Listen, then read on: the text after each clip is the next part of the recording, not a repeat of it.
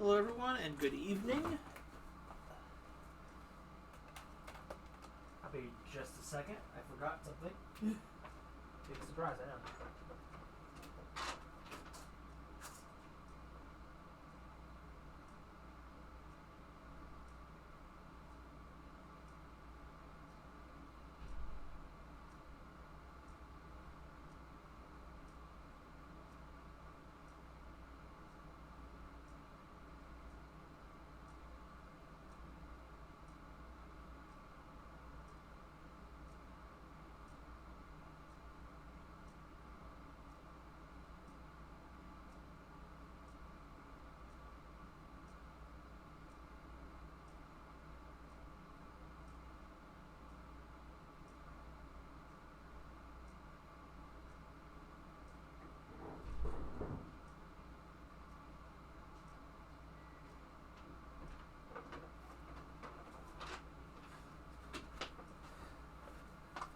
Can't believe I completely forgot the fact that I had left the medicinal cream on my face.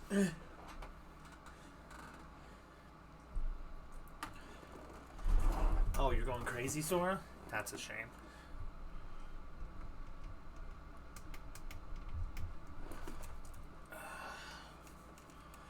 So let me get this all back on.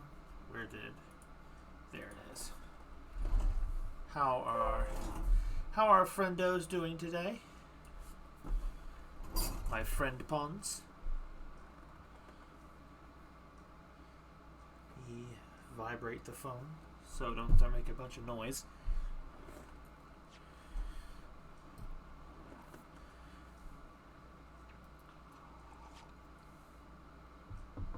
It's been a good portion of my awake time today.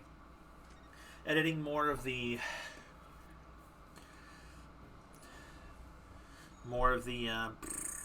what were they?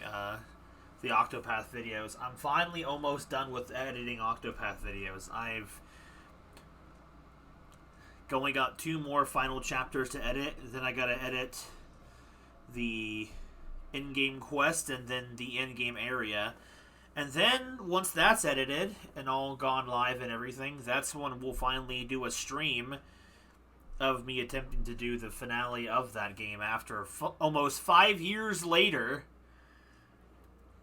That was a major reason for doing the editing as well. So that way, when I decided to do the stream of the endgame again, or attempt it, which it's left that looming over my head. I wanted people to have had the chance to refresh themselves on the series if they hadn't seen it in a while, or if they've never seen it, to watch it, because I would highly recommend watching Octopath 1. As far as I know, Octopath 1 has no bearing on the game of Octopath 2, which, that's what I expect. Also, I saw Ramirez here earlier. I don't know if he's still here, but if you are here, hello.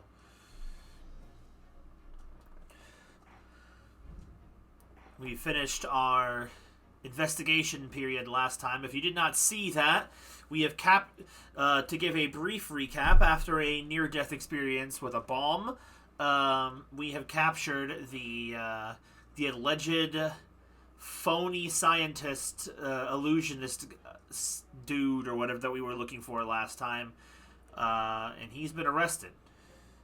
Or, well, not arrested, he's been indicted by the prosecution and whatnot and all that. The Fedil de for Norfin. Also, for anyone who didn't see it, as another major thing, Sasato came into contact with our mysterious apprentice friend of Lord Van Zeeks, and Sasato immediately recognized his entire body structure as Kazuma. So she properly, full-on addressed him as such. So it seems to be the case that we're operating on the assumption that Kazuma never died, and that, Herlock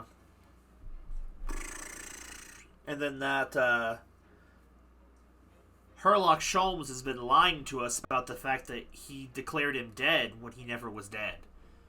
It is confirmed that Lord Van Zeek's apprentice has amnesia and was instructed to teach him under Lord Strongheart's command. So the plot thickens, I suppose. Right now, Herlock's off the hook until we can ascertain things later.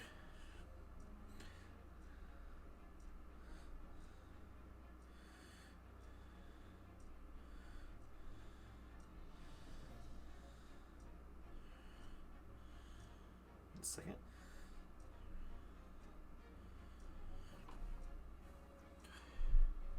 Yes, for now he's been saved by the plot, but you know we can't let that be. He may be in court today. I can't remember if they said he was going to be in. We'll find out.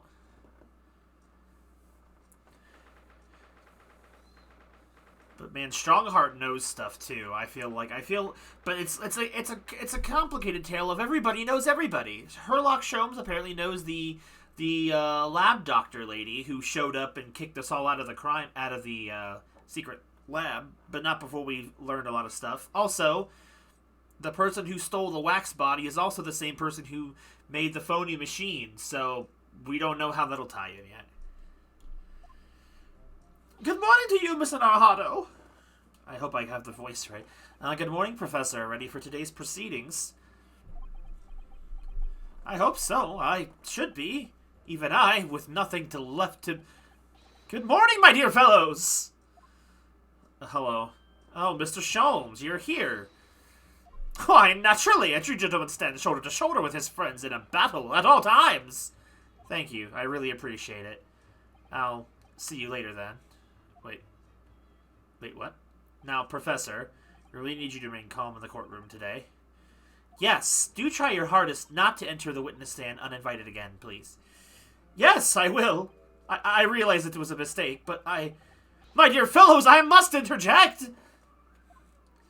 What do you want? Oh, you're still here, Mr. Sholmes. What's the matter? Surely you've overlooked some praise, have you not? To be cast in my direction, I'm sorry, I don't follow. I'm not sure if we are or not, to be honest. He did almost get us blown up last time as well, thinking that a bomb was an anti-gravity device. To be fair, we weren't supposed to be killed. The bomb was supposed to wipe out evidence left behind by the alleged scientist man. But there was the fact that we spent way too long doing one of Herlock Sholmes' deductions that we almost got killed by the bomb. It's a really weird thing. Sorry, I don't follow. Must I spell it out? I, the great Herlock Sholmes, the great detective of worldwide acclamation, arose at some ungodly hour to be here now. First thing in the morning. A miracle, you must agree. Well, if I must agree, then... As you know, my sleep is quite impregnable. Iris had to deploy her full gauntlet of tactics. She pulled the covers off, shook me, poked both cheeks, punched me, and kicked me from the bed. Then she poured a boiling cup of her latest experimental blend on my face, and at last I was bestirred. Oh my, Iris has been busy. Iris doesn't have it in her to go that far. She's too nice. I sense the spirit of a fellow scientist, one who relishes in the infinite possibilities of blending tea. I'm the one worthy of praise here, not Iris. This is my victory. You didn't do anything but wake up. Sorry to cut in. Is that her? Oh, it's him. I don't know who speaks until spoken. Oh, Inspector Gregson, good morning. Gregson, my dear fellow, why the grim expression at this delightfully early hour? Oh, I don't know. Maybe because I've been confronted with a grimmer expression, eh?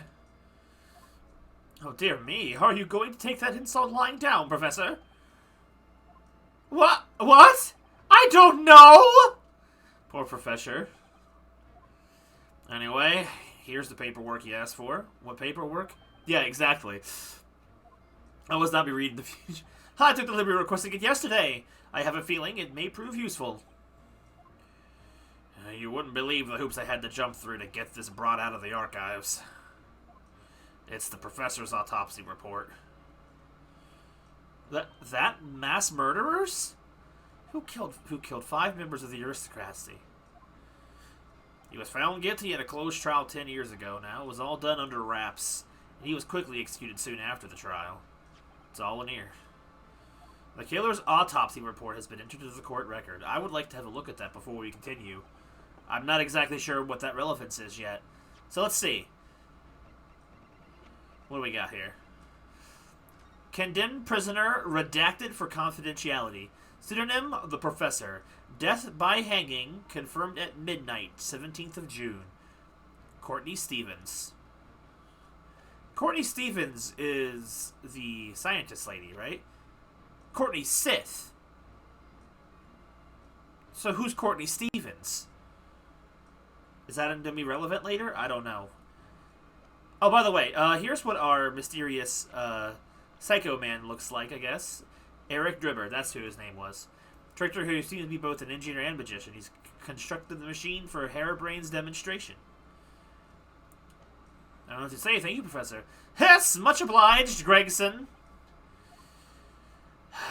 Slowly lot of the yard, are just doing what we can. The shadow of the great detective Shelton's, of course.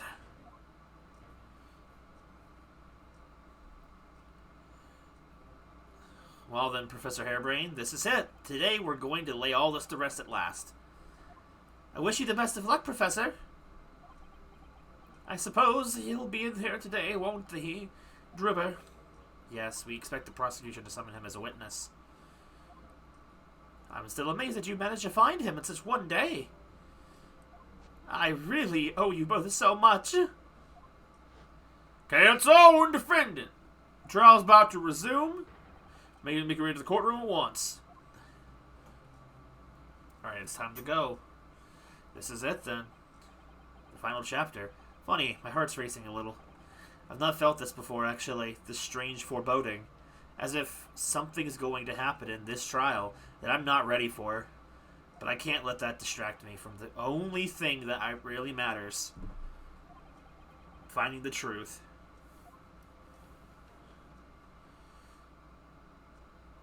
Oh, I did forget to swap the aquas again.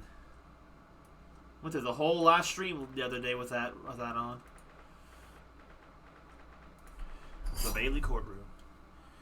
Oh, Bailey.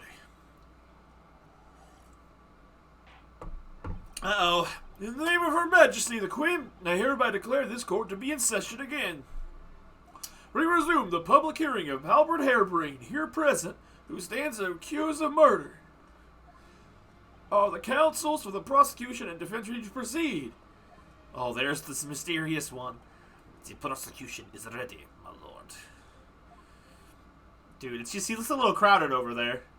The defense is ready, my lord. As promised, Lord Van Zieks has his apprentice with him.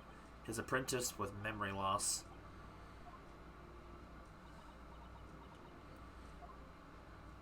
If I may, Lord Van Zieks. Yes, my lord. Hey, Ramirez, how's it going? There appears to be someone standing at your side. Oh, I hadn't noticed. Yes, my apprentice and assistant. The prosecution believes today's proceedings will see the complexity of this case rise considerably. Ha! They therefore instructed my assistant to attend to ensure the smooth running of the trial. Okay. And the smooth running of liquid refreshments, by the look of it. The way he holds himself, the way he moves. It could be anyone else. But he's still suffering from amnesia. So there's really nothing we can do at the moment. I know, but this is so very hard. It would appear that the prosecution has done a fine job in responding to the demands of the court made yesterday. I understand you have successfully secured the engineer who disappeared from the scene of the day in question. Yes, my lord. I intend to call him as a witness shortly. Very good, very good. Now then, ladies and gentlemen of the jury, who have been chosen at random to represent the will of the people in this courtroom today, are you ready and willing to proceed? Of course, my lord. I'm sure we all understand the importance of doing our civic duty. I do so despise deception and deceit. I find it so very wearing. You take a man's life with a conjuring trick. It is against the magician's code, not to mention the law. Any fake scientist should feel the wrath of God, if you ask me. We have to listen to what's said on both sides of the fence, and then settle on one. That's it, isn't it? Who is this? Wasn't like this in my day. Wasn't like this at all.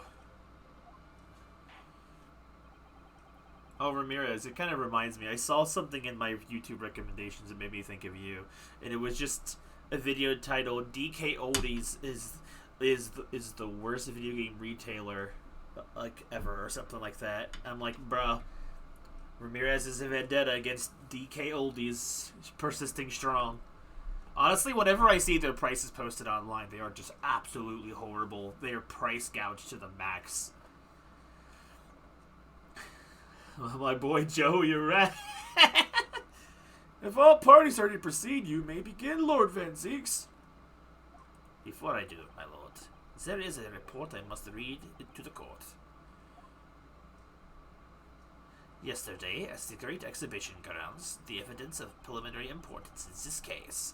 The super high voltage instantaneous kinesis machine, which was installed on the experimentation stage, was deliberately destroyed in an explosion effected by an unknown person or persons. It was what? An explosion! He's got his gun loaded. This is an outrage! Wait. The one that exploded again? Yes, I heard this grave news yesterday. Scotland Yard's made a report to my office in the evening. I read that the machine was blasted to smithers, and the wreck. Oh, right. The mysterious dribbers said you did find the one bomb, but did you find the other? And then there was an explosion. Okay, so I completely forgot about that part. I have here a photographic print of the scene taken in the wake of the explosion. Bro, it's gone. It shows what little remains of the machine. Yes, a terrible business. He did it to destroy the evidence, did he? That Enoch Dribber. The court will take this print as evidence, counsel.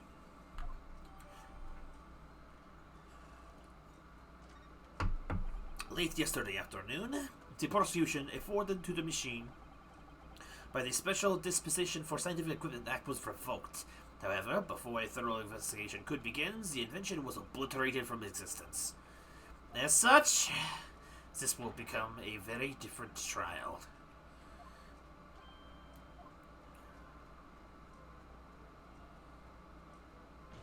As it stands now, with no evidence on which to draw meaningful conclusions, the authenticity of the kinesis machine will remain forever in obscurity. Oh, indeed. A most unfortunate state of affairs. However, one thing remains clear. The victim's death was the result of the actions of the accused. Of that we can be certain. For it was the accused himself who was operating the machine who ultimately caused its loss of control. We're going on this again? We're still riding this train, are we? As Lord Van Zieks rightfully says, this is a very different trial now. The accused accepts responsibility for his part in the events that transpired. He acknowledges that Mr. Asmund died as a result of the accident caused by his machine's malfunction. However, unbeknownst to the professor, he was being deliberately deceived by a pair of very clever fraudsters. Names, counsel, if you please. The engineer, Mr. Enoch Dribber, and the victim himself, Mr. Odie Asmund. So what exactly were those two men up to behind the defendant's back? The defense intends to expose that information, thus establishing the unequivocal innocence of the defendant.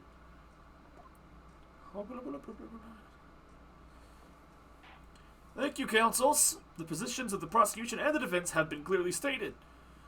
Lord Van Zieks, summon your first witness, please. At once, my lord. The prosecution calls the engineer, Mr. Enoch Dribber, to the stand. Dude, that piercing gaze. Dude, this is the... State your name and occupation for the court. Name, Enoch Dribber. Occupation? Hard to pin down, I would say. See that black monocle? Yes, why do I feel as though I've seen it somewhere before? Oh, you too. I had the exact same feeling myself. Dude, his freaking clockwork hand is honestly pretty cool. That steampunk cybernetic hand. It's probably not really a cybernetic hand. It's probably just really stupid looking. But I love the steampunk design. Steampunk is one of my favorite things that isn't full-blown sci-fi. It's like realistic sci-fi. Looks like a shining force character. Your file indicates that you are currently being investigated in connection with another case. The theft of a waxwork model, is it? A most extraordinary sounding business. But that has no bearing on this trial, I assure you. Clear it from your mind.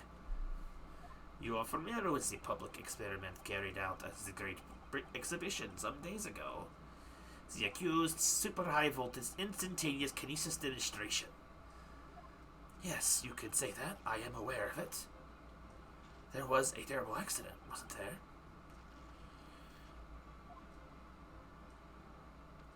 It was you, Mr. Dripper, who constructed the vast machine used in the experiment. So our investigations indicate. Can you confirm your involvement? Yes, I constructed it, in precise accordance with the blueprints. But that's all. Then the court would be very interested to hear your thoughts about this machine, I'm sure.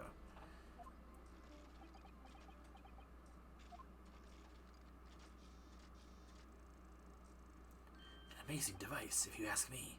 The pinnacle of modern science, making instantaneous cases a reality at last. What? Good gracious! Did you mean to say that the experiment was bona fide? Is that your belief, sir? Wait a second, do I still have the thing from yesterday? No, it's not actually in evidence. Maybe we'll get it submitted later. He intended to burn the blueprints, but Sholm saved the blueprints, but I guess they're not in evidence. Anyway. Yes, that is very much my belief. Such a waste that it blew up. But we've already established the machine was nothing more than a prop for an elaborate conjuring trick. Objection. You've established nothing of the sort. Wait, where did Kazuma go? Oh, there he's back. All that was shown during yesterday's proceedings is that the same outcome could have been produced by a means of stage trickery. We're still gonna insist that it worked? Are we serious? Oh my god. The defense merely proposed a method and demonstrated its feasibility. Nothing more. But... No buts, counsel. We procrastinated long enough, I feel. Witness, you will now give your formal testimony about the machine that you constructed for the purpose of demonstration at the Great Exhibition. Understood.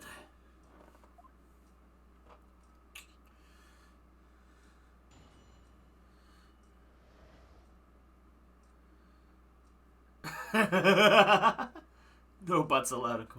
Don't worry about it too much, Ramirez. It'll become clear pretty quickly. A lot of weird stuff happened in the investigation thing, but the basic is this guy built the machine that the professor requested. He's saying he built it to specification. We're insisting that he made it blow up on purpose to kill the victim. That's the gist of it. I met the young professor approximately 1 year ago through Mr. Asman's introduction. He provided me with the blueprints, and I constructed the machine to his precise specifications. It was no trick. If the whole show was a fraud, it would have required a body double. Tell me, did the victim have a twin? All the spectators saw the birdcage appear above their heads and then crash headfirst into the crystal tower. The terrible accident, I grant you. Perhaps the science on which the machine was built was flawed somehow. Oh my god. A body double? That goes without saying, surely. To give the impression that something has moved when in reality it hasn't, it's a basic conjuring principle. The deception cannot be achieved without substituting the original with a fake at some point during the performance. But would I be right in saying you haven't managed to establish anything along those lines? Ugh. Incidentally, the prosecution has already confirmed that Mr. Asman had no twin siblings. It's my understanding that this witness is well versed in conjuring artfulness. But such talents do not indicate that he was actually able to accomplish what he claims. Namely, the construction of what, by all accounts, must have been an extremely complex scientific machine. Whatever do you mean? Yesterday's proceedings brought the true nature of your past exploits to light, Mr. Drebber. Indeed it did, my lord. As a swindler who preys on innocent scientists to elicit government grant money through the conjuring know-how. Yes, it's true that I possess considerable knowledge of stage magic. But crucially, my scientific knowledge more than matches that of any academic in the field. Investigation of the witness's workshop is test to that claim, my lord. As evidence, the police found this Royal Society trophy for young talent in science there. Yes, that's true. We spotted it there ourselves. If a hypothesis is sound, it can always be forged into a physical manifestation with sufficient skill. Though I may have sold the secrets of some deceptive wiles to sniveling talus scientists in the past. You therefore assert that the explosion of the machine was an unfortunate accident, or, of course, a deliberate act of murder carried out by misuse of the science. Bro, he's got some Sephiroth vibes to him. Steampunk Sephiroth. Counsel for the defense, your cross-examination, please. Alrighty, let's get to it.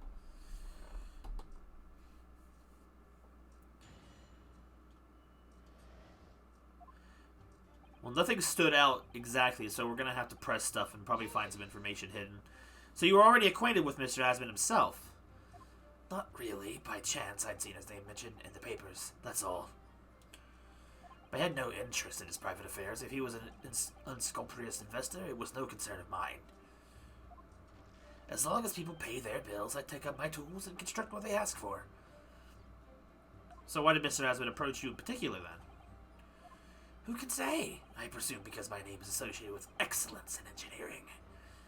Not to mention excellence in fraud.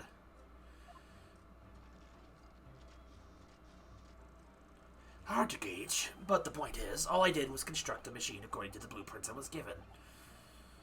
In other words, the Kinesis machine was built on solid scientific principles. Yes, you might say that. Oh god, why does my face look all rashy? Ugh. I don't know why it's been doing that. Maybe it's just reacting to the cream, I don't know. You might say that. Professor Harebrain certainly has a mind like no other.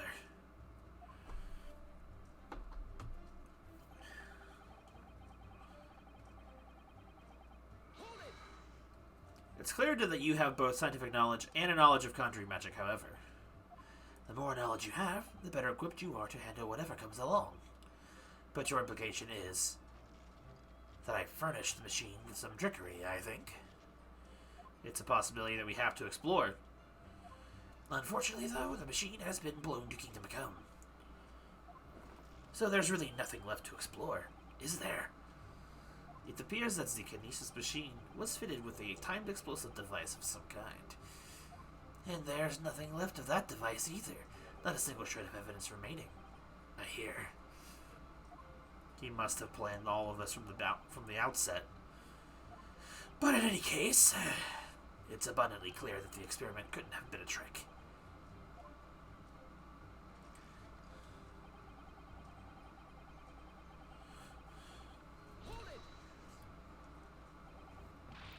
Of course, that's it. Mr. Asmund was a twin. Bro, before they... Ugh. Yeah, tell me. Perhaps my learned friend wasn't listening earlier. Mr. Asmund had no twin siblings. No, I heard you before, but the thread of hope hadn't quite left me. The depression could have been a trick if there was somebody who looked sufficiently like the victim. But Dr. Scythe absolutely ruled out that as a possibility. Do we trust her? It is beyond questions that the victim himself, Mr. Asmund, did move from the stage to the Crystal Tower. The fingerprints found at the scene attest to this fact. So it can have been orchestrated using someone who looked identical to Mr. Asmund then. I don't buy that. What are you thinking, Mr. Naruhito? I'm thinking that's Bubkiss. Oh, no, nothing. Just the idea of someone who looked identical to the victim is playing on my mind.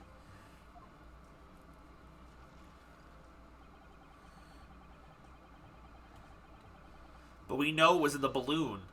It crashed head first, you say? According to the many witnesses' reports from those there at the time, yes. Were you not there at the exhibition grounds on the day?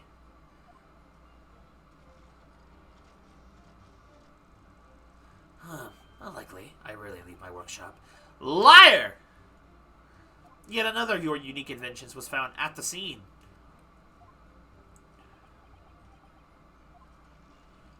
Well, it was the unveiling of a machine I'd labored over for many months. I saw it clearly with my own eyes, the birdcage plummeting headfirst into the tower. Bro, the way he backpedaled! What a surprise. I believe the victim's neck was broken from the headlong fall, wasn't it? How would you have come by that information? Even an infernal recluse like me reads the newspapers, you know. According to the reports, 2 injuries were apparent on the victim's body. Yes, he'd been stabbed in the chest by a screwdriver, to have belonged to the defendant, and had broken vertebrae as a result of fall from a considerable height. Correct. My learned friend has been doing his research, it seems. Do we know which injury was the fatal one? Sadly not. Forensic science is not yet at the level where such things can be determined. What we do know is that the victim died having sustained both injuries at some point during the experiment. And since he was found in the birdcage with his neck broken, it's obvious that he fell from a considerable height. I suppose that's hard to deny.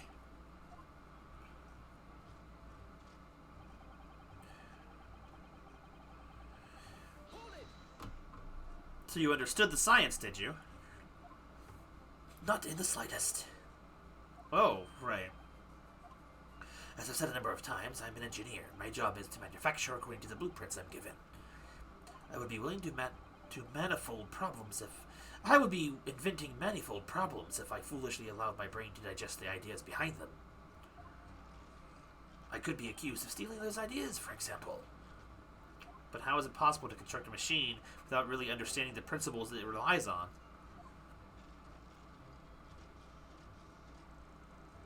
Well, you're practicing law without really understanding the principles it relies on, aren't you? Wow! A very good point. Stand up for yourself, Mr. Naruhito! The point is, the experiment resulted in instantaneous kinesis taking place. As such, the science must be sound. You can't believe this! Yes, and really, experimental results are all that matters when it comes to proving a hypothesis. He's certainly very sure of himself. What do you think, Mr. Naruhito? Well, now that the machine has been completely destroyed by yesterday's explosion, it's going to be impossible to argue with its authenticity one way or the other. But if we were unable to establish that it was a piece of stage trickery rather than if we were... Jimmy Science will have no grounds on which to demonstrate Professor Harebrain's innocence. Both Mr. Asman and the Mantha Stand tricked the professor and used him. They took advantage of his naivete and his unbinding belief in his work. I won't let them get away with it. And seeing as the professor is an old friend of Lord Van Zieks, what on earth must he be feeling towards Mr. Drebber? Barbecue bacon burger.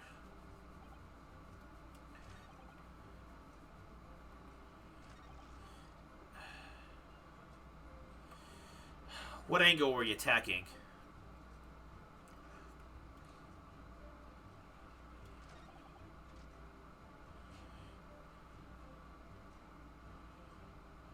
Let's see.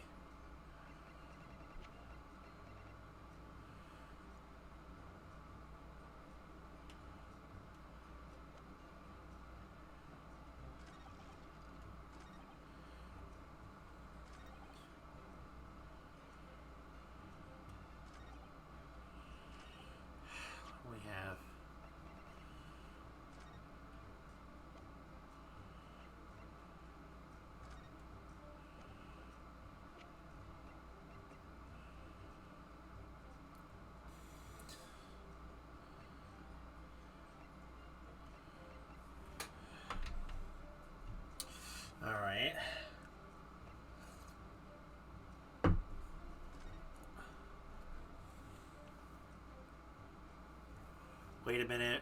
Wait a minute. Okay, so this could be helpful later. So the victim, we in this case, died either of the stab wound or of the broken neck because of the thing. But the professor from 10 years ago, his death was by hanging, which could have resulted in a broken neck. So but there's no way to connect that yet. But it could have been. What are we doing here? I don't know what angle to attack.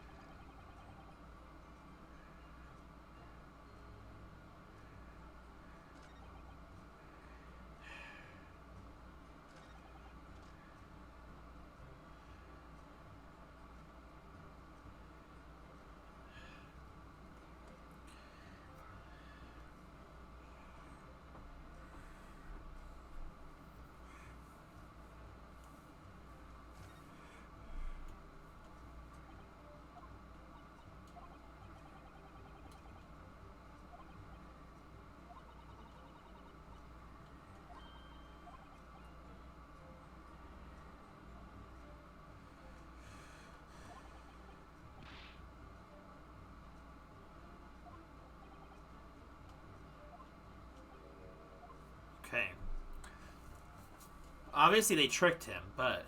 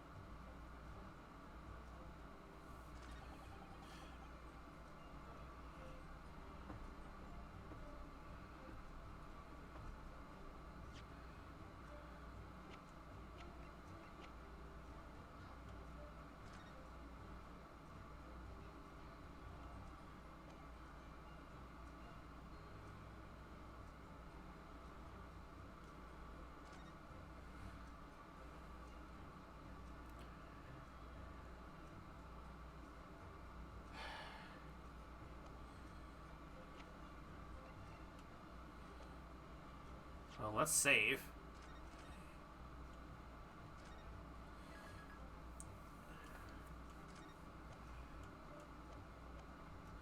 No, I didn't want to press.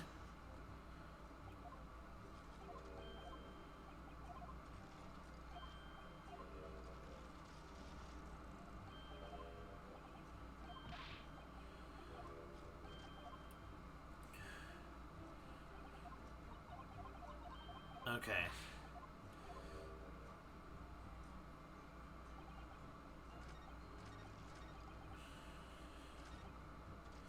I'm gonna go on the hunch that he should have known about this stuff because he's a scientist himself.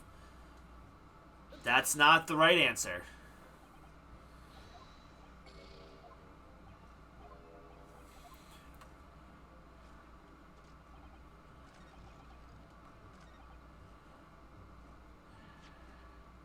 Other train of attack. Nope.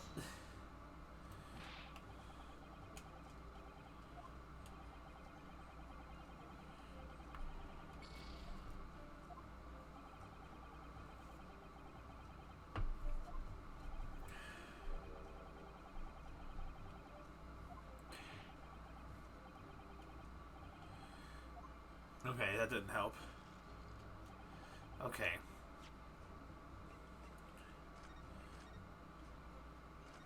Alright, so this is proving to be a difficult position I'm in.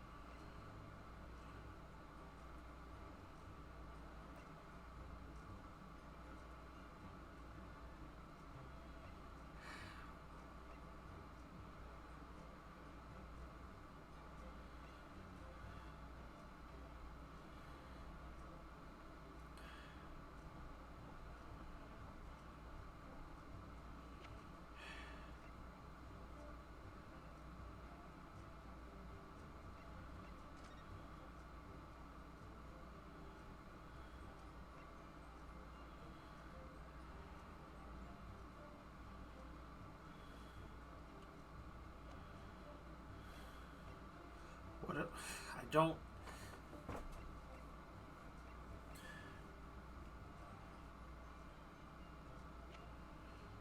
I don't know what to do. Nothing is making sense to me here. Unless I have to repress something. Give me a second.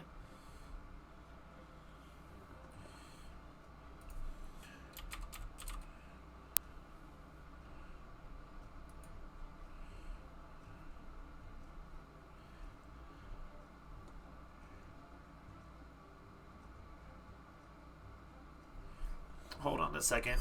I'm not going to read any more of that.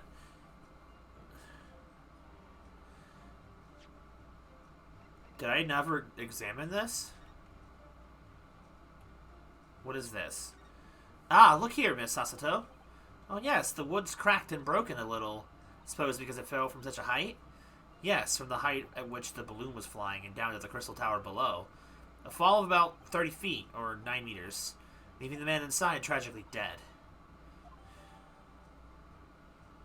Okay.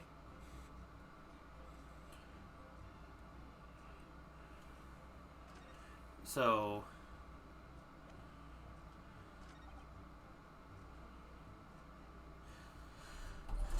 Wait, that's the thing?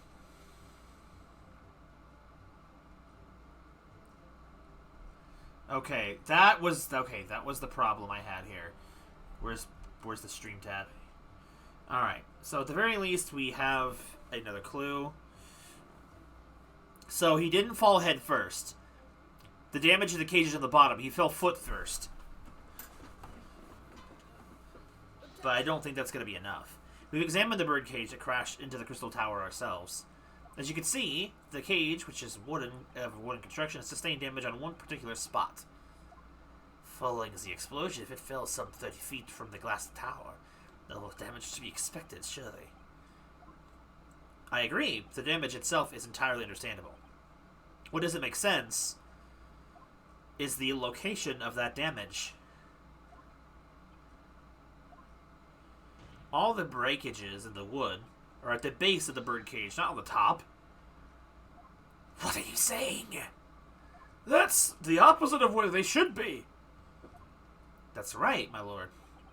The bird cage that was at the scene is damaged at its base. So we have reports of the bird cage rolling headlong into the crystal tower, yet the damage is at the bottom. The only way to reconcile these two facts is to accept that there were two bird cages in play that day, which were at some point switched during what wasn't a scientific experiment at all, but an elaborate piece of stage trickery. Gah! Why is half of his words red? It's so misleading. Good gracious, explain yourself, witness. Well... If we examine the facts, there's only one logical conclusion we can draw. The damage on the base of the bird cage clearly indicates that it crashed tail first into the tower. But multiple witnesses' reports claim it fell head first. The bird cage materialized into the sky next to a balloon flying over the stage, following a spontaneous explosion. At an altitude of some 60 feet above ground level, which is approximately 18 meters. Then it proceeded to fall some 30 feet into the crystal tower, and an ensuing defagulation. What word was that? Witness reports amid such chaos are notoriously unreliable. But the victim's neck was broken. He plummeted 30 feet inside a heavy wooden cage. However he fell, it would be unsurprising to find one or two of his vertebrae crashed.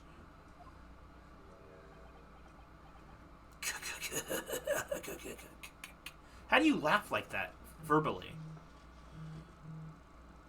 A riveting scientific analysis of the events from the prosecution there. Though to be even more vigorous, you would have to say it was only one vertebra, actually. He wasn't quiet for long. I find it hard to see what's motivating Lord Van Zinks. This witness is clearly a swindler and one who deceived a personal friend of his. If you're going to establish this deception, do it right. Sorry? I feel like that's the undertone here. Ah, yes, and there's one more point. The defense appears to have forgotten. This obviously wasn't a trick, as a certain truth very plainly demonstrates. What? It seems to me that the cross-examination had better continue while we resolve this matter. Until we resolve this matter, Mr. Dribbler, you will amend your testimony with details of this truth. Of course, we must treat the matter scientifically, after all. I nearly had him there. Is he doing the robot now? That's a new animation for him. The kinesis clearly took place because there is nowhere else 30 feet in the air from the birdcage to have fallen from. That's bull. What do you mean? Well, before the demonstration began, the victim was alive on the stage in front of the audience. Yes, there are lots of witnesses who saw Mr. Hasman on the experimentation stage, that's true. And the victim's neck broke as a result of an impact following a fall. Logically, therefore, the victim must have fallen from somewhere. The balloons that exploded at it was an altitude of 60 feet. The point of impact on the tower was 30 feet up. The difference of 30 feet is therefore the total distance the birdcage fell. Then there's no other location from which the cage could have fallen that distance if it didn't drop out of the sky. Ergo, the victim himself must have been beamed from the stage into the sky above the crystal tower. A trenchant scientific analysis. Dear me, every time I hear it explained, it sounds increasingly plausible. Oh yes, it's all very well thought out. Certainly all the spectators on the day saw it. The birdcage plummeting 30 feet through the air, I mean. Irritatingly, yes. I think I know where I'm going here. No?!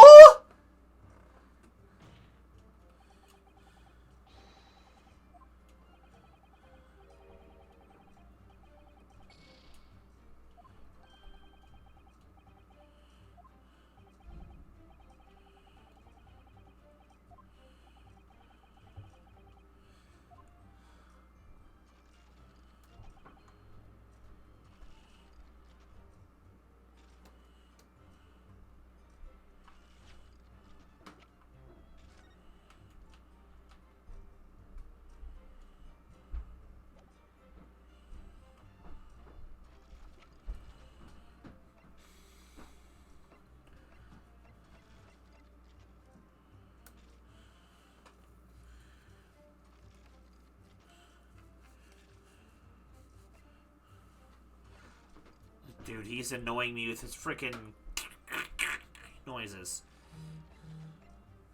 Bro, like...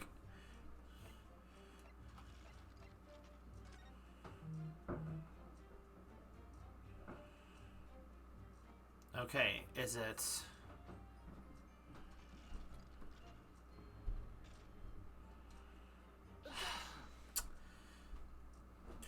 This is... Okay, say... Right thought, wrong evidence. What did he say? Hold on. I love how it shows it. This is a diagram of the experimentation stage and its surroundings. We know that somehow the birdcage appeared in midair before falling down into the crystal tower. A fall of about 30 feet, or 9 meters. However, if you examine the diagram carefully, you'll see that there is one other possible location from which the birdcage could have fallen. And the same distance of 30 feet. No. Sorry. I forgot his voice. Oh well. Wrong character.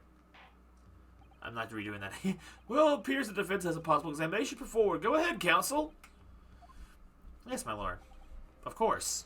You will indicate the place for which you were referring. On the same diagram. The alternative location where the birdcage could have possibly fallen the requisite 30 feet. The place I'm referring to is here. But that's where the birdcage would have been to begin with. Which is exactly the point, my lord. Yes, the birdcage was in the machine on the stage. But what we must also consider is the height of the stage itself. Go on, Counsel. It turns out that the experimentation stage was built at a considerable height above ground level. Look at the diagram, in fact. You'll see it's at about the same height as above the ground, and that the balloon was above the crash site.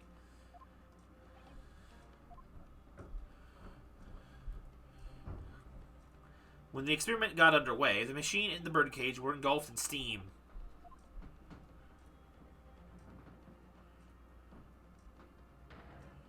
At that moment, the floor of the stage gave way, and if we assume that there to be a void underneath, this birdcage and the one seen by the audience would have fallen almost exactly the same distance.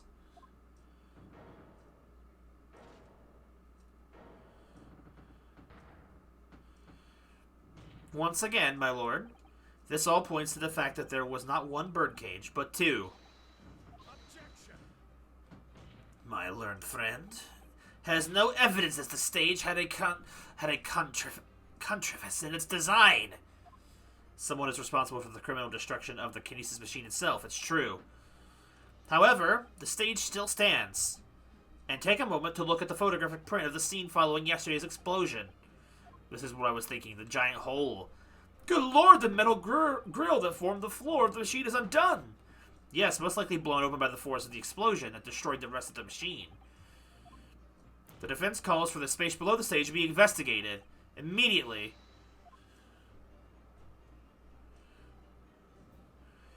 Mr. Dribber, it was you who built the kinesis machine, which means that it was you who built the two bird cages that were used to carry out this deception. Whether Professor Harebrain's hypothesis is sound or not makes no difference, because it's the construction of this machine that matters, a machine designed to take Mr. Asmon's life, and lay the blame firmly at the Professor's door, something that could only have been carried out by you, Mr. Enoch Dribber.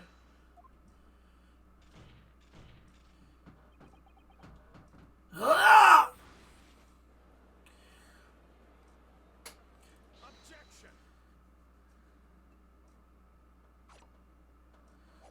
This sword swing to undo the bottle is so unnecessary. If my learned friend had reached the end of his wild assertions. The prosecution would like to crush the defense's arguments slowly, but surely. What? Your argument fails to hold water on 2 counts. 2? Firstly, and before and after the experiment, the witness went nowhere near the kinesis machine. Every relevant member of the staff from the exhibition has attested to that. And I believe members of the Scotland Yard have also been watch duty at every public experiment. In other words, Mr. Dribber had no opportunity to switch the alleged pair bird cages. But I've already explained why he wouldn't have needed to. The nonsense with the crossbow, that doesn't bolster your case at all. The man who disappeared from the stage and the man who crashed into the tower are one and the same. The forensic investigation team's report is unequivocal on that point. And the second flaw in your assertion is a distinct lack of motive. Why would this man have wanted to take the victim's life? He had no reason to do so. A motive? Do I have to think of everything myself? I have here a contract provided by the witness. What contract is this, Lord Van Zeeks? A contract into which Mr. Dribber entered with the victim, Mr. Asmon, and reads, Mr. Dribber is to receive 30% of all remunerations from this government grants or other income. 30%? Certainly a very favorable contractual conditions. But there was one very important provision bolted into that clause. What provision? Mr. Dribber may only uphold this right on condition that both contracting parties are alive. In other words, if either of us were to die, the contract would become null and void. So you see, I had nothing to gain from Mr. Asmon's death. The direct opposite, in fact. Need I say more? The witness had neither an opportunity nor a reason to commit the alleged crime. In short, the possibility of Mr. Dribble having done as you suggest is nil. Ah! Fly backwards. What did I even hit? There's no wall back there that far. It seems the defense's assertion it was somewhat wide of the mark. Lord Van Zeeks, you will submit the contract as evidence, please. Alright, I would like to look at it.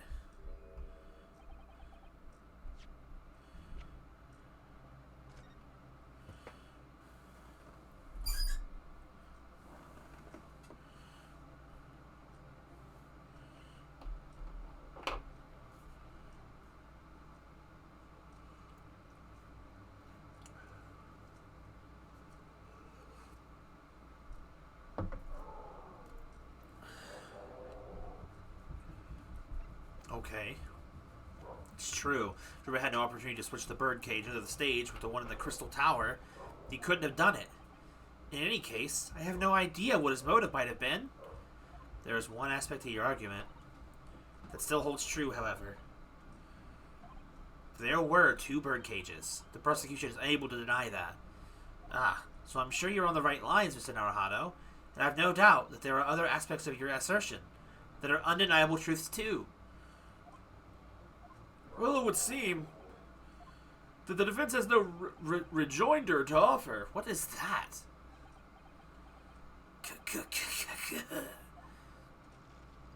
Well, I must say I'm a little surprised. I came here to testify about the machine I built. I'd say my reputation is defiled. But the prosecution's counter has set the record straight, I think. It's impossible that I am the culprit. What are we gonna say? God, I thought the flashing lights were gone. At the beginning of this trial, we believed that there... Hold on, I'm gonna double check. Is it turned off? Yeah, they're off. That wasn't... Okay, I guess it's not technically a flash as it is a transition, but man, was it sudden. I was so used to not seeing them, I think it threw me off. At the beginning of this trial, we believed that there was only 1 birdcage, and yet now we know that there must have been 2. In other words, there was more to the demonstration than we realized at first. I think it's abundantly clear that the same applies to the culprit. Get to the point. The stage demonstration was constructed and set up in its entirety by you, Mr. Dribber. Therefore, it's inconceivable that you had no hand in the events that transpired. So if circumstances mean it's impossible that you could have carried out the crime yourself, it points to the fact that someone else was involved. Someone else? Counsel, are you suggesting? Yes, my lord. Mr. Dribber had an accomplice. Objection. That's a big claim. An accomplice now, Wilson. I presume you're prepared for what's to come. Not that you're accusing not only the witness, but someone else of the most serious of crimes. If these accusations are to be false, then make no mistake. The prosecution will demand an equally serious punishment for your slander. Well, counsel, do you intend to pursue this course and formally accuse another party of involvement in this matter? I have to. What do I do here? At the moment, this is a little more than a hunch on my part. I don't know for sure if Dribber had an accomplice, or even if he really is the culprit here. One way or another, though, I have to make my position clear as a lawyer. So what's my stance going to be? Did Dribber have an accomplice? Or not? I mean, I'm pretty sure there's an accomplice.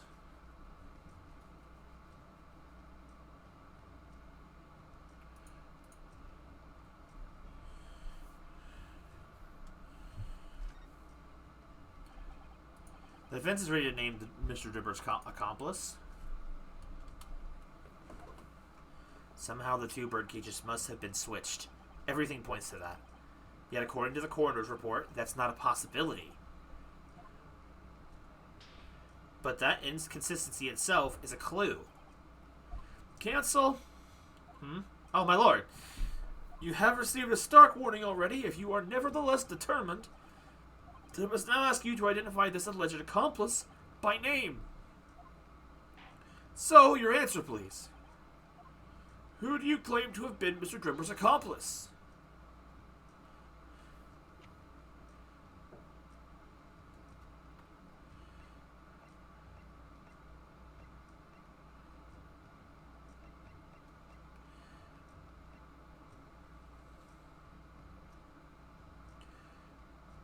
We're not going to assume the coroner's lady, right?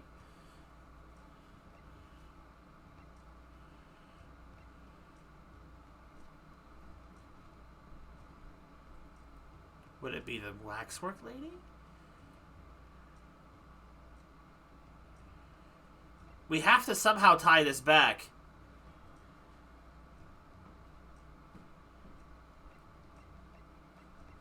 To the body double, right?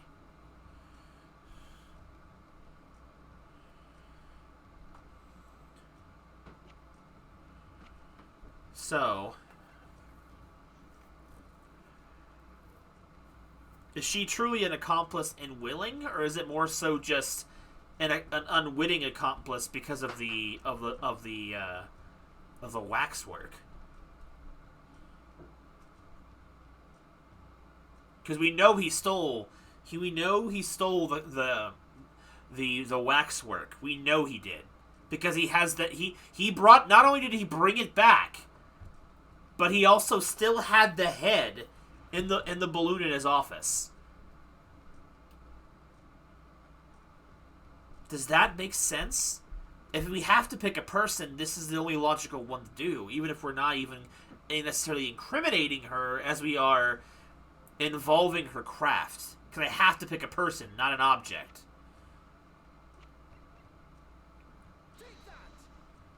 Let's see. Who was this person? Someone intimately related to the crime, my lord, and someone you surely wouldn't say you don't know. Yes, thank you. I'm aware of the person, obviously, but on what basis do you claim Felena's involvement? Oh, that's not right. You surely wouldn't say you don't know, would you? Oh, God. I'm sure you simply slipped and pointed to the wrong person, didn't you? There's no other explanation. No slip-ups this time, please, counsel. Who do you claim to have been Mr. Drimmer's... Oh. Hold on. My brain wasn't really... Somehow, that false answer just jogged my brain. If the idea is that... I was operating on this assumption for a while, and I put it out of my head because I just didn't think it was possible. What if, but like... Do we have any confirmation that Drimmer was actually dead? Or was that just a freaking waxwork? Like, but did he...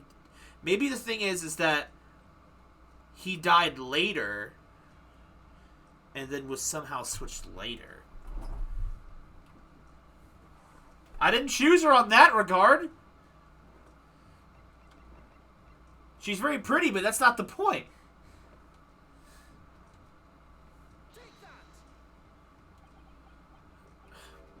Wait, that's not it? Bro, I'm gonna run out of freaking points at this rate. Okay, so that's not right then.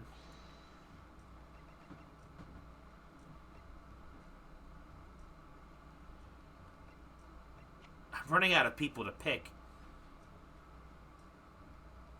My nostrils? What?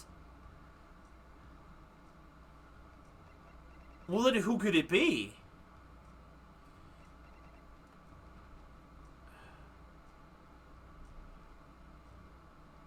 What are we... What angle are we attacking now? Now I'm really confused.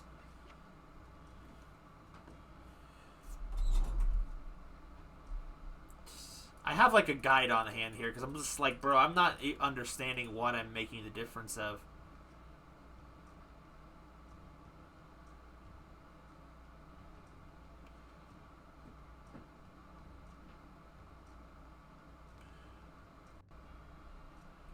Okay, so...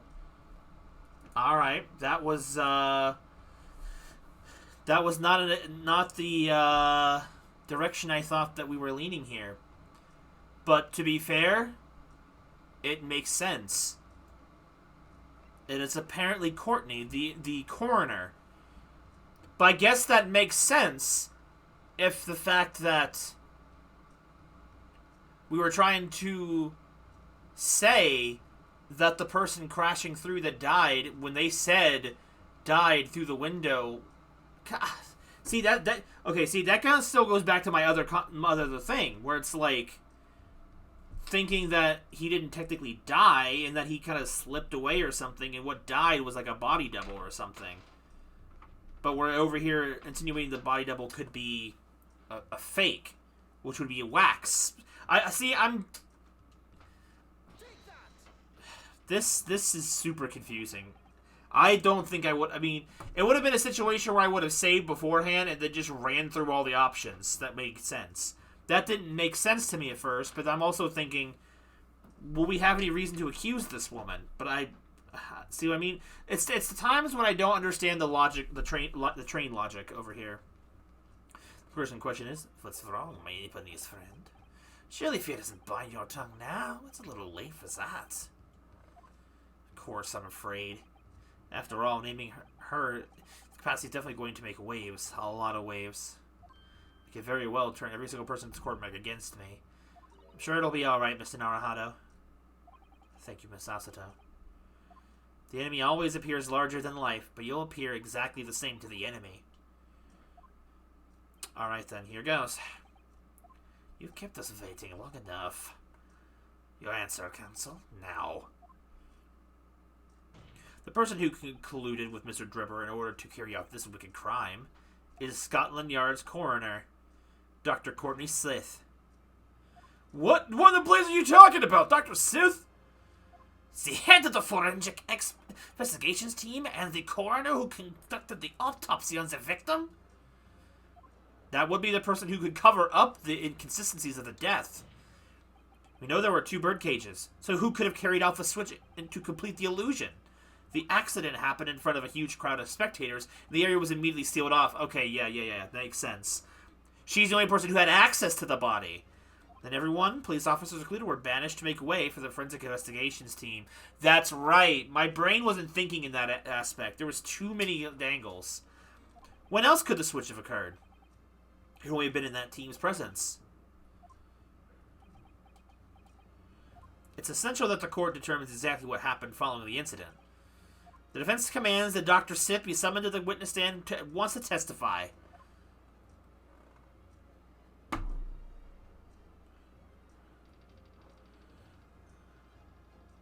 You got nerve, lad! Standing up there, dragging up the yard seam through the mud. I didn't mean to. I know the woman very well. There's no better dead room worker out there.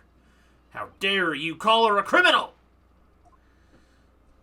My learned friend's imagination appears to be wilder than the East End at night.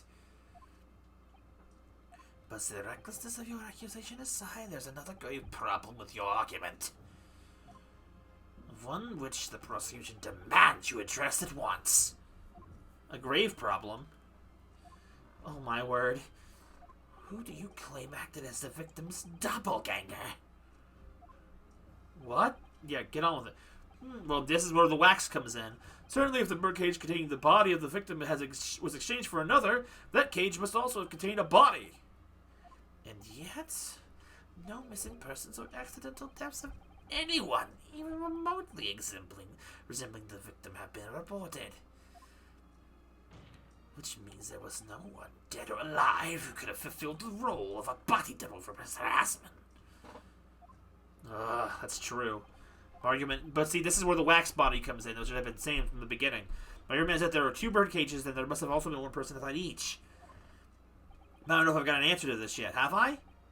What can I do to reveal the body double stunt was achieved? Present evidence. I have the head. Very well. The defense will address my learned friends concerned by presenting evidence that reveals the true nature of Mr. Asman's body double. Good gracious, evidence! I do hope this isn't filibustering, counsel. The court is expecting a name. If you think you have relevant evidence, present it now. The body double and the birdcage were hiding inside the balloon that was floating above the stage, which means that any witnesses would have only seen them from about 60 feet away. So who was it that appeared out of that explosion, some 18 meters above the spectators? Aha! The body double inside the second birdcage was the waxwork.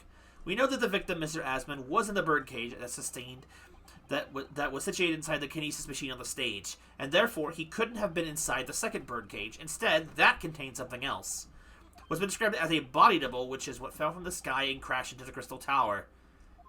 Yes, Counsel, according to your somewhat elaborate version of events.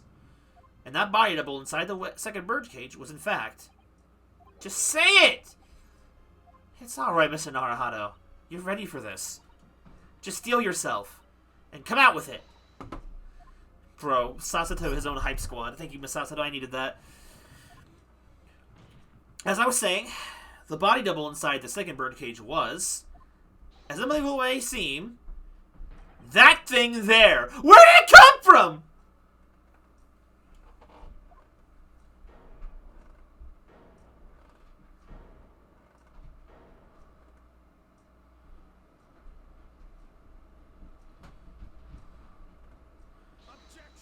Where did we pull that from?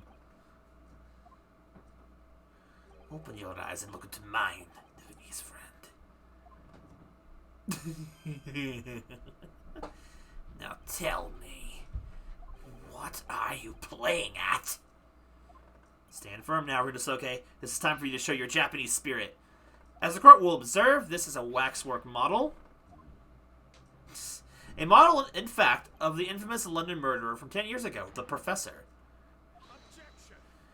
You started by indicting the leader of the forensics investigation team as an accomplice in this crime, and now you've moved on to indicting waxworks. Yes, that's about the size of it.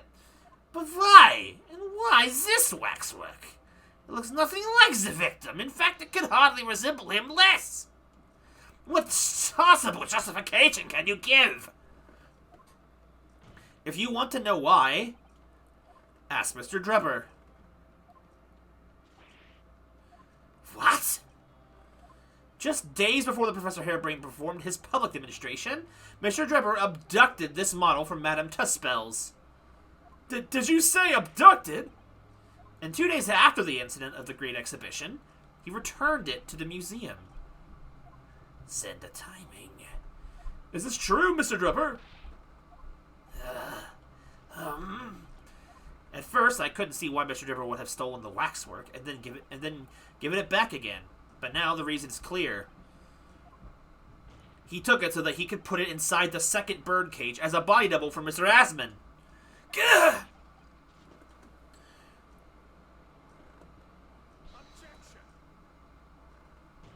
Are you hearing this, ladies and gentlemen of the jury? Are you hearing the defense's astonishing proposal? That the witness has fabricated this vast machine with the intention of deceiving some wretched scientist. That he did so in conclusion with the country's finest coroner on a public stage in front of a vast audience. And that, to affect the deception, he used a waxwork model that in no way resembles the victim. Are we really to believe this far-fetched tale? What do you decide? Wait! Yes, if you put it like that, of course it sounds implausible. Oh, God. And you speak, if you please. Go ahead, Mr. Foreman. Myself and my colleagues have reached an agreement. Oh, my God. Very good. In that case... Ladies and gentlemen of the jury, you will state your leanings for the court to hear now.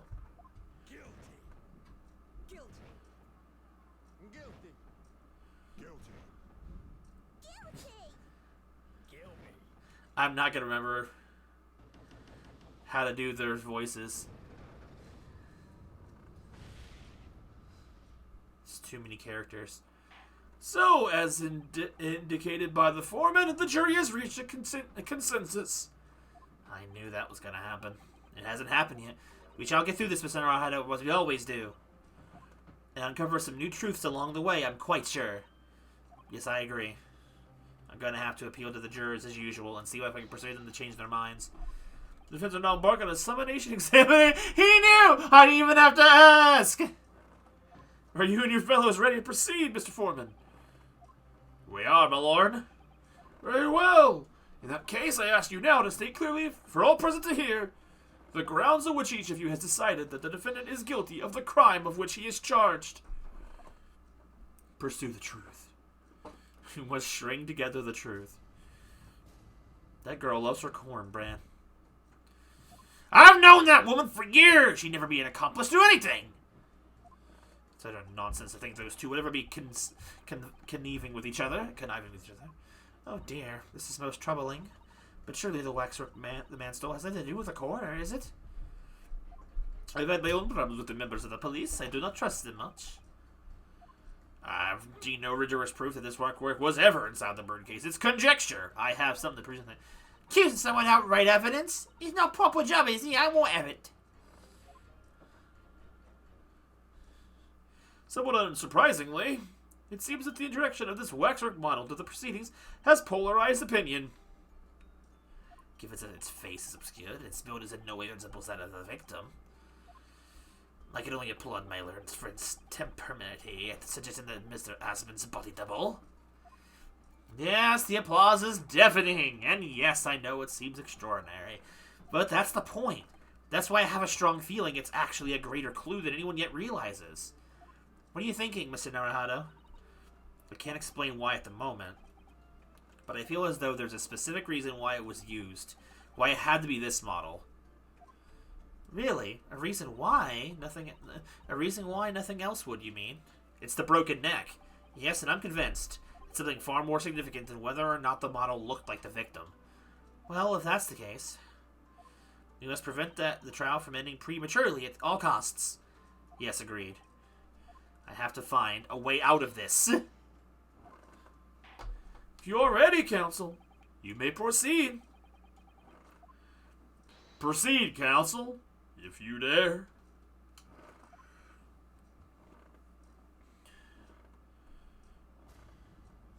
Jury examination. The defense's rebuttal. He starts with him. The order of things seems to have changed around here for some reason.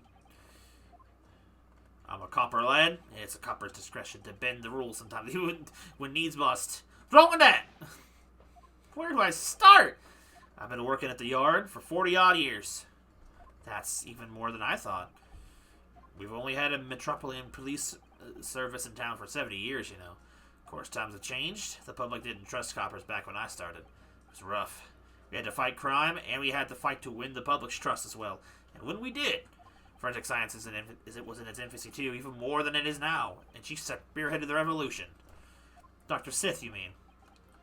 That's right. About 10 years ago now it was, when I was still a youngish boy, Bobby on the street. Bobby on the beat. That's when she started making the name for herself as a top-class coroner. And now look at her, head of a forensic investigation team. And a woman, no less. Well, you won't hear me complaining. That's what we all dreamt of back then, I tell you. Could you tell me without holding that gun in the air? We were all out to uphold justice, lad. Full of vim we were. Full of vim. That's coming across loud and clear.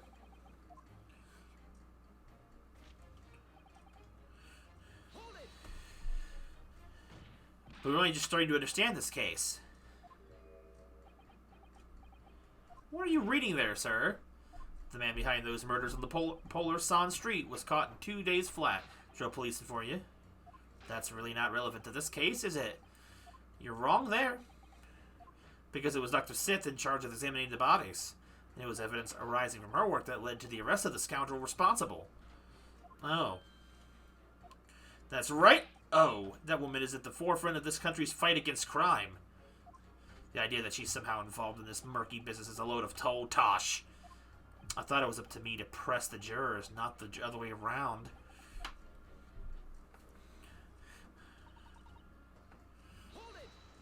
Why would you assume that? Well, quite simply because that unsettling swindler has a relationship with a woman, does he?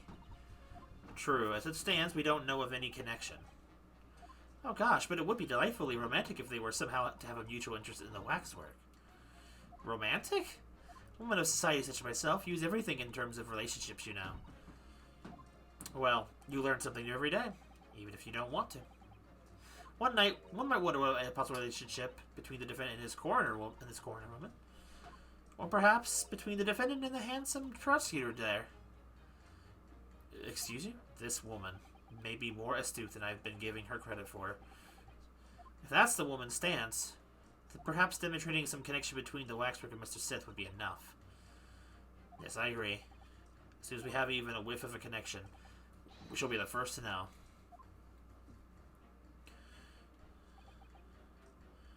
Okay.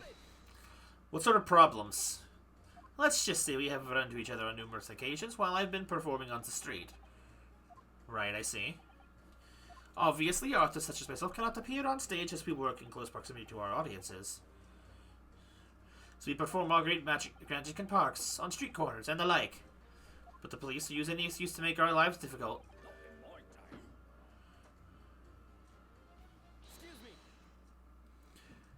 Do you have something to say in response to that, Mr.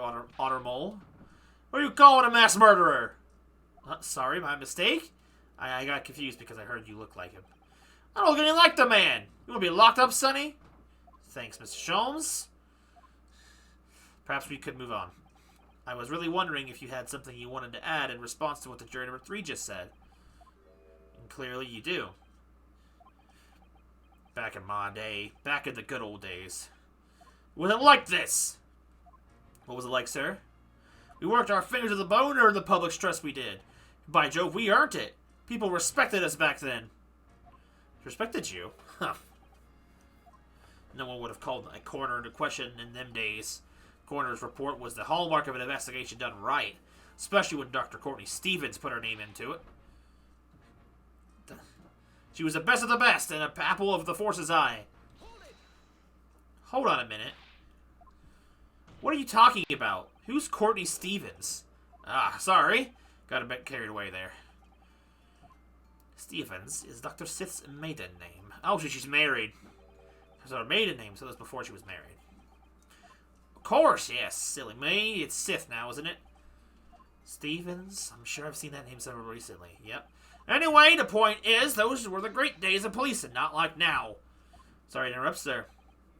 But do you think you could change your statement to include that name? Well, yes, I don't see why not.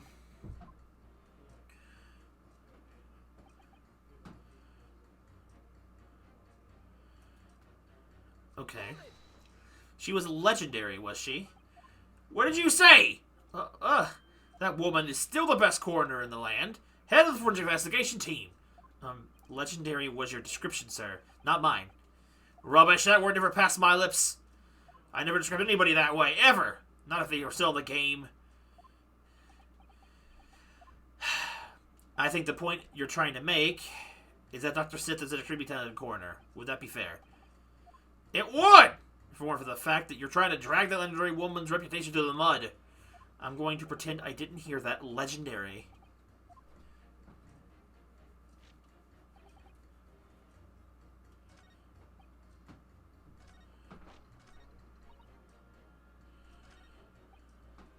Let's see if he has anything else to finish.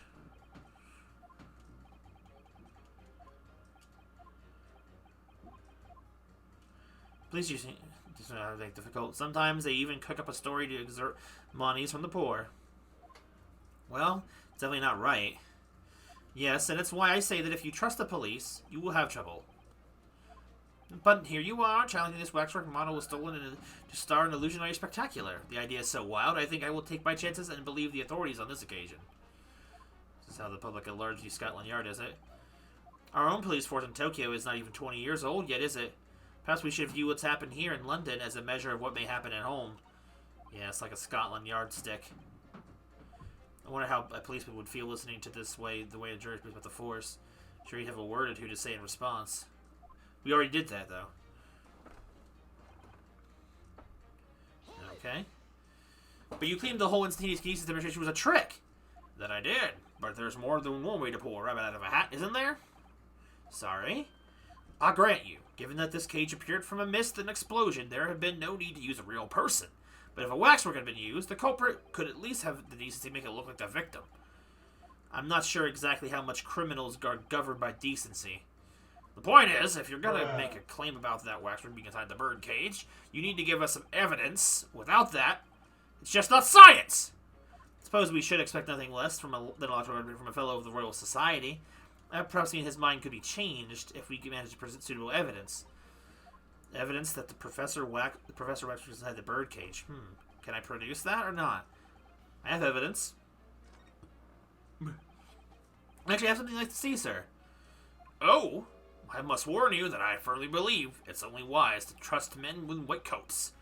So given your jet black outfit, I don't mind admitting to a sense of trepidation here. I don't know. So you don't trust anyone in black. Looking in the mirror must be very trying. I do have some evidence that proves that waxwork was inside that birdcage. Namely, the glass shard. What's that? A piece of glass? Though it's unusually thick for glass. Yes, that's the piece of broken glass that we found inside the jacket on the waxwork.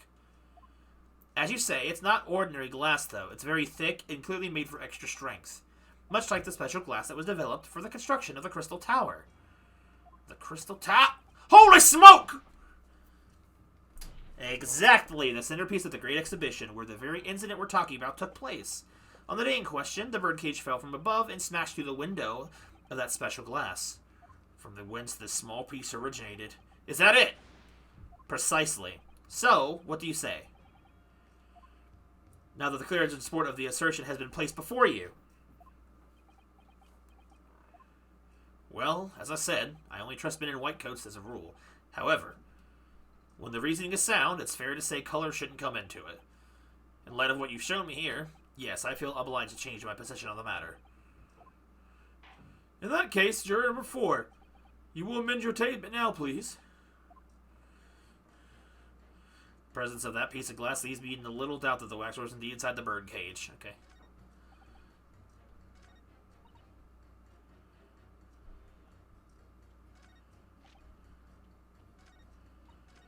Okay. I hadn't talked to her yet.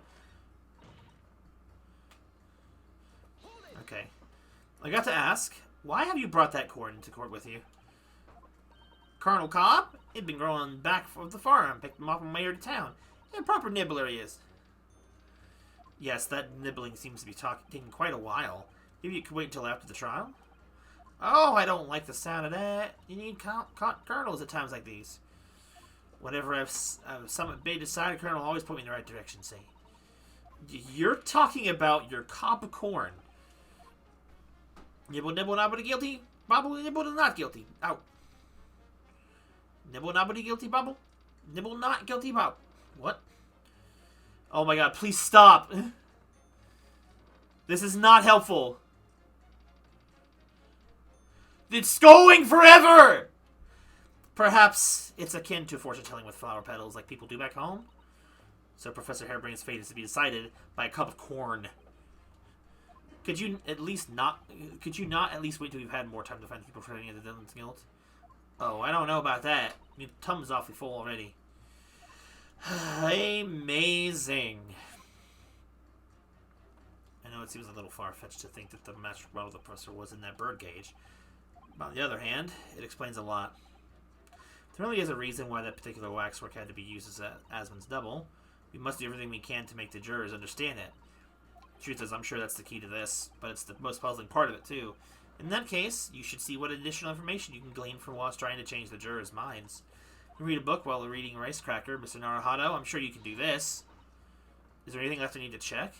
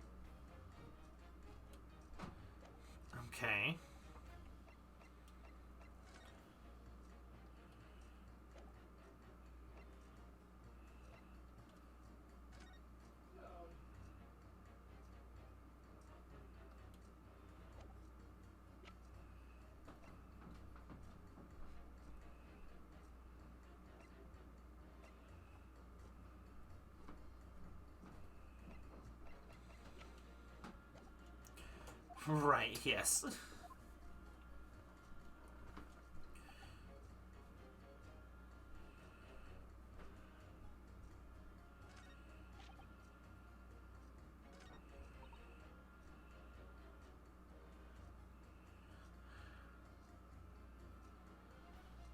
I'm gonna save because I'm in a little bit of a tight spot with on health. So I'm thinking I need to pit her with the waxwork.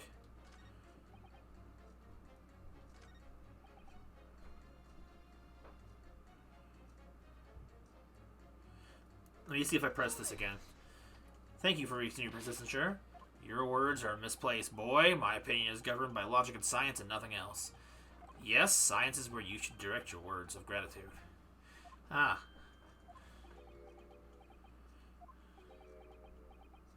What's the matter with you? Too good to say some words of thanks to the mother of all academic subjects? What is it about scientists, honestly? Okay, that didn't actually have anything new. No.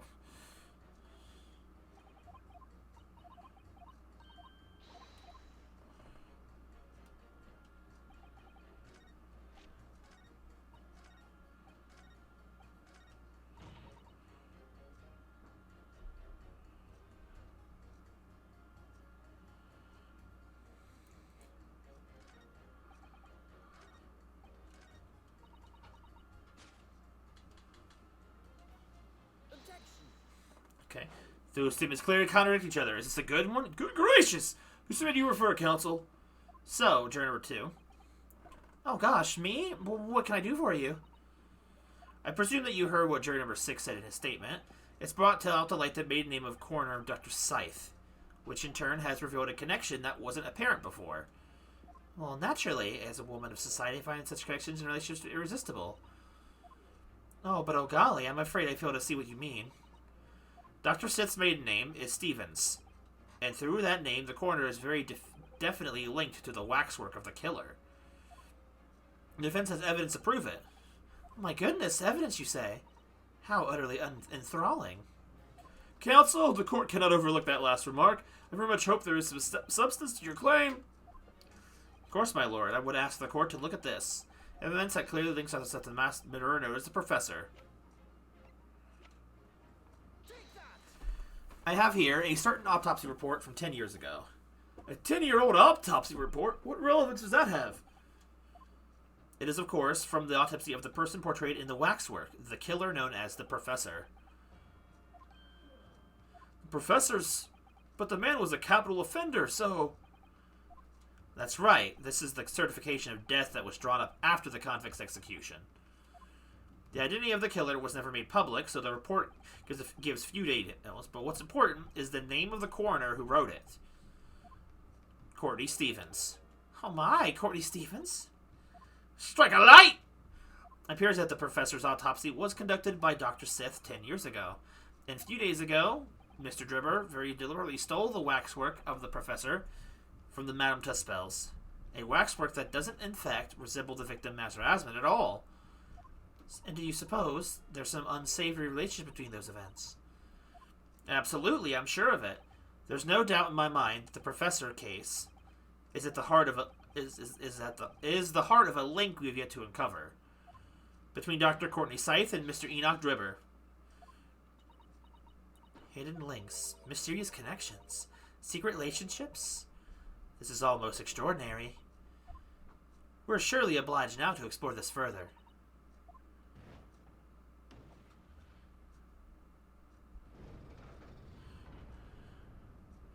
Quite right. We can't let this trial come to an end now. Not while there's this cloud of suspicion hanging over the yards. Best coroner. Wasn't like this in my day, but we're still here to uphold justice in the end. Knock knock, it's Knuckles. That's 2 out of 4.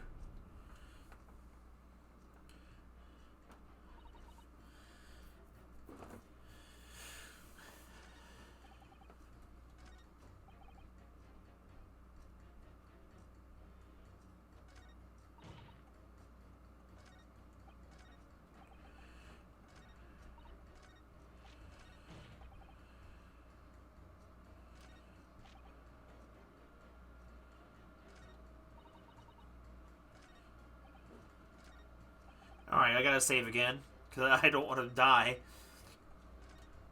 Oh, I smelled someone cooking upstairs. Okay, so I have this new evidence here.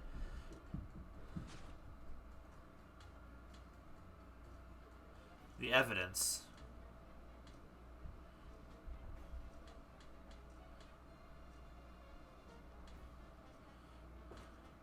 I mean, I guess it's her, because she's talking about the evidence.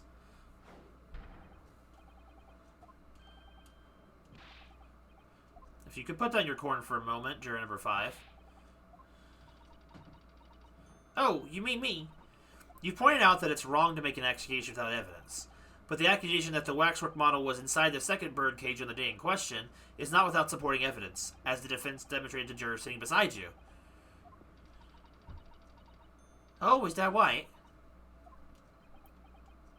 Would it be fair to say you didn't follow the argument?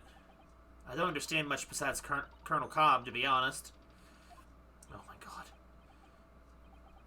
Of course you don't. If I could interject here. Please do, sir.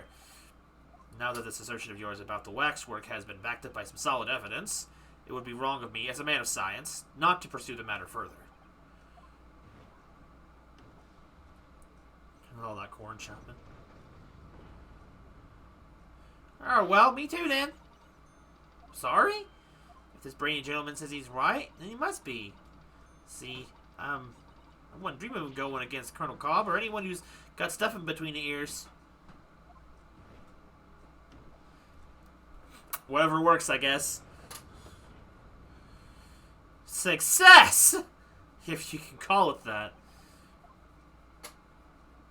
Thank you, counsel. That will do. As a result of the summation examination, the jury's overall leaning has changed. 2 jurors now called guilty, against 4 who called not guilty. Accordingly, the court has failed to reach a consensus at this time, and the trial must continue. We did it. Oh, well done, Mr. Naruhara. Another wonderful victory.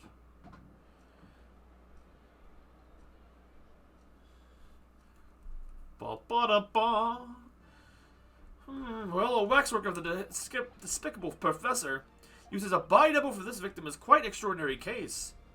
I must say it's extremely hard to believe the assertion could possibly be true. However, it would appear that it does at least warrant further investigation. It's the waxwork of the professor that links Mr. Drebber to Dr. Sith. And I'm convinced that there is a special significance to that link. I don't know what you're hoping to prove, lad. I really don't. The truth, sir, by using evidence and testimony. Oh. If the court is to delve deeper into the alleged involvement of the waxwork in this case, then the prosecution calls for the owner of the model to be summoned as a witness. The owner? Madame Tuspels. I really thought that Lord Van Seeks would object to this whole line of inquiry. Very well, I concur. Make arrangements for Madame Tuspels to appear as a witness, with the immediate effect. Listen carefully, my learned friend. Oh, yes? You should know that you're on the brink of opening Pandora's box. Court shall now adjourn for 45 minutes. During that time, the prosecution will summon the new witness and prepare her for taking the stand. Madame Tuspels, yes. I shall see to it at once, my lord. Okie dokie. The plan is to finish this trial tonight, so I don't know how much longer it's going to take. 1 second. I'm going to go change my guide's page.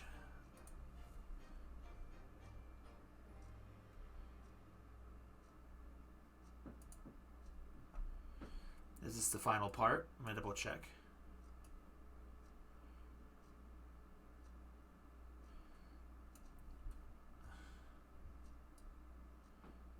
Okay. The trial is going to continue. Right? Did I drink? Yeah. Me too!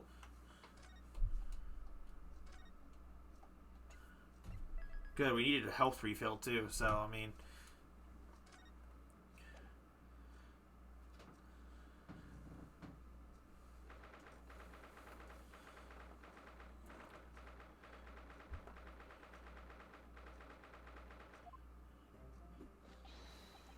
Ah, the knight errant himself. I'll be back. I'm gonna do a very quick, like, be right back. I'm just gonna get a drink and maybe use the restroom. I don't know. It's not gonna be a very long break, so I'm only gonna run like a minute and a half ad, and we should be back to playing by then. But where's my be right back? I always lose it. Hey, we will not be long, so don't get too uncomfy, I guess.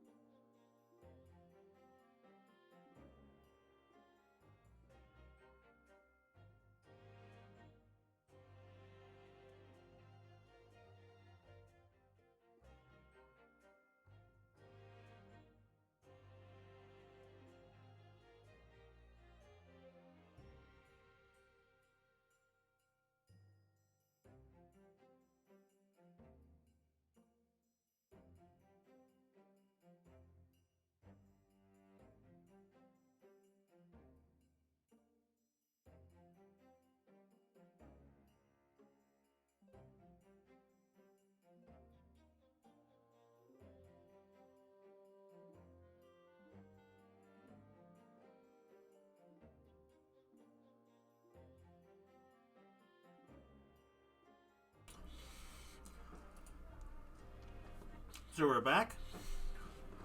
Turns out dinner was done, so I took a tiny bit longer than I expected. I have burger. Ah, the knight errant himself. Oh, have you been watching from the gallery, Mr. Sholmes? I've been on the edge of my seat the entire time. Courtroom trials are fascinating affairs, as a spectator, at least. I'm glad you've been enjoying yourself.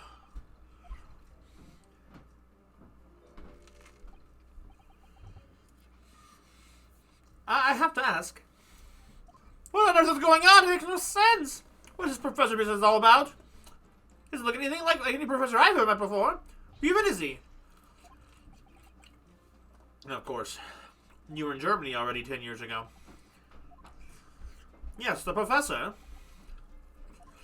When I discovered he was the one who had been abducted, a sense of foreboding stirred within me. But who knew that the monster would come knocking at your door? My heartfelt sympathies.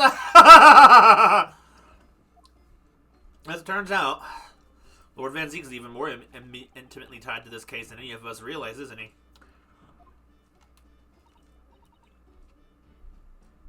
Yes, how true.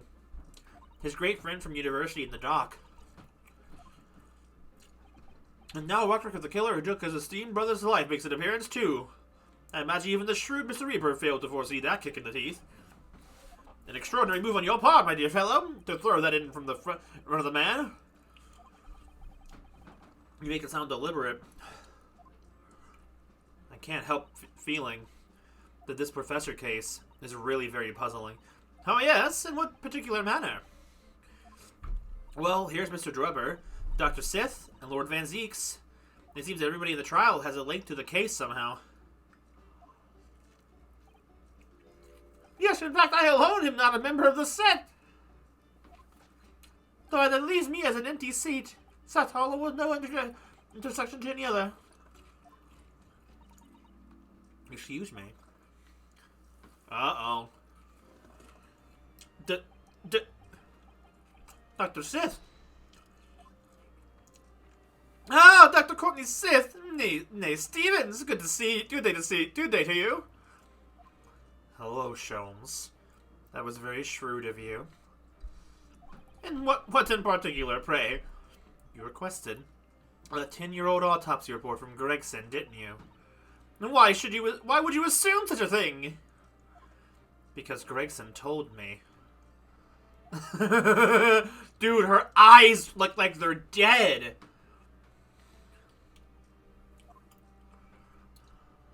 To think it's been 10 years. 10 years in the laboratory, wielding my scalpel.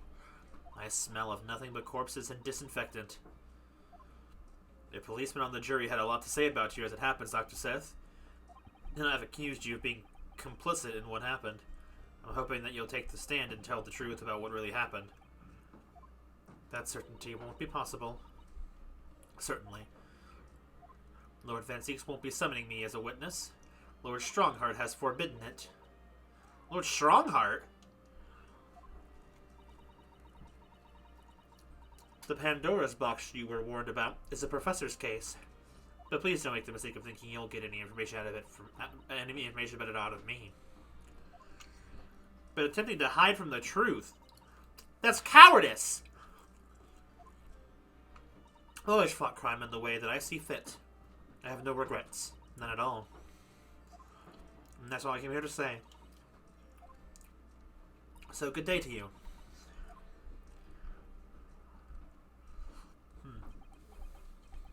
You mentioned it too. This Pandora's box. What does it all mean? There's really no cause for concern, I assure you. When the trial resumes, the meaning will become all too apparent, whether you'd like it to or not. Huh? Now then, I believe it's almost time. Work my way back to the public gallery. The edge of my seat awaits!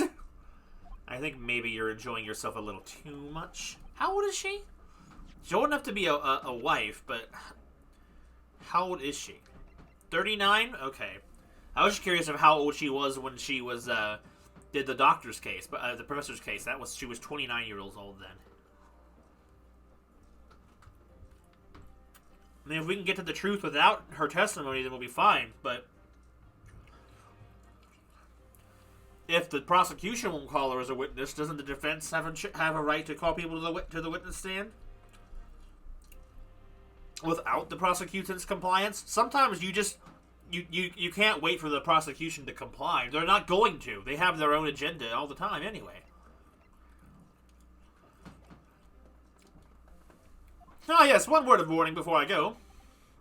If, in the course of the trial this afternoon, you perceive even a shadow of doubt about the truth, don't let it out of your sight. Pursue it like a dog with a bone. To the bitter end, you understand. Do not falter, whatever may come to pass. Alright, I understand. Thank you. Good, I shall make myself scarce then. I purchased a bar of caramel earlier, so I should be gnawing at that as you gnaw away at the truth. Sholmes caramel. What did that warning from Mr. Sholmes really mean, I wonder?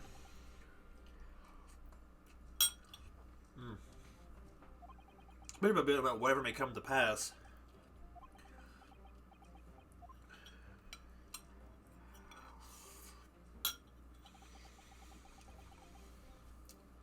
I'm going to find out chapter then. I'm determined to find the truth, no matter what.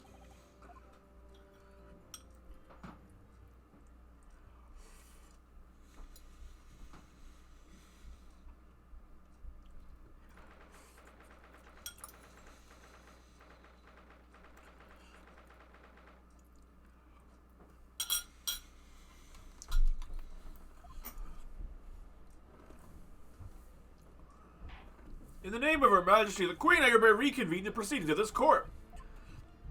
Counsel for the defense and the prosecution, are you ready to continue? The prosecution is ready, my lord. Yes, my lord. The defense is also ready. As the court is aware, the case under our scrutiny began with a damaging incident at the Great Affection, and now we find ourselves embroiled in the details of a convicted felon who was sent to the gallows a decade ago. This trial has certainly defied all expectation. It seems to be the fate of all trials in which this Nipponese is involved, my lord. So then, let's begin our exploration. The defense's assertion that the waxworks was candidly involved in this matter. Lord Van Zieks? My lord. Are we still awaiting the arrival of Madame Tuspels? Not at all. She is in the antechamber as we speak, and ready to be summoned. Very well. Bring in the witness. Advance, my lord. Bailiff, shows Madame Tuspels to the stand. Things are about to become a lot more intense. Whichever is responsible, as I'm sure he is, it means he must have had an accomplice in Dr. Sith. And what connects the pair of them is the waxwork. It's the model of the professor. Healing between these otherwise unrelated individuals. It's a tenuous link, admittedly, but at present it's all we have to go on.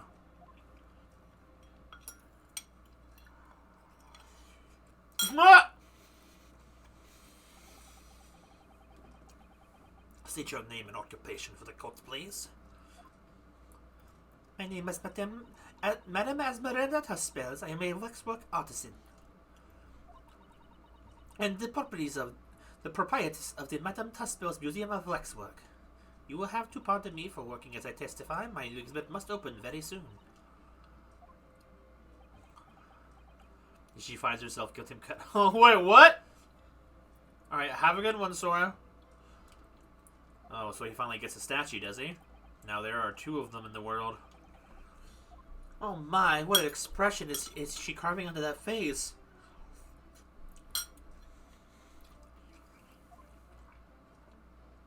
A number of days ago, a particular waxwork model was stolen from your museum. You confirm this? Oi, that is true. At first, we believed it had been kidnapped. Dude, she's got that allure over under her hat. A waxwork model? Kidnapped? Yes, my lord, there was a demand for ransom money left behind by the culprit. However, according to what I have just been told outside of the courtroom, that was not the true reason. On the hand, it was utilized as a substitute for the body of a murder victim. At present, it is no more than conjecture proposed by the defense. This is the victim of the case in question, Mr. Odi Asman. But of course, I know him well. He is a part of my odious prestigious exhibit. I detest to say what is evident, but Mr. Asman does not resemble the professor at all. Yes, but perhaps their faces are very similar. Are you suggesting that we should see now how the demasked visage of the professor? I have a key, but it is strictly forbidden to open the lock. This is absurd! Pardon? I do not know what face you've carved into your fancy figure beneath that mask. But clearly, it won't be that of the actual killer. Indeed. The man's identity was never made public, after all. The trial took place in a closed court. The proceedings were strictly confidential. The condemned man was summarily executed. His identity remains a closely guarded national secret. For what purpose? There's no possible way that the paternity of a Torwadi exhibits could get its hands on that information. Coup de démarrage. It would seem you are unaware of the Tuspil's principles. What principles? The family Tuspils has always prided itself on sculpting its models à la perfection. Every detail, including the visage, is fashioned with complete fidelity. Et voilà our principles. There is a well-known legend about the Tuspils waxwork from the time of the French Revolution. A member of the Tuspils family is said to have made a waxwork of the queen who was executed. Aye, that is true. It was a century ago now. I believe the queen's face was carved in the minutes following her death, actually at the guillotine site. You are correct. The model on display still today in the House of Horrors. We Tuspils will stop at nothing to obtain a faithful replica of their subjects. Dear me, a somewhat disturbing tenacity of purpose. It is the only way to obtain a truly lifelike representation of the subject. And it has been my family's secret for generations. Do you mean to say that beneath that mask... Oui, the true visage of the killer is there. This is ludicrous. It's out of the question! The professor spread terror throughout Great Britain. As a result, the Madame Tuspil special exhibit remains extremely popular even today. The killer, emerging from his own grave, is a sight to behold. You should come. I think, madam, that it would be beneficial to hear your formal testimony on this matter. You will explain every detail of this macabre model and your personal involvement in its creation. With pleasure.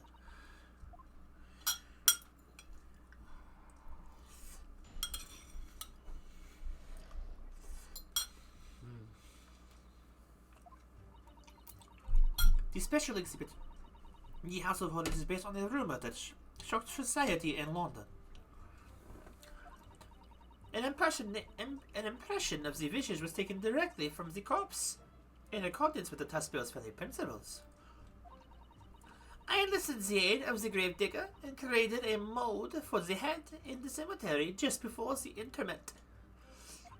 I hid myself until he gave me a signal. I was there for a very long time that night. As dawn approached, I was very worried I could be discovered. Oh, so she did it illegally. The gravedigger? The man sanctioned this? Oui, I will do all that is necessary to achieve the true resemblance of my family is celebrated for. Nobody else knew, only the gravedigger. What harm did it do, oh? So you truly saw it. The face of that monster! Naturally, I was aware at the time that his identity was a secret. But Tuspils would not be Tuspils if we did not insist on absolute fidelity to our sculptures. I don't believe this. I myself have seen the special exhibit at your museum, madam. A truly blood-curdling scene in which the murderer is emerging from his own grave. The scene it depicts was the subject of many rumors in London 10 years ago. I have here a newspaper from the time. The special exhibit was based upon the picture in this article. It was the most detailed account of what happened, as reported by the eyewitnesses who saw it.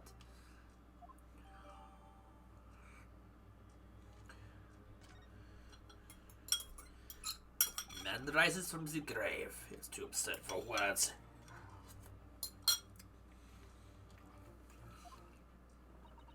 The public enjoy absurdity, monsieur. That's why I have reproduced the scene as carefully as possible in my museum. And it's a waxwork from that exhibit that was stolen some days before the incident at the Great Exhibition, wasn't it? That is correct. The professor you see before you here. That's puzzling. Counsel for the defense, proceed with the cross-examination. This waxwork links Drebber to Dr. Sith. There must be some reason for that which hasn't yet come to light. But I'll find it. I'll get to the bottom of what really happened. I'll prove that Dr. Sith and Drebber were in on this crime together.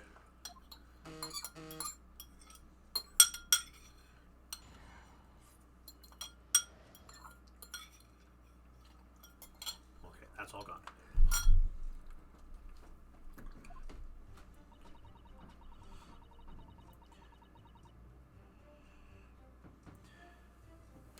Alright, let's get a little more info. And that rumor would be a 10-year-old tale now, but one that no Londoner would ever forget. Alright, know what you're talking about, I think. Of course, it couldn't be anything else. Yes, that story will never disappear. The tale of the condemned killer rising from the dead. That is the central attraction of my House of Horrors. The rumor was whispered all over the city, and it was like this. It was in Lowgate Cemetery, behind the prison, in the dead of night after the execution of the killer. The interred professor slid back the stone slab covering his tomb and emerged from his grave. A young man who witnessed this felt a scream welling up inside of him. But an instant later, he heard an ear-splitting gunshot from over his shoulder. The bullet struck the emerging corpse, and he fell motionless once more. The scream finally found its way from his mouth. It was a young witness who turned and ran for his life. The music is so good. The corpse climbed out of his own grave, and then somebody shot him? Who was it? Nobody knows, even today. But remember, it was just a rumor. Perhaps nothing more than a ghost story. The good people of London say love stories like this. That is why it was in every newspaper across the capital. But was it just a story? Ryunosuke, come on. I mean, this is exactly the scene that can be seen today at your museum, isn't it? Bro, that mask with the glowing eyes, that's terrifying. Oui. Special exhibit was modeled on this very illustration. For a while afterwards, the contents of that article were reproduced in every newspaper imaginable. Madam, might I say something? Please go ahead, mademoiselle. When something is described as a rumor, it doesn't necessarily mean that it's entirely made up. I believe that often. Rumors contain elements of the truth.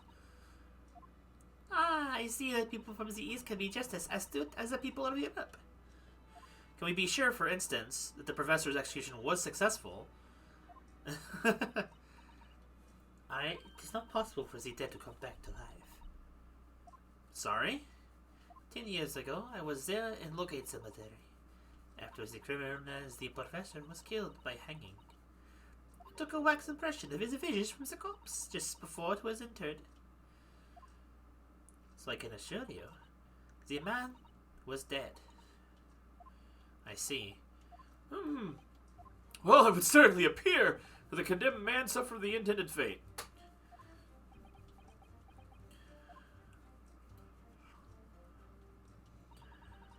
Dude, her smile is, like, intoxicatingly, like, bad. Is that true of every waxwork museum, then? It is, assuming the subject is dead, of course. Live subjects have to cooperate in a similar way. I have letters from imprisoned criminals all the time, you know. What sort of letters? When my time comes, please make a waxwork of me. Commedia? No! My museum is famous, monsieur. To be made into a waxwork is an honor, and for some criminals a symbol of status even. Because nothing says hardened criminal better than wax. And stick to one killer in particular, that my museum has gained its popularity in London. I refer to the star of the special exhibit, of course, the professor, whose form you claim to have captured by taking an impression from the actual corpse. There are no exceptions to the principles of spells.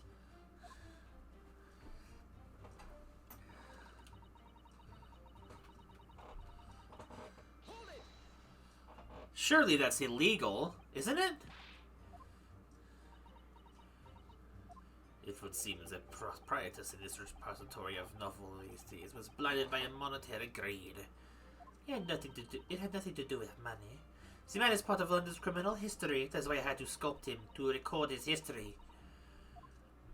It is the recent d'état of the Tuspells Museum. But if the man was convicted in a closed court and sent for immediate execution, then surely nobody but the members of the judiciary present know the killer's true identity. I assure you, behind that mask is hidden the true face of the professor. Do you realize what you're saying? The professor's identity is a national secret! Understand. And now that the truth about the special exhibit has been revealed, it must perhaps close. Of course it will, as will your entire museum if you don't tread very carefully, madam. That could be another interesting chapter in the history of my family, I think. Don't you? So 10 years ago, on the night of the professor's execution, you took a wax impression of his face from the corpse. Oui, exactement.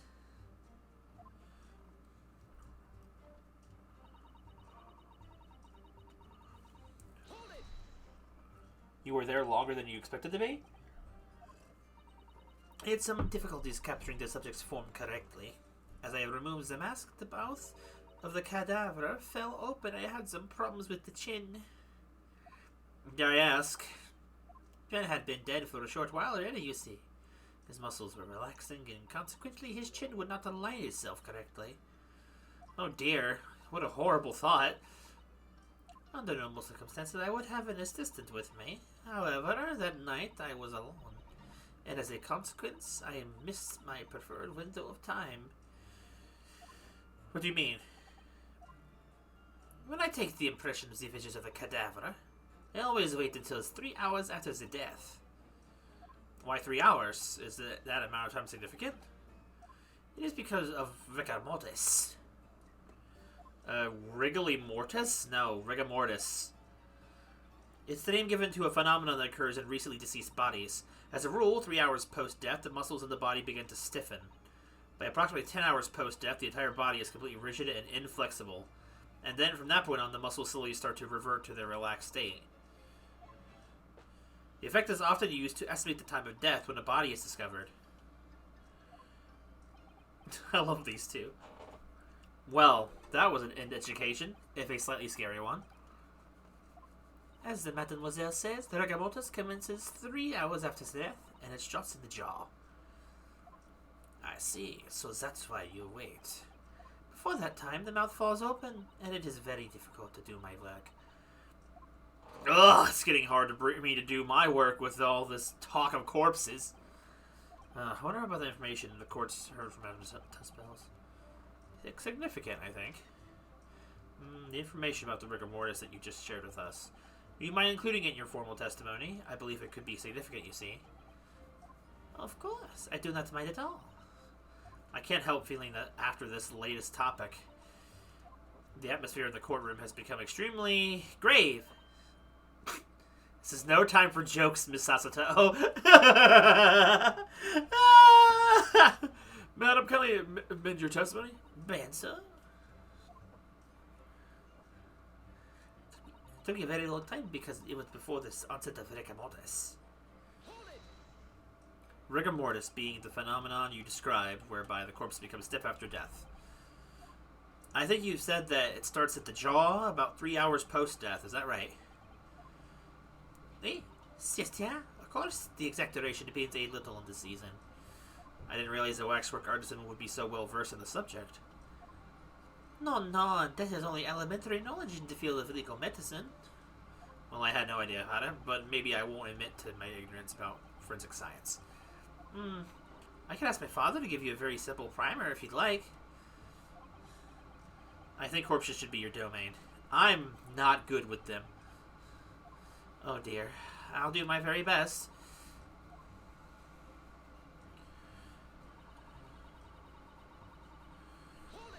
Okay, last thing. You say that dawn was approaching.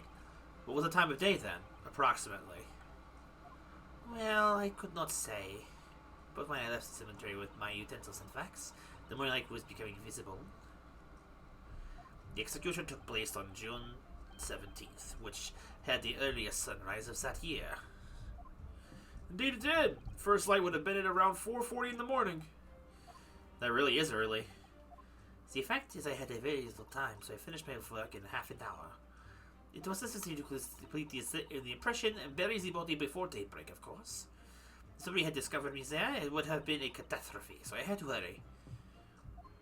Was it me, or does Mr. Sholmes seem to be taking shape more quickly now, too? You certainly appear to go to the extraordinary lengths for your work, madam. I wonder, is what she just said particularly significant? At it. Yeah, how long it took you to complete the sculpture in the early sunrise. Could you include them in your testimony? I believe they may be significant. Of course, if you would like me to. You're quite right, Mr. Naruhado. It is intriguing. Sunrise at 4 in the morning. Be absolutely unimaginable at home, wouldn't it? That's not quite what I meant by significant. Kindly amend your formal testimony then, madam. With pleasure, my lord. I had to finish my work in half an hour before the sunrise and left as soon as the corpse was interred. You have a reason to believe you might be discovered at once the sun came up or something? I had paid the gravedigger money to keep my little secret, of course. But with the morning light, I knew that the warden from the prison would commence his patrol of the area. Oh, you've just paid off the warden too, then? I had already paid the gravedigger, as I said. You cannot buy the silence of everyone, unless the secret is no longer a secret, eh? The sunrise was at 4:40 a.m. that day, which means that it would have been around 4 when you began sculpting your work. Oui, that must be correct. That would be when the gravedigger gave me the signal to come out of hiding. So, that's all I have to go on. What's your feeling, Mr. Naruhado? For some reason, Dr. Sip went along with Mr. Driver's plan. Now, if that's really true, then the professor is the only other thing we know that links the pair of them. So I feel sure that the waxwork must be a clue to this mystery somehow. In that case, we must use this cross-examination to cover exactly what it means. Otherwise, the jurors are sure to revert their learnings, and the trial will be over. Not even interestingly, uncovering what the professor has to do with all of this, more to Lord Van Zieks than anyone. That's the impression I'm getting anyway. Yes, as do I. After all, he has a profound connection to the professor as well. The special exhibit in the House of Orders. Okay, wait. Okay, so what do I have?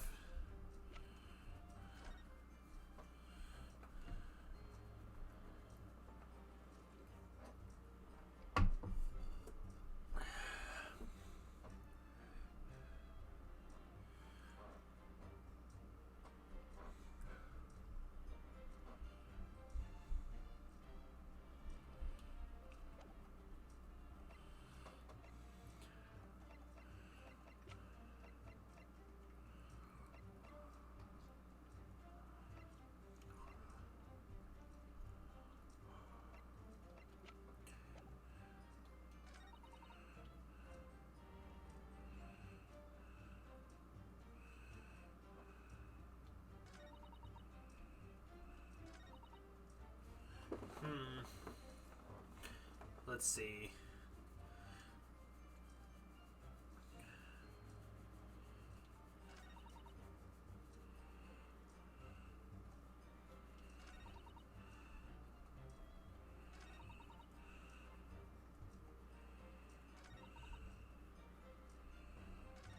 What do I have to present?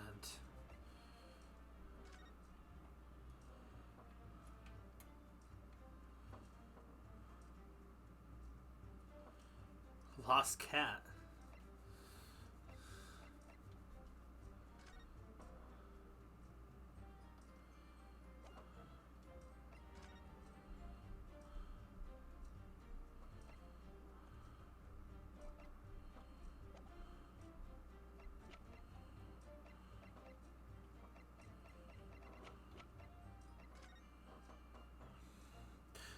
Midnight.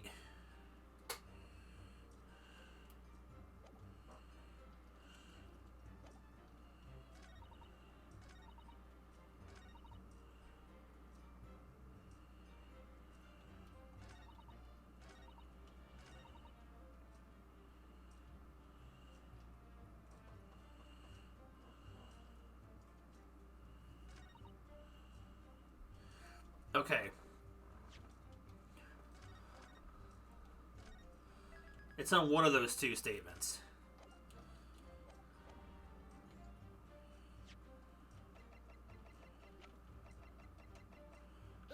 Are you serious?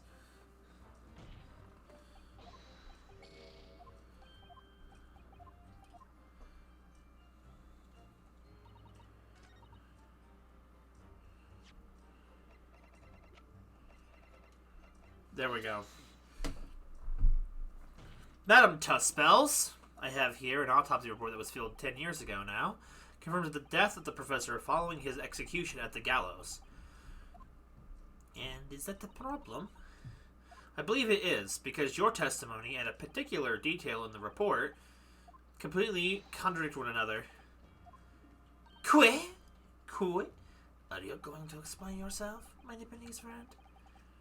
According to her testimony, Madame Tuspels was creating her wax impression just before dawn, and at that time, rigor mortis had not yet set in. Am I correct so far, madam? You are, yes. As I said, the stiffening of the jaw is the first sign of rigor mortis, 2 to 3 hours after death. But the man's chin was limp, so he could not have been dead for a long time. But on the other hand, if you look at Dr. Seth's report, it quite clearly states the following.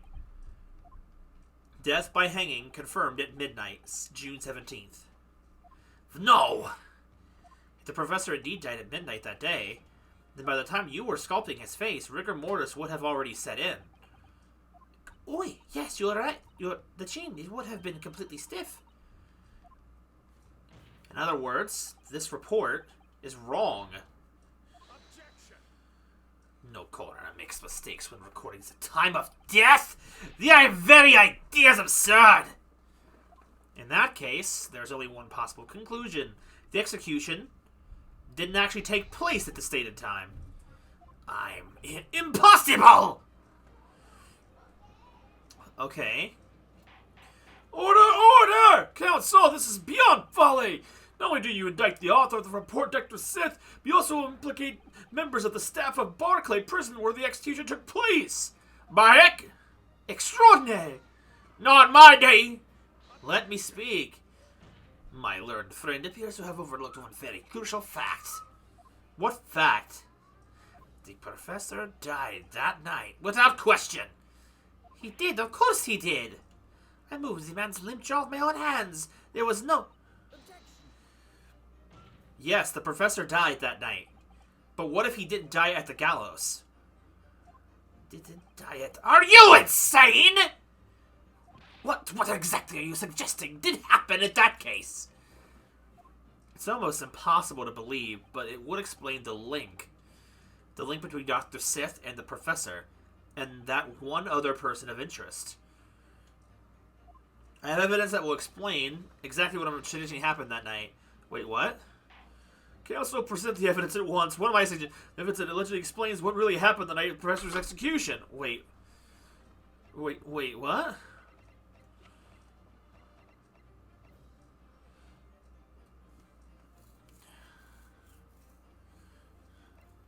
What are we insinuating?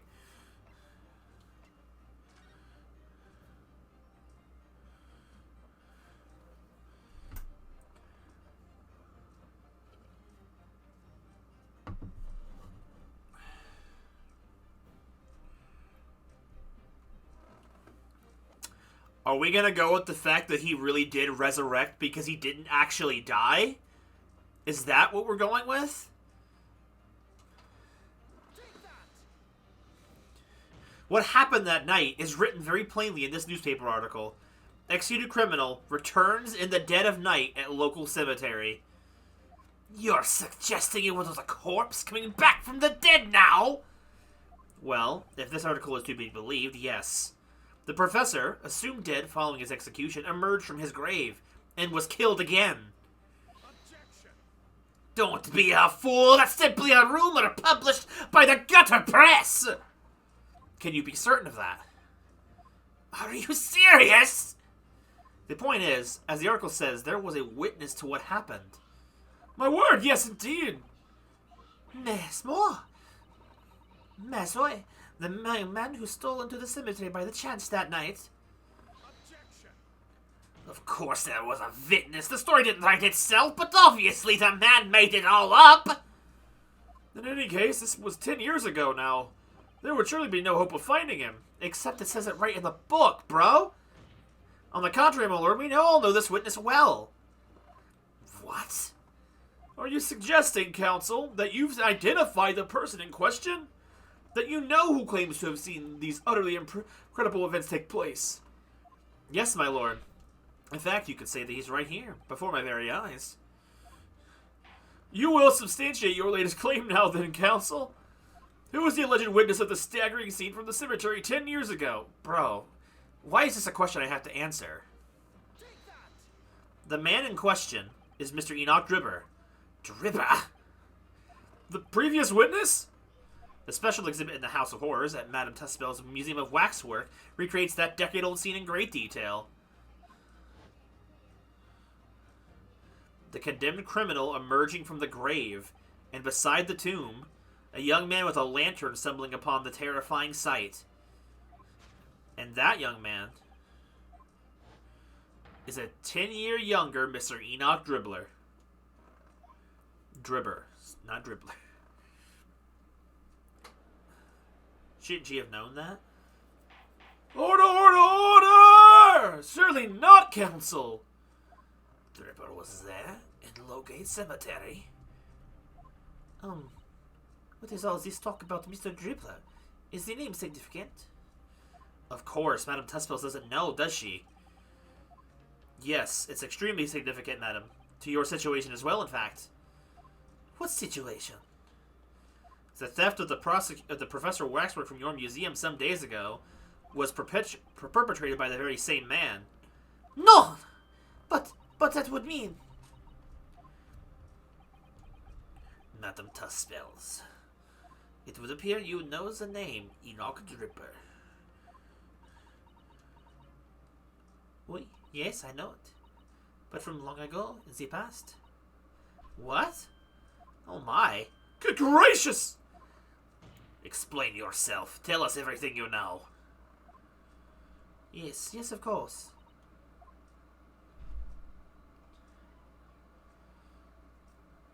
The story of the young man and the terrible sight he witnessed in the cemetery 10 years ago was published in every single newspaper in London and throughout Great Britain. However, in all of the articles, the witness was simply described as a certain young man. No details were published about his identity. His name was never revealed. But that is, apart from one newspaper.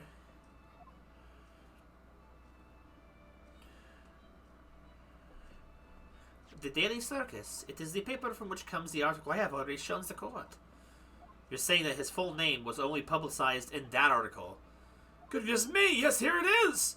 The university student who experienced his shocking event is Mr. Enoch Dribber, a disciple of science at the University of London and a resident of its student dorms. Unbelievable. When I read the article, I went to meet with the man. His discovery of the condemned criminal coming back to life in the cemetery at the dead of night would make a perfect exhibit for my House of Horrors, whether it was the truth or not. I see, so you went to meet Mr. Dribber in order to sculpt the waxwork of the man, did you? Exactement. He was studying science at the University of London in those days. He was just a poor student. paid him £5 to motto for the waxwork, and since at that time, it has been in my museum to recreate the scene of terror from the cemetery. Dude, I love that, like, the drawing of it in the newspaper. It's such, like, a good art, by the way. It gets really creepy how it's done that way. It's just like a little side point. I just appreciate the art. Okay. So, 10 years ago, a young man appealed to the public about an extraordinary event he'd witnessed. A criminal who had been put to death, re-emerging from his grave in the middle of the night. But the public treated his claim as nothing more than an amusing anecdote that was soon forgotten. 10 years later, the same man steals a waxwork model of the executed criminal, obstinately to use as a body double for the victim in the case we're discussing here today. Even though the waxwork's build is a poor match for the victim, and its face is obscured by a mask. So the question is, why would the man do such a thing? Which brings us to 3 days ago, when the birdcage crashed into the Crystal Tower. If the birdcage had in fact contained not the body of Mr. Asbin, but the same waxwork, the coroner from Scotland Yard who investigated Dr. Sith would have noticed immediately. And yet, she submitted this autopsy report for the victim, which the court has seen earlier. Why? Because the waxwork was that of the professor. Is that what you're saying? Did Dr. Sith put her name on a document confirming the death of a condemned criminal who was still alive? The criminal whose apparent resurrection was witnessed by Mr. Dribber. But that misconduct was a deadly secret the coroner would do anything to protect. Which is precisely why Mr. Dribber used that particular waxwork as the body double. Ah! To send a message, perhaps? My lord, this court must summon Dr. Sith to the stand. The defense is determined to find out exactly how the coroner and Mr. Dribber are connected. But according to the missive I've received this morning through the prosecutor's office, Dr. Sith is unable to participate in these proceedings. Is that not the case? She told us so herself, didn't she? She thinks she's exempt from it. Lord Van Zieks won't be summoning me as a witness. Lord Strongheart has forbidden it. Lord Strongheart? The Pandora's box you were warned about is the professor's case. But please don't make the mistake of thinking you'll get any information out of me. Well, we can't leave that alone. Something happened on the night of that killer's execution 10 years ago, and surely nobody would want to get to the bottom of that more than Lord Van Zieks. The prosecution calls for the instructions in that missive to be scrapped! But Lord Van Zieks, the missive was issued from the Lord Chief Justice's office. The assigned prosecutor has the final say on policy in any particular trial. In other words, me. Yes. Let Enoch Dribber and Dr. Scythe, the Sith, both take the stand together. This will be interesting. Order, order, order! Very well, I will uphold your request. Bailiff sent a subpoena with the immediate effect addressed to Dr. Sith of the Forensic Investigation Team. The woman is compelled to attend on Her Majesty's orders. Alright then, Enoch Dribber and Dr. Sith. If they weren't concluding with one another, this crime could never have been committed. I'm just a stone's throw away. I can feel it. The truth behind all of this is about to come out.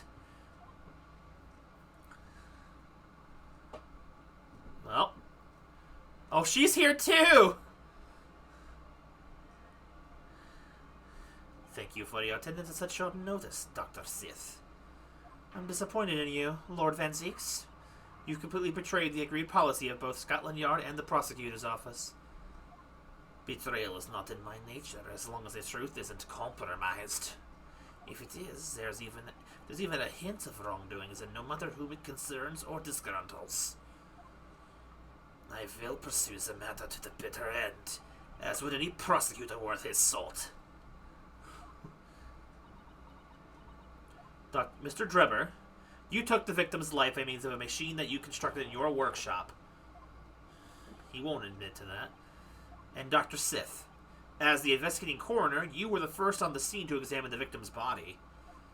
It is the belief of the defense that you collaborated with each other and were both complicit in this crime. And where's your evidence?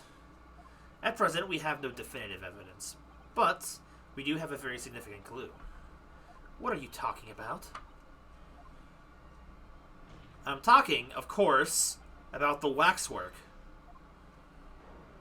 This model of the killer known as the Professor, who was sentenced to death 10 years ago. You don't need to tell me. I witnessed the man's execution with my own eyes and officially pronounced him dead. That remains to be seen. Is that so? According to the newspaper reports from the time, then the night following his execution, the killer came back to life.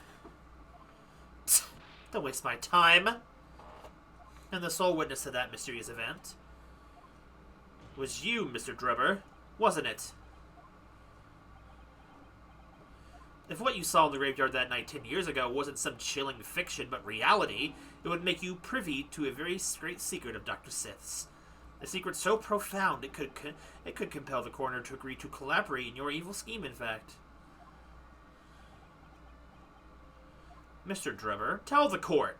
Tell everyone the truth of what you saw the night in Lowgate Cemetery. So he was the student who saw it. You can see the resemblance, actually, can't you? With the man and Madame Tuspels, I mean. Surely he's not going to claim that's really what he saw, especially not after all these years. He was a research student at the University of London, was he? And a bit too clever for his own good, if you ask me.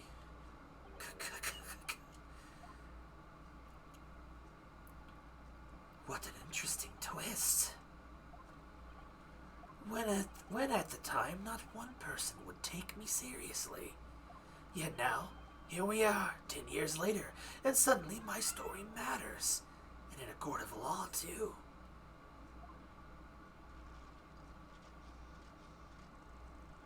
Very well, then, if everyone so wishes. Let's be frank. I'll tell you the truth of what happened that night, for what it's worth.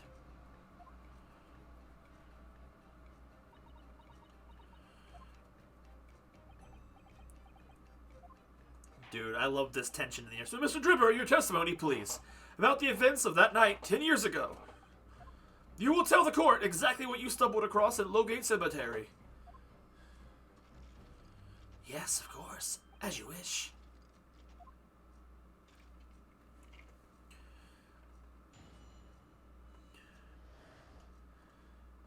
The reason I was in Lowgate Cemetery at all 10 years ago was for a spot of moonlighting, shall we say.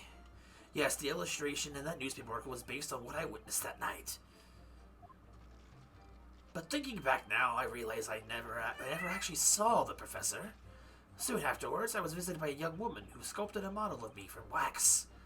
Then I gave up on my dream of becoming a scientist. It was all because of that newspaper article. Wait, what? Wait a minute! You're claiming you didn't actually see the professor now? Of course, you'd have to have a screw loose if you believe the corpse could come back from the dead. But, so what you're saying this article is not worth the paper it's printed on? I think that would describe it perfectly. Yes. If the details in the article aren't true, it nullifies your argument as to why Mr. Drebber and Dr. Sith would have been working together. So he's discrediting himself to cripple my argument. Tell me, witness, you claim to have been in the cemetery on some auxiliary business. Can you elaborate?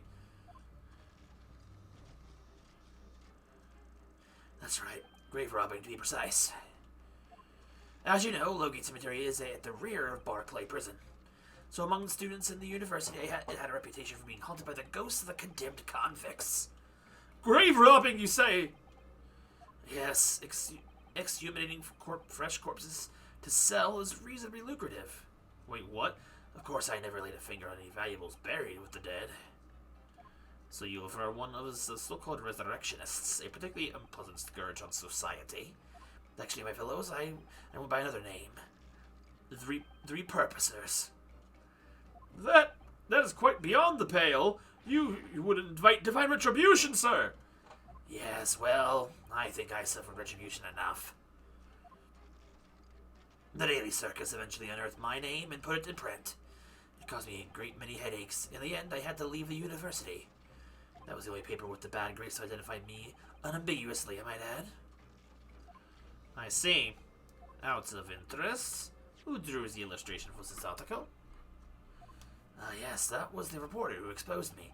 He sketched that right in front of me, as I described the scene. Obviously, as time ticked on, I bitterly regretted what I'd done, claiming to have seen something I never truly saw. Foolish, very foolish. Well, counsel, for the defense, you may proceed to cross-examine now. And once, my lord. So he's lying. You have Jeopardy music in your head.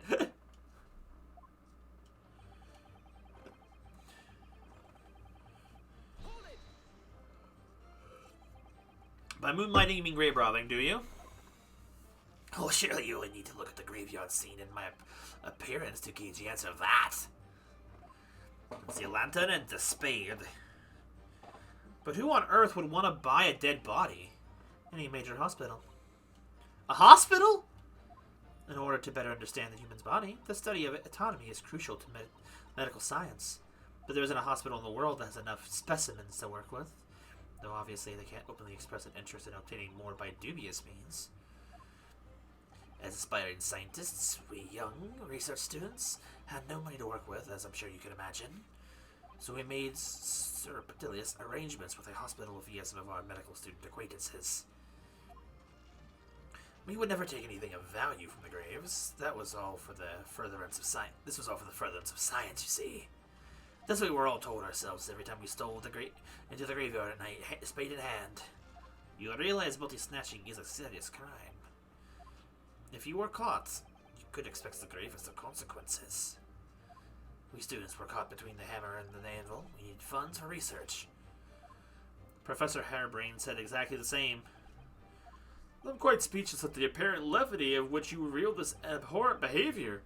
Well, if you wanted to know why I was there at Logate Cemetery, that's the reason. I never expected it to end the way it did. That I regret to this day.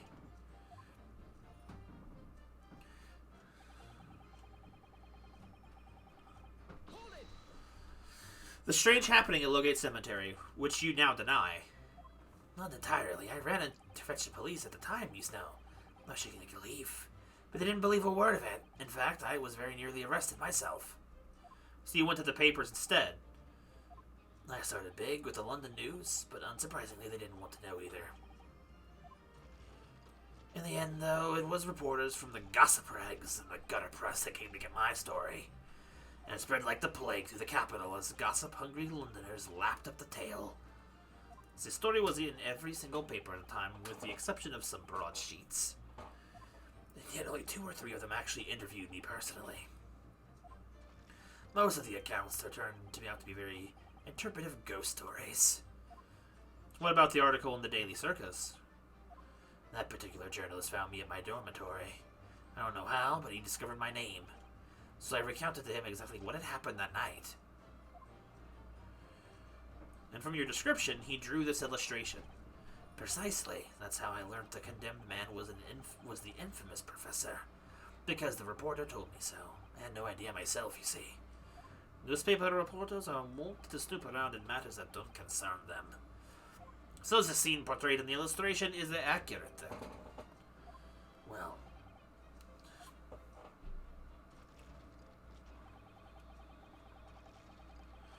we wouldn't know. What are you talking about? I think I explained already, didn't I? Logate Cemetery is at the rear of the Barclay prison, so it was renowned among us students at the university for being haunted by the ghosts of the condemned convicts. For some absurd reason, I was scared of the graveyard at night. And as a result, only too willing to believe that nonsense about the dead coming back to life. But you said you actually saw it! As though I'd seen in my mind's eye. After all, resurrection isn't possible, isn't it? You'd have to be unhinged to think otherwise. Unless, of course, you have some evidence that proves I encountered the professor that night. Oh, she's over here still chilling. don't know. Is there any material evidence that could show that he really did see the professor? If we have anything at all, Mr. Naruhado, I know, I need to present it against that irritatingly backtracking statement of his.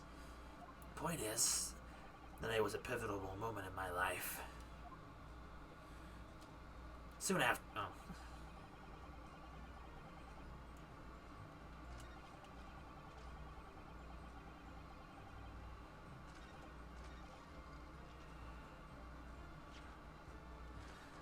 Gotta save now. Okay, so is it gonna be the camera, maybe?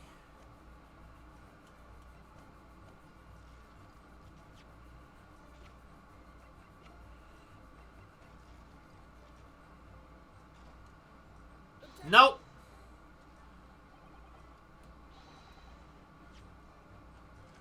Not what he's talking about. Just checking.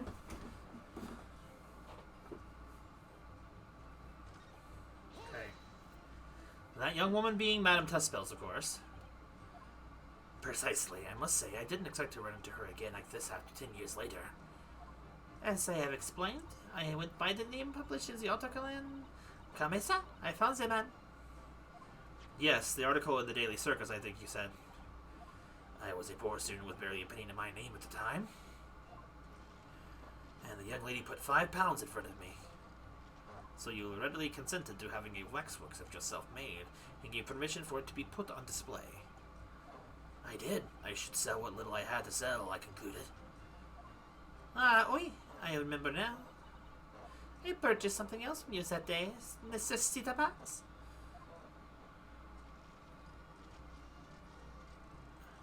Did you? I can't say I remember.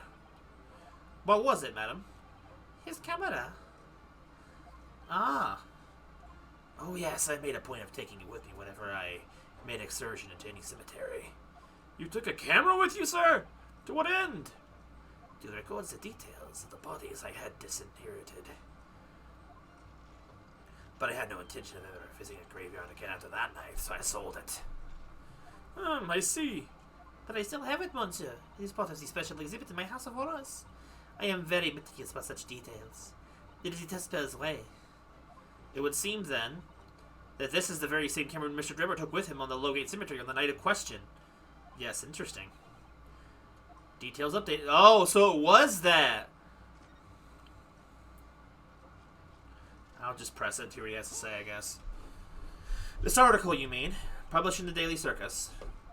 Yes, somebody informed the dean that it was my name and that appeared in the article. And carelessly let slip that night after night I was digging up graves. Hardly a model student, you might say.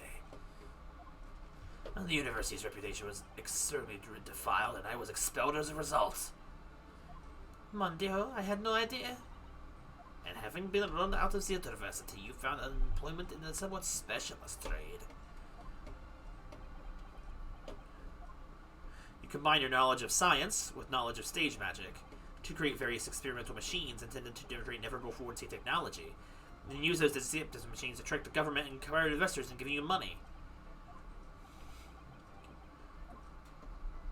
Professor Albert Harebrain was just your latest victim, wasn't he? Whatever are you talking about? I have no recollection of doing anything of the sort.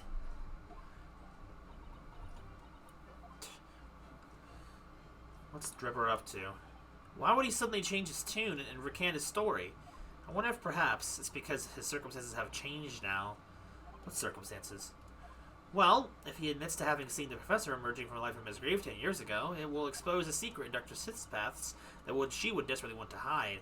Yes, of course, if Drebber and Dr. Sith are working together now, then if Drebber were to betray her, there would be no reason for her to continue to cooperate. In that case, there's only one way around it. I'll have to prove he really did see it. Prove he really did see the professor's corpse coming out of the dead, as he originally claimed.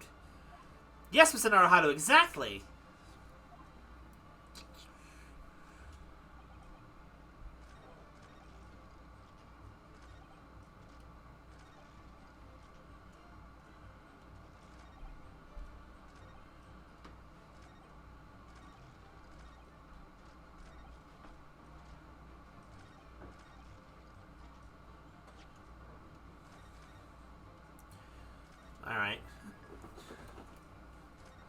Let's try presenting the camera now.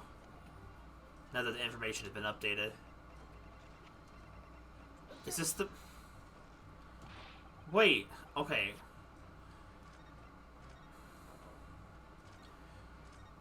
Okay, so what did I do wrong? Is that not the truth? It seems obvious.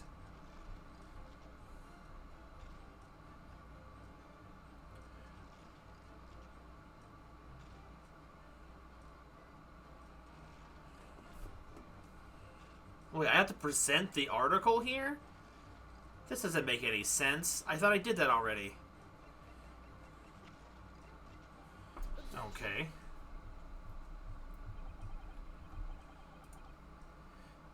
Sorry, Mr. Dripper, but I don't believe that. Don't believe what?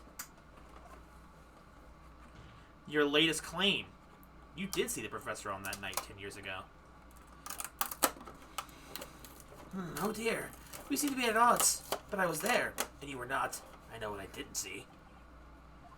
The illustration with this article was drawn based upon what you told the journalist, what you had witnessed. You're right, yeah.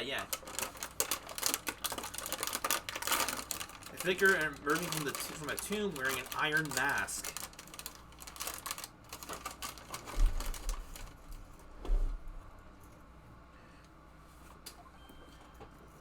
Yes, when the killer was tried 10 years ago, it was decided in the closed court of rulings that the man would wear the mask to hide his identity. It wasn't to be removed even during his execution and subsequent burial.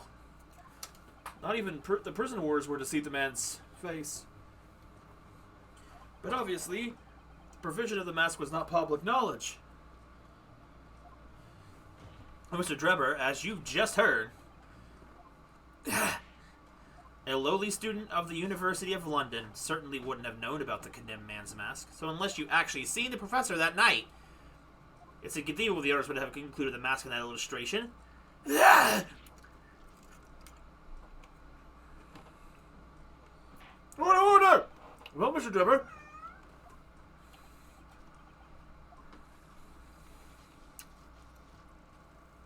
It's a vile scene, isn't it? If you look closely. And as I've already been at pains to point out, I was utterly petrified.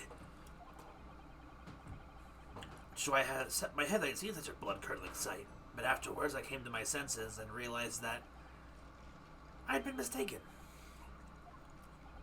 You're still saying you didn't see it? If you're stubbornly sticking to that story, witness, then amend your testimony to explain exactly how you think your eyes deceived you. Of course. We'd be happy to oblige.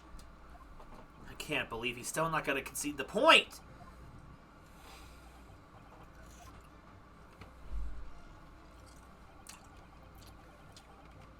What I had fact witness was a fellow grave robber at work.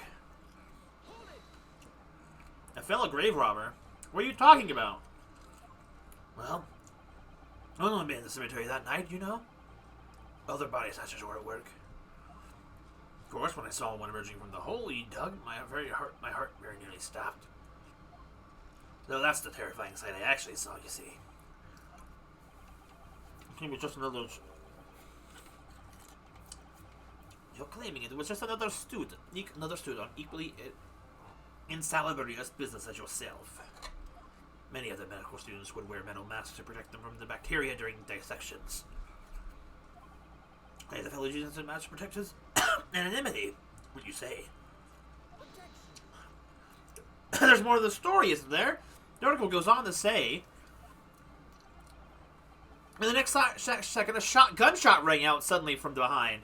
The bullet pierced the resurrected man's chest, whose breath then stilled once more.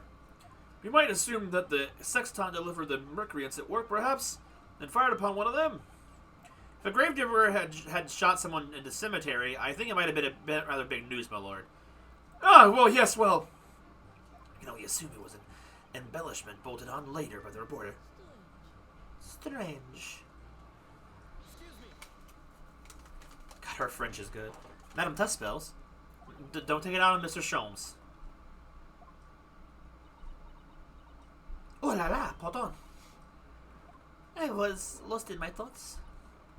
Would it be fair to say that Mr. Dribber's last remark was significant to you in some way? I thought it was a little strange, that is all. How Monsieur Dribber could claim this now.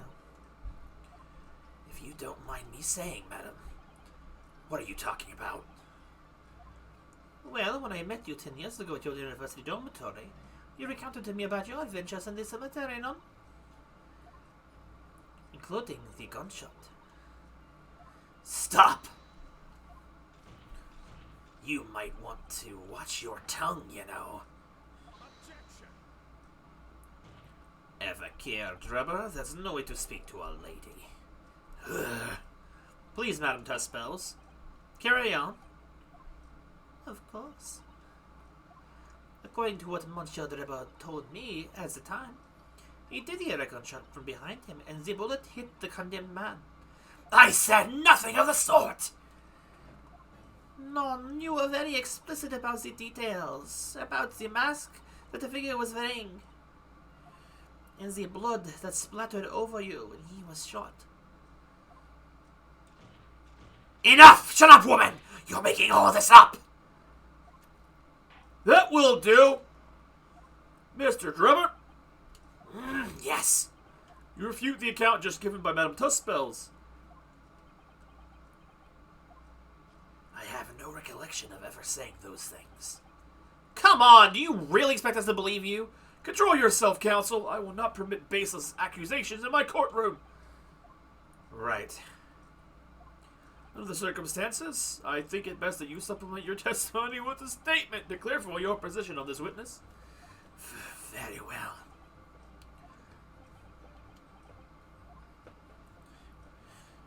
There was no gunshot behind me at all, nor any splattering of blood. Now, Madame Tuspels has testified that you told her about both of those details. Not true. I said nothing of the sort. 10 years have passed. Without material evidence to the contrary, you have no grounds which to question the witness's word. Tell me, Madame Tuspels. Oi. What exactly did Mr. Dribber say about the blood that apparently splattered on him? Alors, this is what he told me. All of a sudden, he heard a very loud gunshot from behind his back. The bullet hit the figure who was emerging from the tomb in the middle of the chest, in his heart. One dreadful sight after another. And since Monsieur Dribber was at that time facing towards the condemned man, the blood sprayed from the wound and splattered on his body. That is what he told me. So, not an experience you would ever forget, is it?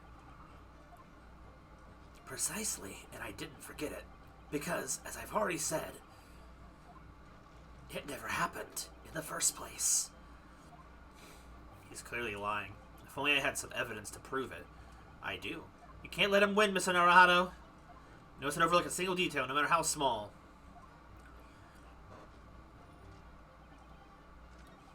No, not this press button.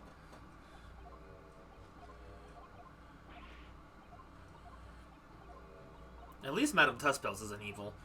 Good grief. How many times is the freaking pretty lady always evil?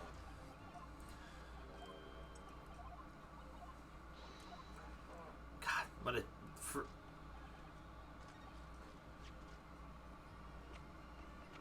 Now it's time for the camera!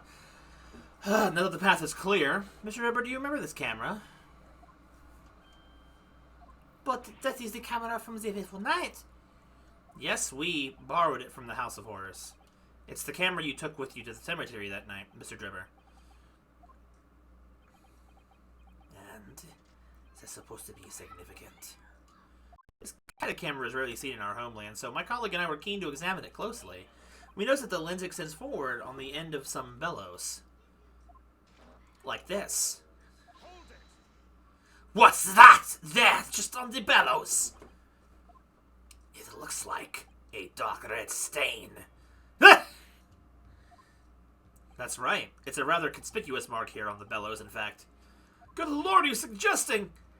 Yes, my lord. It would appear to be a splatter of blood. Something that could be confirmed with a simple chemical test. Isn't that right, Dr. Sith? It would be difficult to determine if it was human blood and not the blood of some animal. But yes, to test whether or not it's blood at all is simple enough. I propose that Madame Tuspel's testimony was correct, and that on the night in question 10 years ago, you were splattered with blood from the gunshot wound.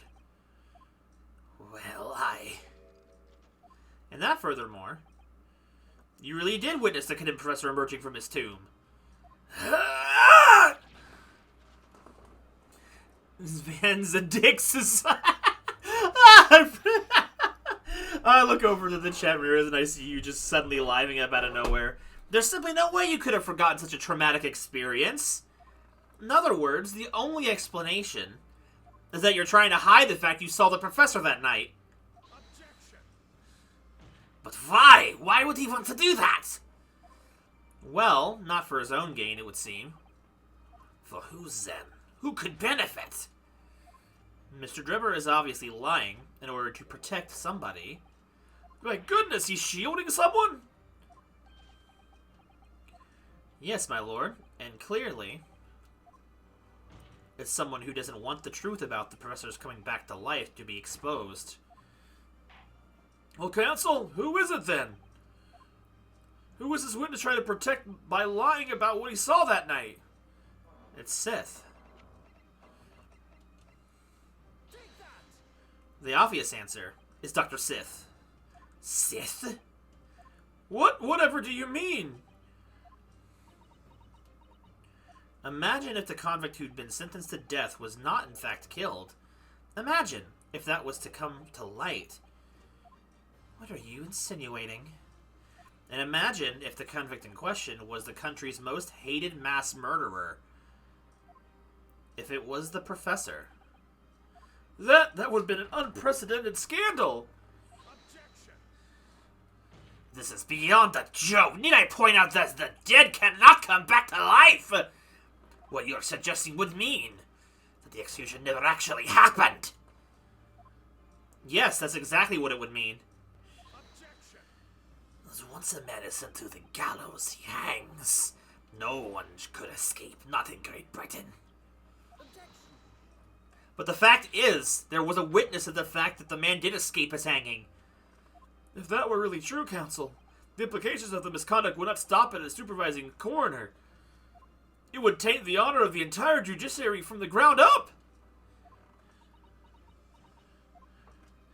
And it's exactly because of those monumental repercussions that Dr. Sith would consent to any demand made of her by someone who threatened to expose the secret, even if that meant being complicit in a crime. You mean? I mean that Dr. Sith wasn't collaborating in Mr. Dribber's wicked scheme. She was coerced into collaborating in order to protect her decade-old secret. She switched the body of Mr. Asmund with the waxwork model and fabricated the autopsy report.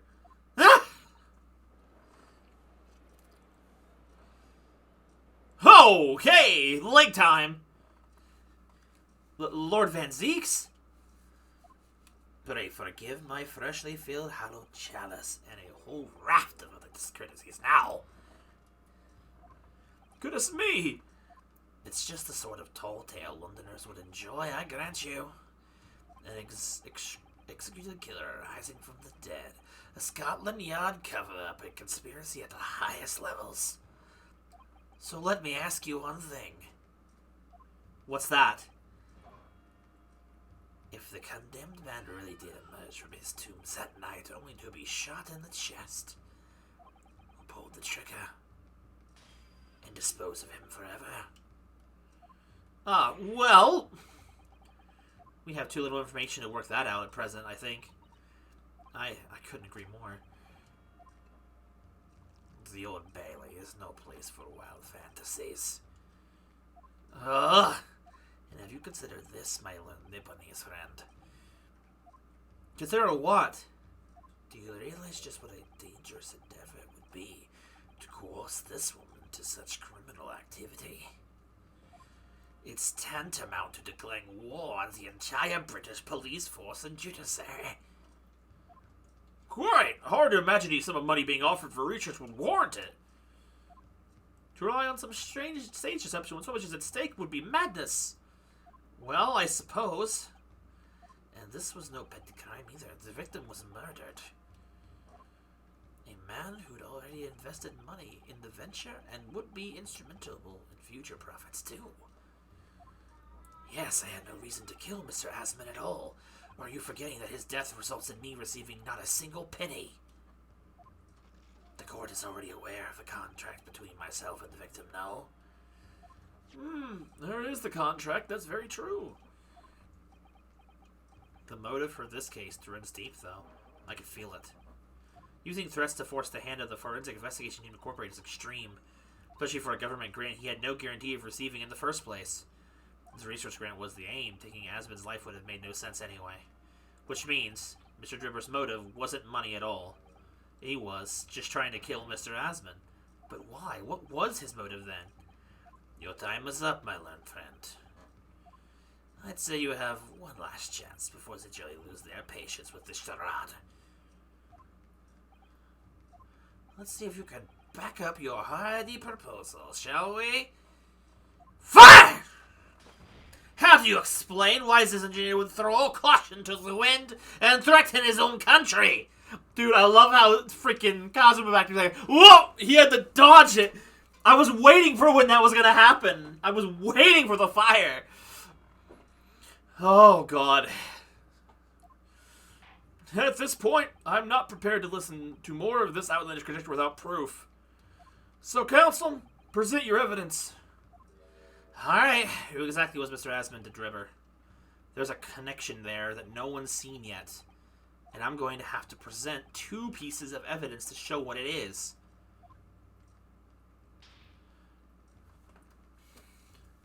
Yes, my lord.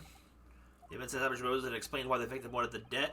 The evidence that establishes a motive and explains why the witness wanted the victim dead is right here. Oh, God. What do I have?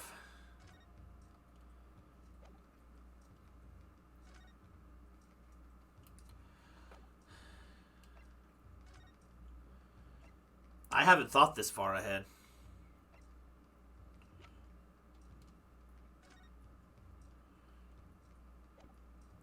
What do I have? Wait a minute. Yeah, no, that's not the same. I thought they had a similar thing on their shirt.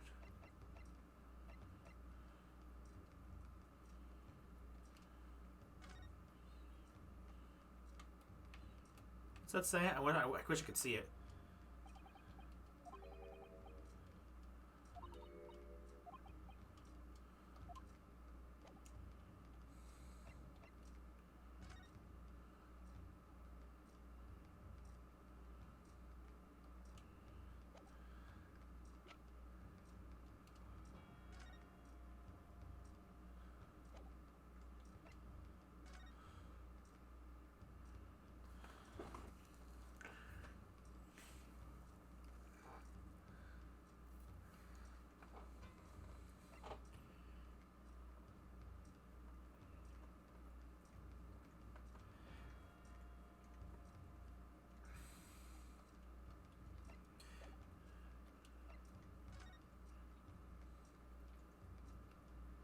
Wait a second. Oh my God! Wait a second!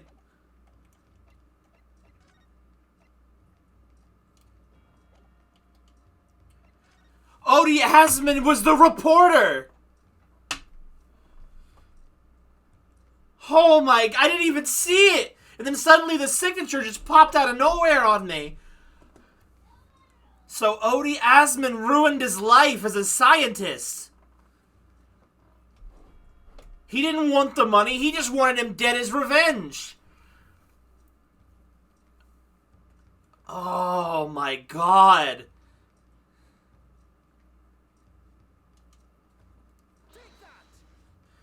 It's this newspaper article, my lord. Oh my God. I had... Dude!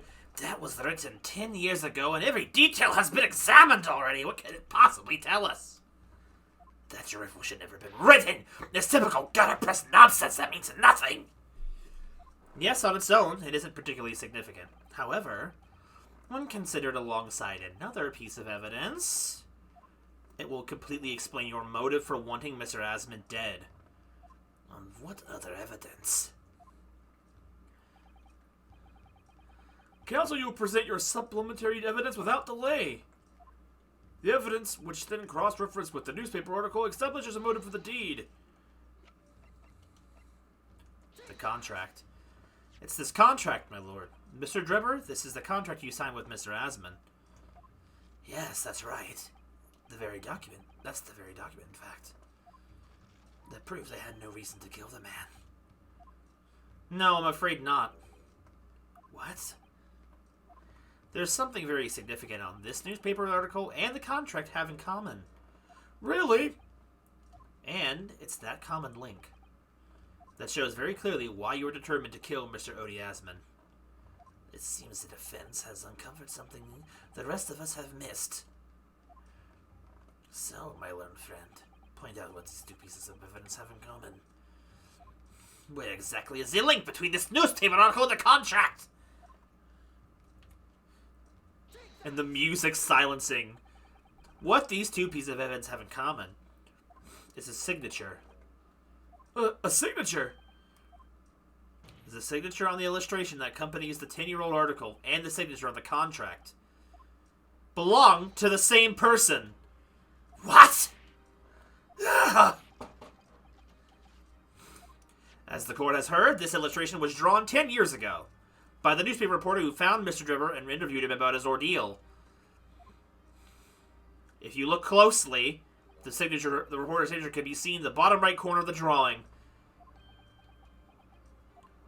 And if you look at the contract here, which was signed between the witness and the victim last year, you can clearly see Mr. Asmund's signature at the bottom. Let me see now. Good lord, yes! They're identical!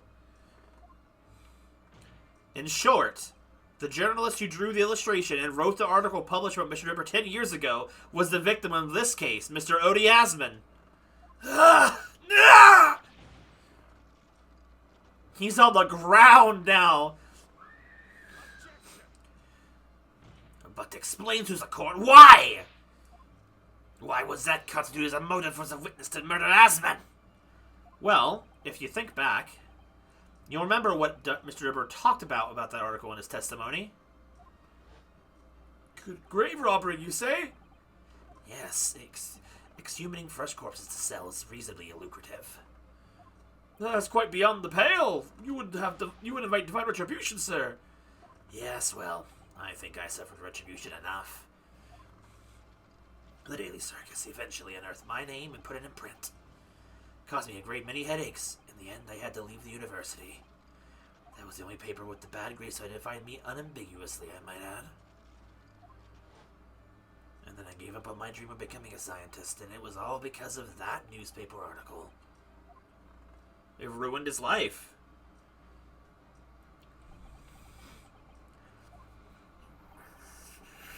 At the time, you were a student of the University of London who dreamt of becoming a scientist. However, this single newspaper article changed your entire life. Well, Mr. Asmund used to be a newspaper journalist, did he? He did, my lord.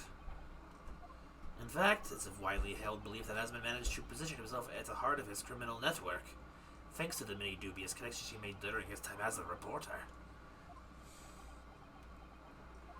So you had to give up on your dream and leave university. You lost everything. Eventually you found yourself working in the field of science, but only in the shadows. And all because of that article, written by Mr. Asmund. Enough!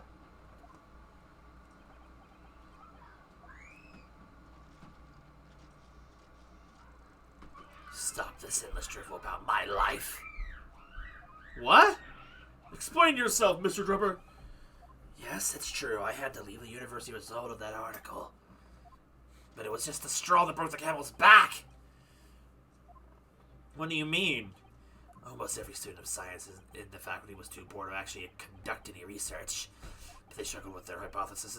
He struggled on with their hypotheses anyway. We all did. We'd have them taken by vultures.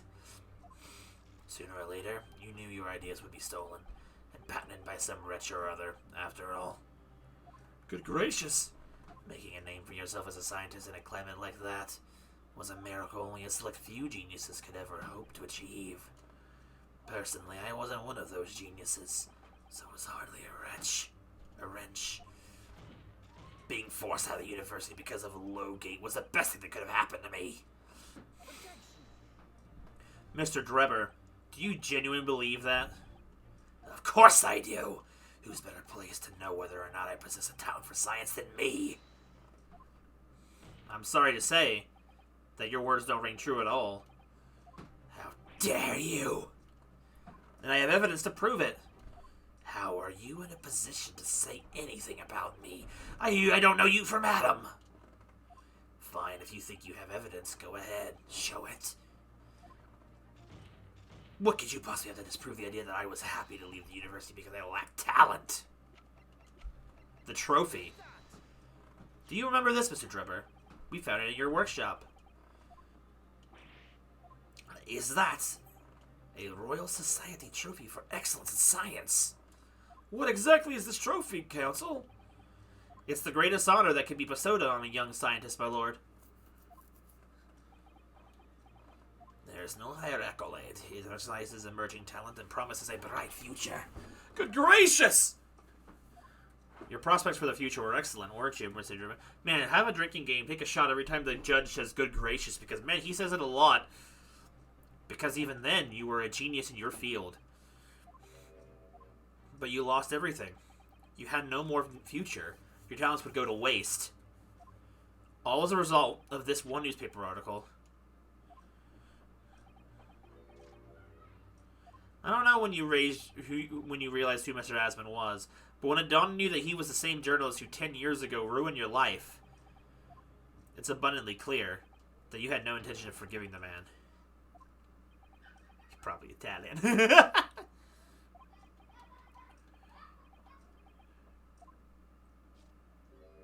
truth is... He's gonna fold. Not folding yet.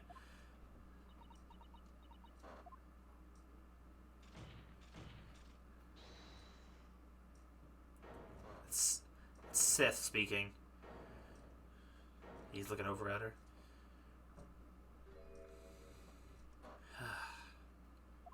Fine. Clearly this has run its course now. What? I admit it. All of it. What? What are you doing? It's exactly as the Japanese man said. I was coerced into going along with this man's plot to murder the victim, on the condition that he kept my dirty secret from 10 years ago. No.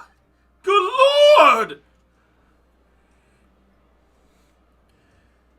Dr. Seth, do you realize what you're saying, woman? It's all true. That day,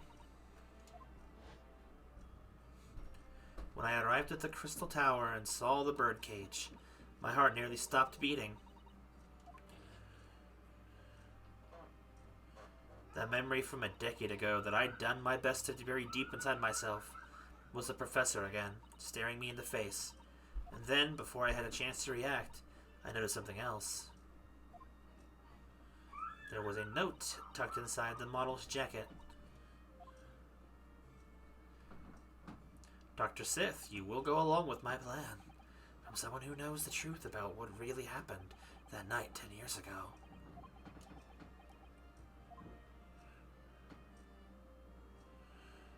All the instructions were there in the note. Every detail was meticulously written out. I had no choice but to do what it said. I made the necessary alterations at the scene and fabricated the autopsy report as instructed. There was really no other choice. It had to be done to protect the judiciary. I can only apologize now. Wait, is this how it's gonna end?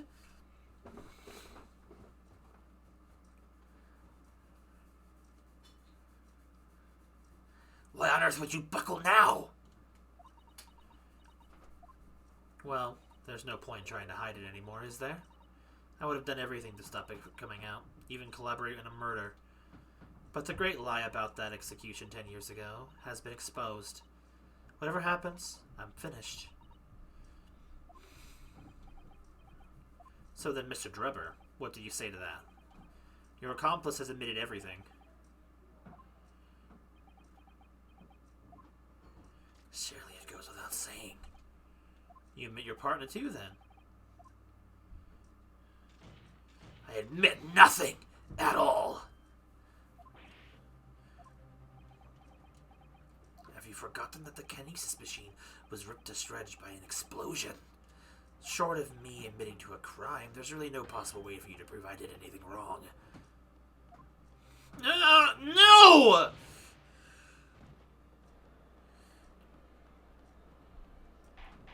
Order, order, order! Whatever this man says, I admit everything. He threatened to expose my secret, so I went along with his plan. And Lord Van Zieks. Yes. I hope you'll accept my apologies. What happens next is in your hands, of course. I've heard more than enough now. I hereby present the final findings of this court. This trial is not the proper forum to which pursue the alleged wrongdoings of Mr. Drupper. The defendant is Professor Albert Harebrain. Very true. It had slipped my mind. Isn't he one of your closest friends? As the court has heard, Dr. Sith has admitted to the allegations brought by the defense, thereby absolving the defendant of any possible guilt. You mean? At the present time, it is the conclusion of this court the defendant was not involved in any wrongdoing. Does the prosecution have any objection?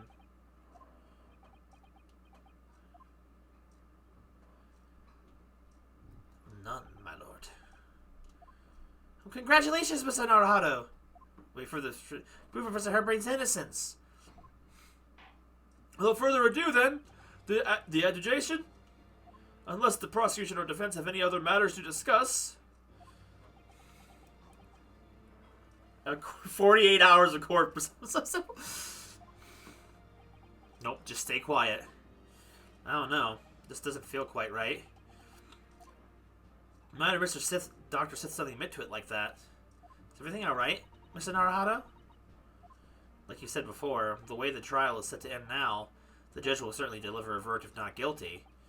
But is that really what we want? What the defense should be pushing for now is... Well, it sounds like it's asking me to go on. I'm just gonna double check. I don't want to sit here longer if it doesn't actually do anything.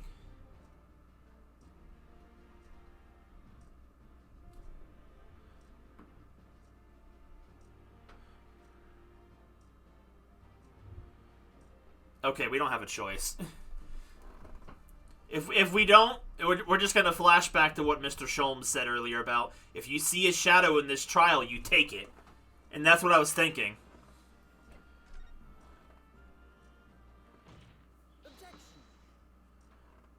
The defense objects to the trial ending at this time, my lord. I beg your pardon? We demand one final testimony. What?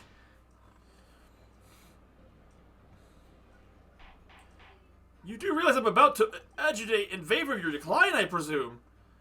What are you playing at now, my Nipponese friend?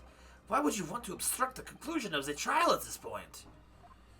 No defense lawyer in his right mind would do that. Mr. Naruhado, what exactly are you thinking? The truth, the whole truth, and a way to bring it all out in the open. Right! Yes, in hindsight... The boy.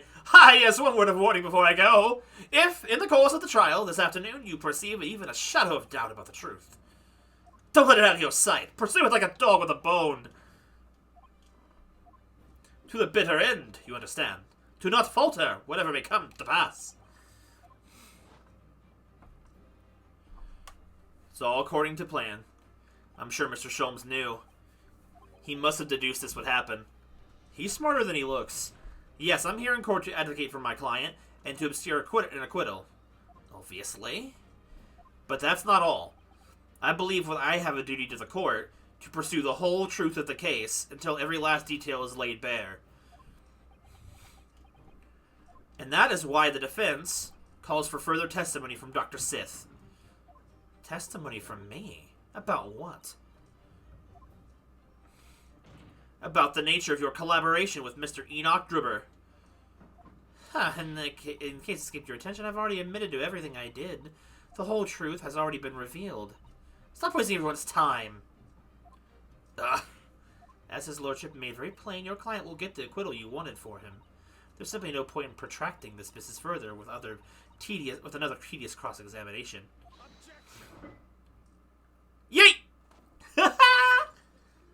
Pray forgive my careless handling of that hallowed bottle. I slipped.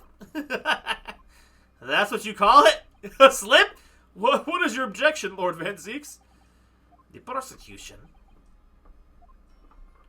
also calls for supplementary testimony from the witness. Don't be stupid! If there is more to this case than has yet come to light, then I will join my learned friend in pursuing the facts until the bitter end. Yo, what? Lord Van Zieks? This is most irregular, to say the least. However, as the prosecution also calls for it, I will uphold the request.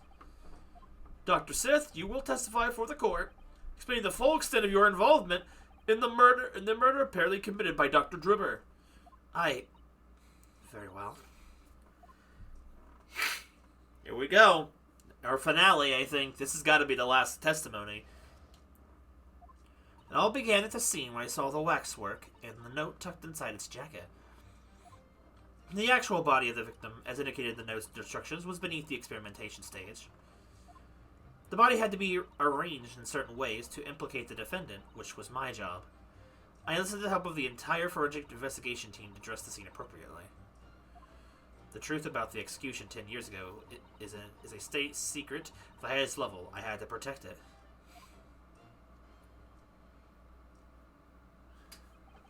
So I was right. The stage and the machine were all specially designed for the deception. So it seems. And all meticulously prepared. You did well to see through it. You're a very shrewd boy. Oh, dude, she's got the evil vibes. So kind of you to say. What about this autopsy report, then? All I did was record the location of the body being in the Crystal Tower instead of under the stage. That's all? That's a terrible corruption! Only my team were aware of the deceit, and then only under my explicit instructions. Nobody else at Scotland Yard knew anything about it, I assure you. You must be thankful for small mercies, I suppose. Well, I believe that testimony has clarified everything. There's no particular need for a cross-examination, I would say. No, I disagree. I can't shake the feeling that something's wrong. Just look at the expression on Dr. Sith's face. She's evil, like a snake. It's the defense's right to cross-examine any witness following testimony. What is this about you Japanese that makes you all so dodgingly persistent? Very well. If you so desire, counsel, proceed with the cross-examination. Yes, my lord. And stop looking yourself like a weirdo.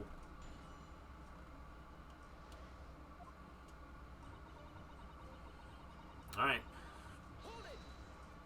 From what you described before, it sounds like the note was anonymous.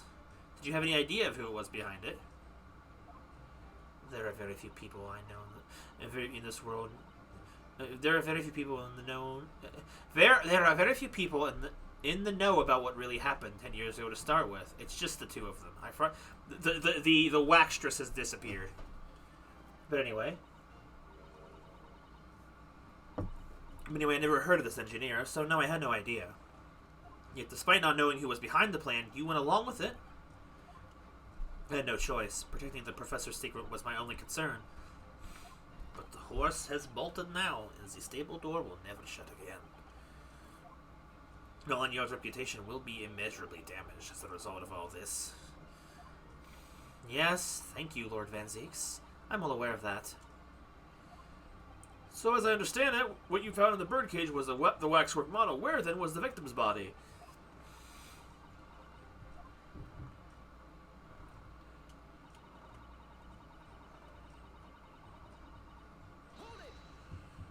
So you knew about the special construction of the stage used to carry out the trick, then? It was quite obvious what had happened with the victim and the waxwork. And you switched the two over, didn't you? In other words, you recorded the victim's body as having been discovered in the Crystal Tower, and the waxwork. I wrapped it up. I wrapped it and sent it by carriage to the specified address at the specified time. And why were you giving such directions?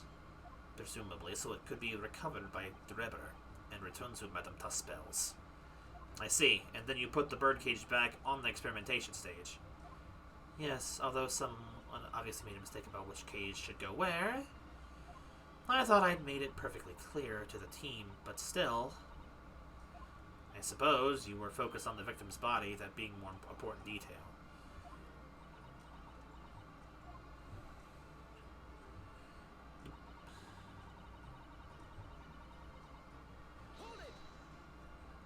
When you say arranged, I presume you mean with this. Yes, the instructions in the engineer's note said something along the lines of... Fabricate some evidence to make it clear that the harebrain alone could have killed Asmund.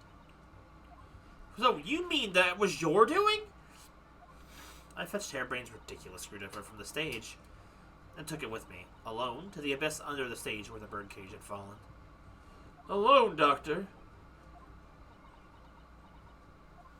I didn't feel it would be appropriate to involve anybody else in that particular part of the deception.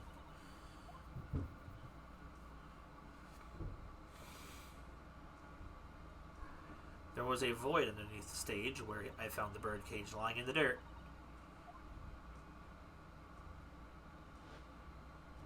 I approached it, leaned down, and slowly opened it up. Then I took the screwdriver in both hands and plunged into the man's chest. I heard someone scream in real life at that moment. And then you noted that in your fake autopsy report as a fictitious cause of death. Exactly. So, the actual cause of death was the trauma resulting from the 30-foot drop. My word.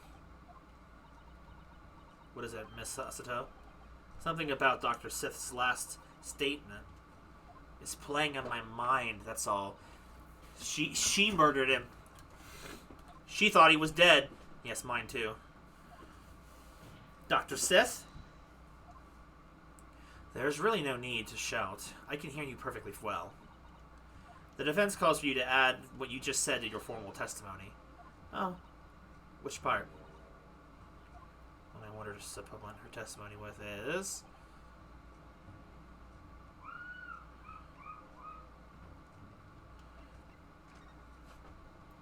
I think the doctor actually killed the man. I don't think he was actually dead. How you stabbed Mr. Asmund in the chest, that part. Fine, if that's what you want. But there's really no need to point. The prosecution concurs.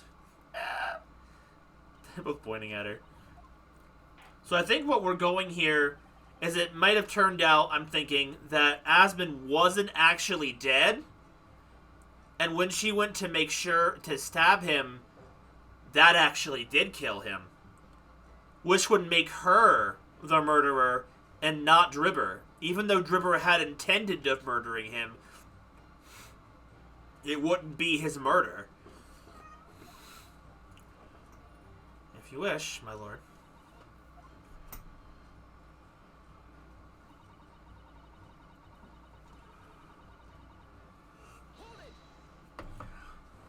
So as you stabbed Mr. Asmund with this? Yes, far easier than dissection, I assure you. No precision required. What a welcome change. The victim died instantly from a snapped neck. All I did was carry out the instructions I'd been given. And unflinchingly as ever, no doubt. I imagine you didn't bat an eyelid when you drove the weapon to his body. There was no need to bat my eyelids. And what else did you do to twist the facts? Remind the court, why don't you? If you wish.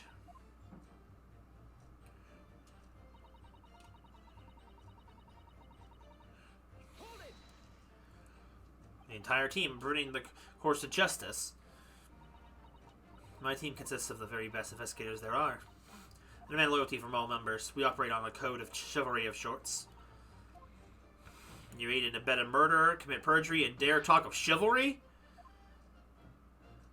It was a matter of priorities. What? Nothing was more important than protecting the secret of the professor. My team did what was necessary without losing sight of the primary goal. I consider their conduct exemplary. Ugh. They don't concede to the point, Mr. Arahado. You mustn't let her win. I need a lawyer. I'll take that silence as acceptance. Now, can we move on?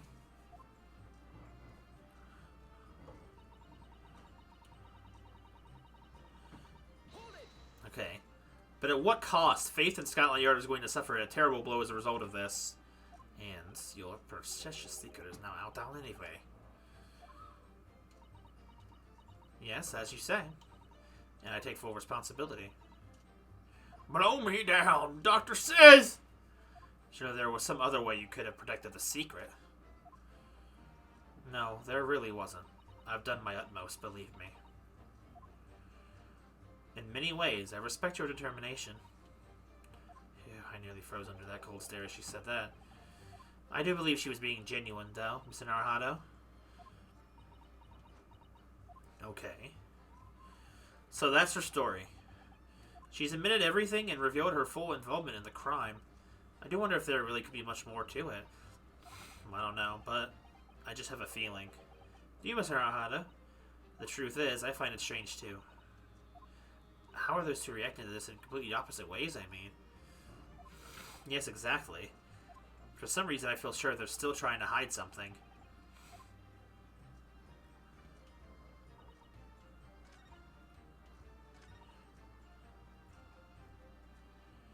Okay, so let's see. Hold on. You did with this, correct? Merely carrying out the engineer's instructions. In his words, fabricate some evidence to make it clear that Harebreen alone could have killed Asmund. So you went without any of your team to where Asmund had fallen. That's right, yes. I think this was different now. I leaned down over the birdcage and opened up. And then I took the screwdriver in both hands and plunged it into the man's chest.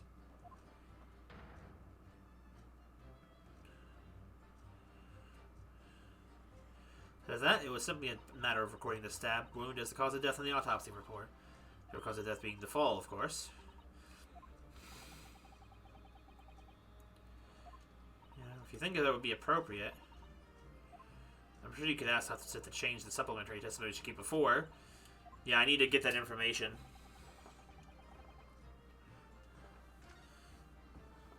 Dr. Sith, what you said before about the real cause of death?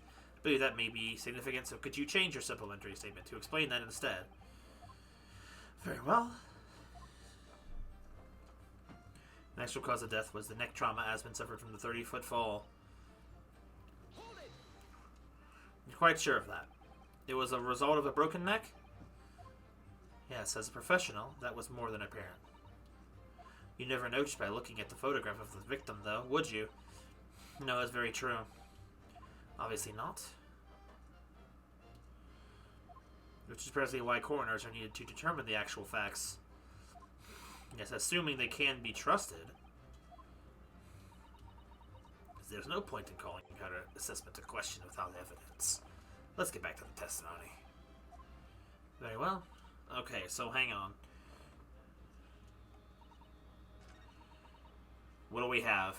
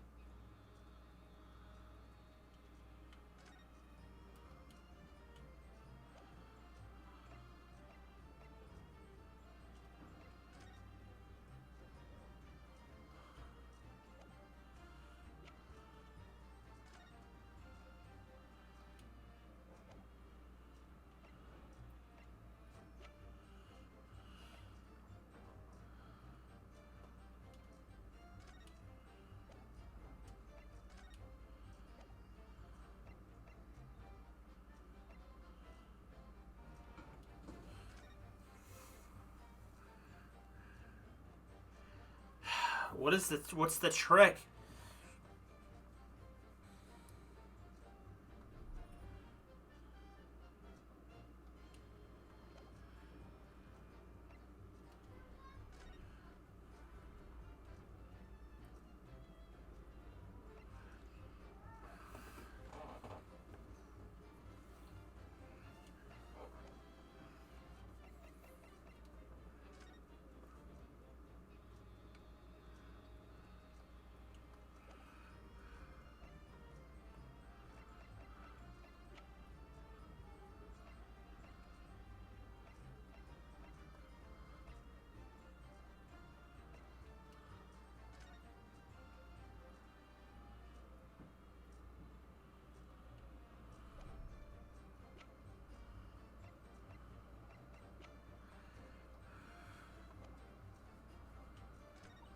Will this change? Let's see.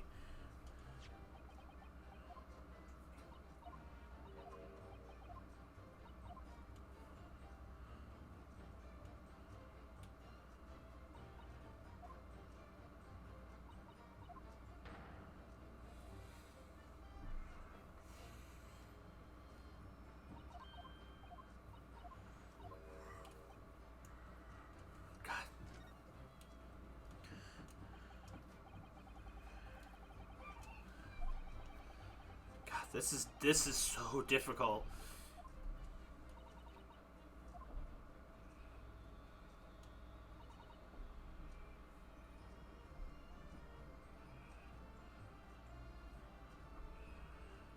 Oh no.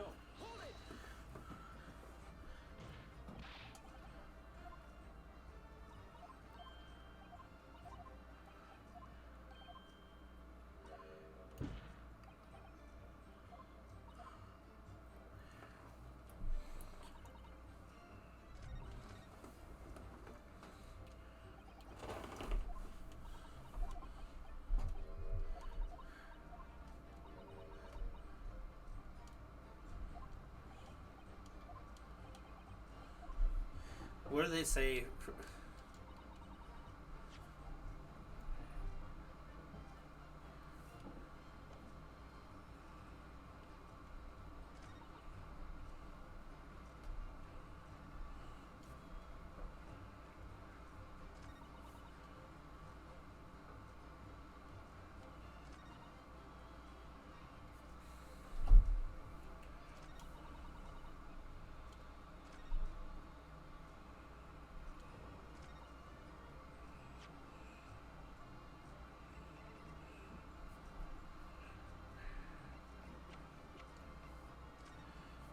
God, how do I...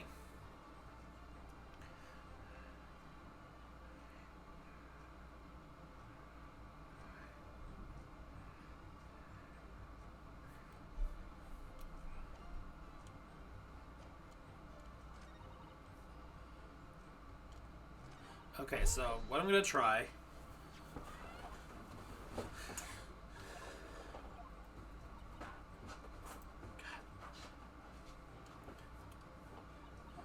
I feel like a logic leap is needed here. 'Cause I don't really know what I'm going for.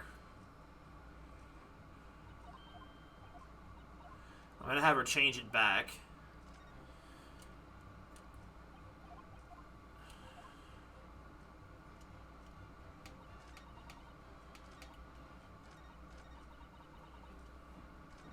I'm going to save, have a look.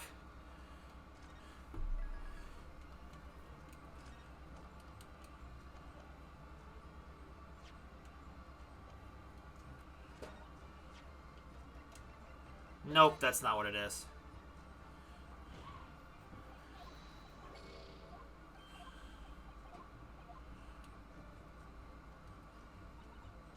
Maybe if I... No, it's not that. Okay.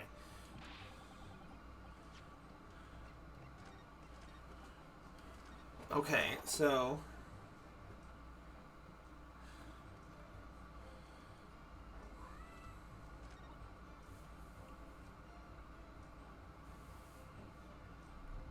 Neck trauma.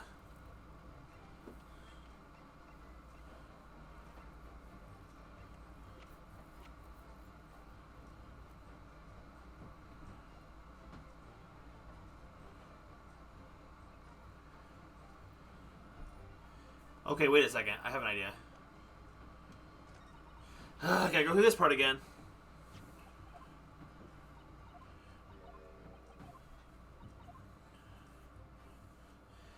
Alright. God, I wish there was a way to... Okay, something just occurred to me. Was that the screwdriver did not remain in his body. So maybe... Because it was on the stage after the stabbing. Why not just leave it there? I don't know, man. I'm running out of straws to grasp here. I don't wanna look up a hint, but I also don't know what else to do. Nope, that's not it.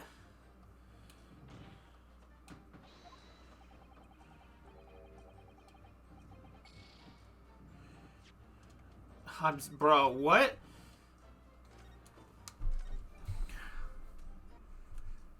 I don't see it.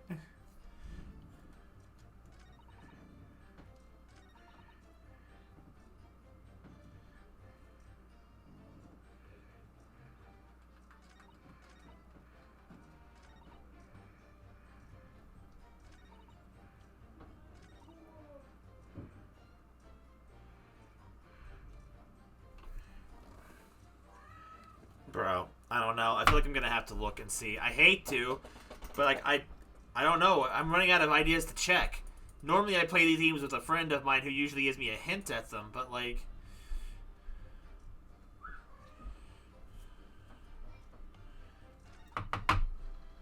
What she did is the correct thing. I like how it says here. Something about the new statement directly contradicts a piece of evidence in the court record. Okay, so let's have a look.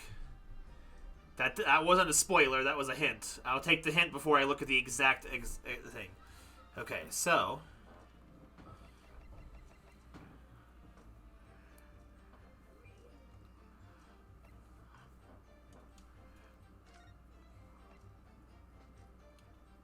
What contradicts?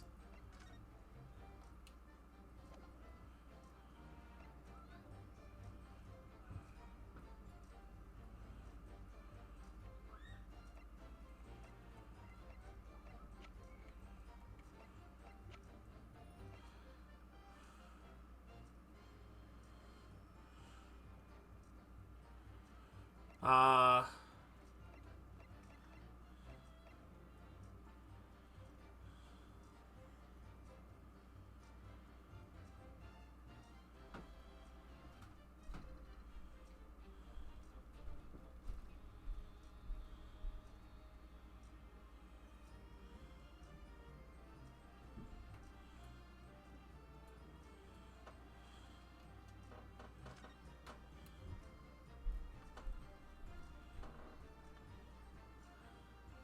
I'm not this smart. Clearly.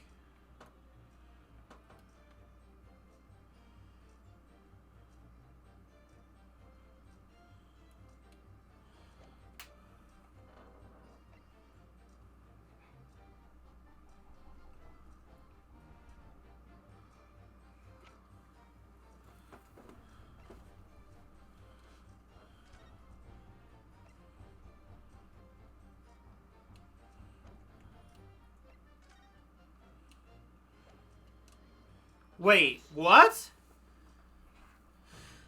Okay, so what's the problem? That was a guess. I'm like, what else could there be? I've got a nasty feeling that this inconsistency points to an extremely uncomfortable truth. What's on earth the matter, Counsel? Have you lost your tongue? I apologize, my lord. If he suggests that her blow actually did kill him, and I just didn't use the right evidence to explain that, I'm gonna be upset. I apologize, my lord. Dr. Sith, in that last statement of yours just 1 point.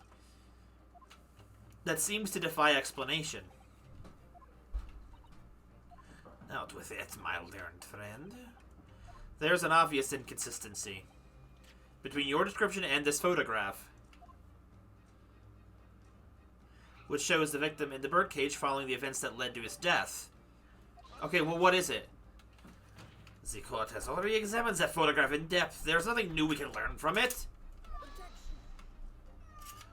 Yes, I've already considered it. That's true. But we now know the facts to be different. What do you mean?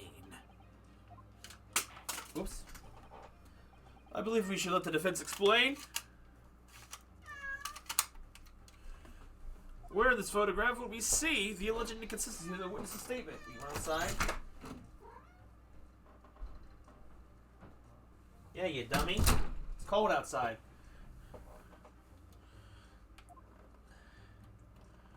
Let's see. Look closely at the bloodstain on the victim's chest. It clearly extends in a downward direction in the man towards the man's feet. And why is that significant, counsel?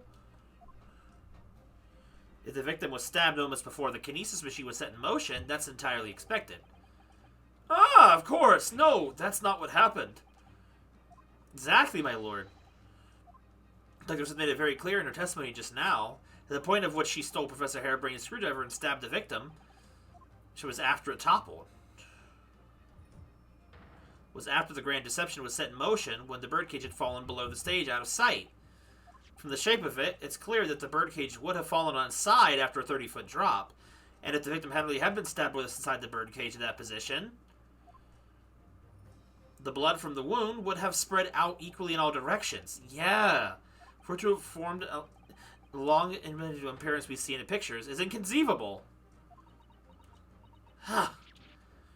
So she stabbed him while he was still sitting up. Given that the victim's blood seeped vertically downwards from the wound, it must have been the case that when you stabbed Mr. Asman, he was standing up.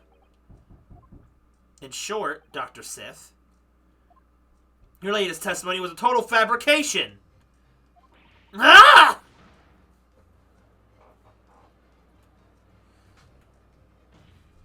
I knew it. I was right. Now I've identified that the contradiction. There's only one way to explain the facts. We've all been under a great misapprehension here. What? What sort of misapprehension? Dr. Sith, you claim you were coerced into helping Mr. Drebber as a result of the note he left in the waxwork. You claim that you made changes at the scene of the crime to implicate the defendant. And you claim that you authored a fake autopsy report to cover your tracks. But one of those claims is an out-and-out lie. Because the question of what the bloodstain really tells us has only one possible answer. If that is the case, what is it, man? Counsel, you clearly struck upon a revelation. Now tell the court what it is. Which part of Dr. Seth's story is shown to be a lie by the contradiction in her testimony?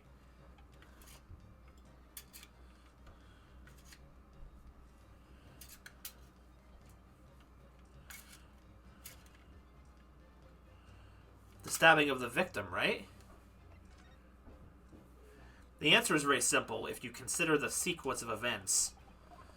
If, when the victim was stabbed, the blood from the wound seeped downward as it did, we can be sure that the victim must have been either sitting or standing upright at the time. But as you rightly pointed out, the birdcage would have fallen on its side when it fell beneath the stage. Yes, it would. Which tells us that the victim must have been in that position of his own accord. That's impossible! The man was dead, remember? No, that's the misapprehension.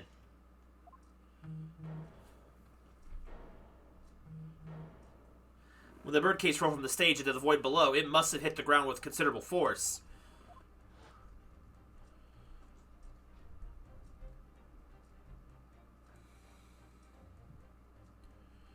But Mr. Asman didn't die in the fall.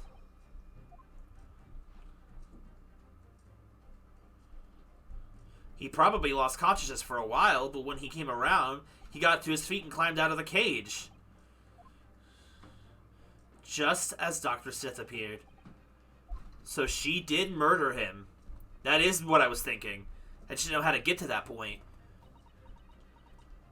If the victim was in fact alive at that point in time, it changes everything.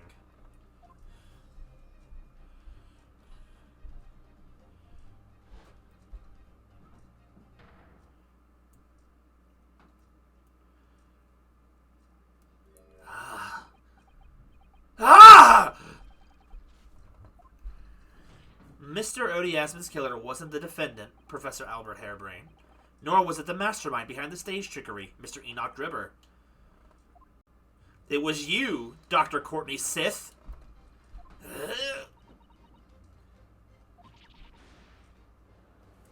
I mean, when we got to this point, I was expecting it now, but, like, not too long ago, I'm kind of surprised. I would have been surprised. Order! Can this possibly be true? Have you been taking me for a fool? It was you, was it? You killed him? You hoped that by admitting to being an accomplice in Mr. Dribber's scheme, the trial would end. Before you were accused of a far worse crime. Cold-blooded murder. Oh, do shut up! You're so desperate now, you're making all this up as if I would do something like that. I assure you, the defense is not desperate, Doctor. Mr. Naruto has established the facts using evidence and logic alone. Logic? Don't make me laugh. Sadly, your logic has a gaping hole in it. What? What do you mean? I thought it was obvious. A motive, boy. You're lacking a motive.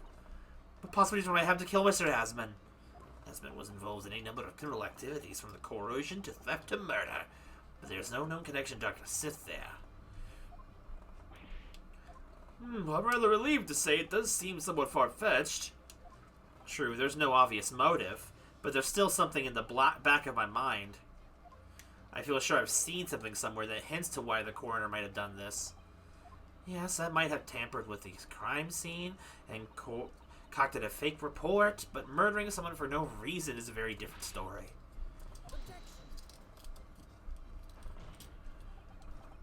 No, when you questioned what possible reason you could have for wanting to kill Mr. Asmon, something did come to mind. What? Wait, what? What was it, Counsel? Enlighten the court at once. Yes, we saw it yesterday, didn't we? Something that seemed strange, but we had no reason to suspect it at the time. Which thing? There's a particular object that explains why Dr. Sith would have wanted to kill Mr. Asmon.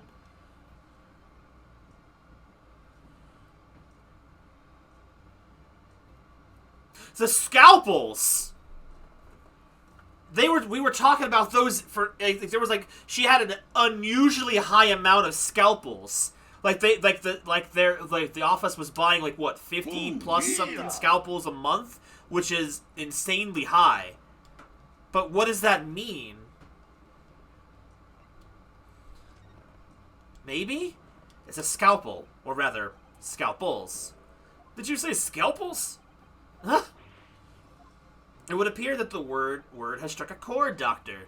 But what does that mean, though? You, come on, out with it. It was yesterday, when we visited your laboratory. Look at this big, thick book here.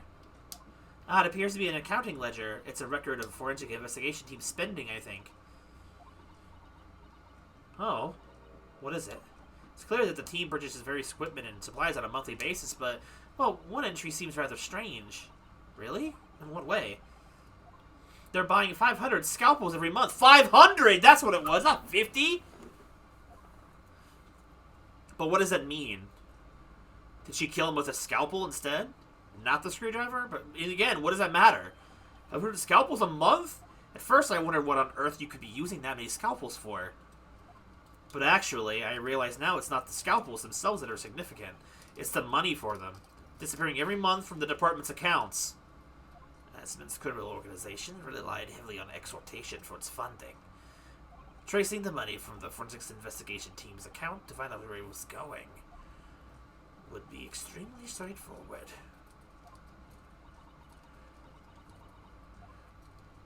"10 years ago, when Mr. Asmon was still a journalist and wrote an article about Mr. Drubber, he may have well stumbled upon information he was researching for the story.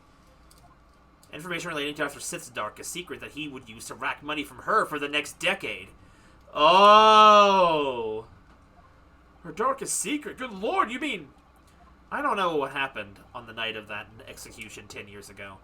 But clearly the opportunity to rid yourself of that menace was too tempting to pass up. So in the end, you weren't coerced at all, were you? You did it entirely out of your own free will. You stabbed Mr. Asmund in the heart with all your might. To silence the blackmailer who knew your dark secret forever.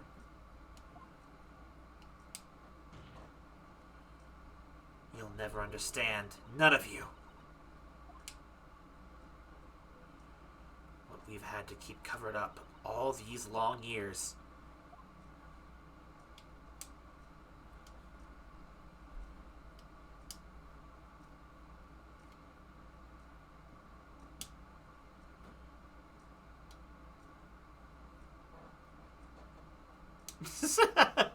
That's a good one, Ramir. Just good timing on that emote. As very little of the machine remains after it was ripped apart by the bomb, the truth of this case can never be properly established unless you speak out. And if you decide not to, it's very possible that Courtney Sith will escape punishment for her crimes. Please, sir, own up to what you've done, and tell the court the truth about what happened. 10 years ago, you told the truth, and you were robbed of a bright and successful future as a result. I can certainly understand your bitterness and your consternation now. However, this is surely the chance you've been waiting for, to sever the hold that fate's had over you all these years.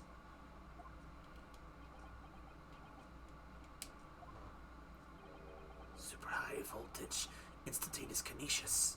I mean, really.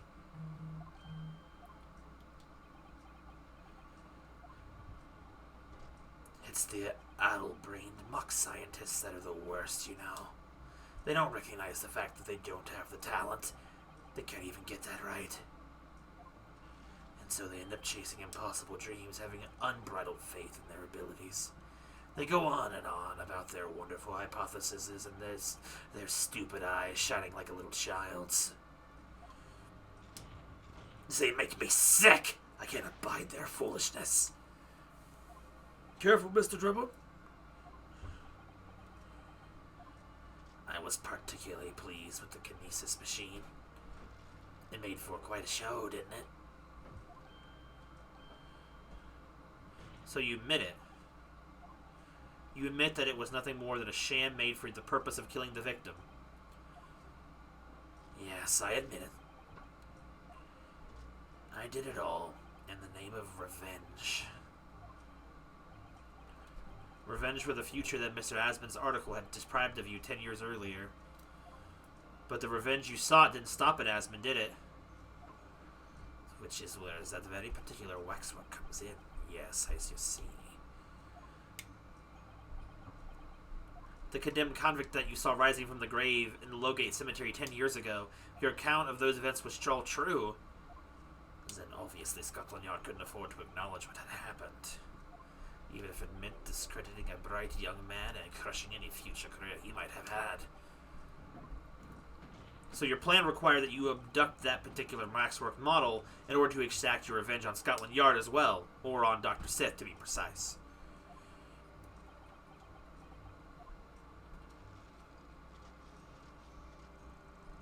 It was a year ago. By some extraordinary twist of fate, Asmund turned up at my workshop. He didn't remember who I was, of course. He just wanted to employ my services as an engineer. And he happened to have a paper with him. An article on the front page caught my eye. About the coroner who handled that bogus autopsy being appointed head of a new forensics team. When I learned that news, my cognitive process started to devise the plan. What a horrid tale. He robbed me of my future, so I wanted to use the man's own wiles against him for revenge. And I have that rotten Scotland Yard eating out of my hand at the same time. I wanted them all to suffer the same humiliation I had to suffer.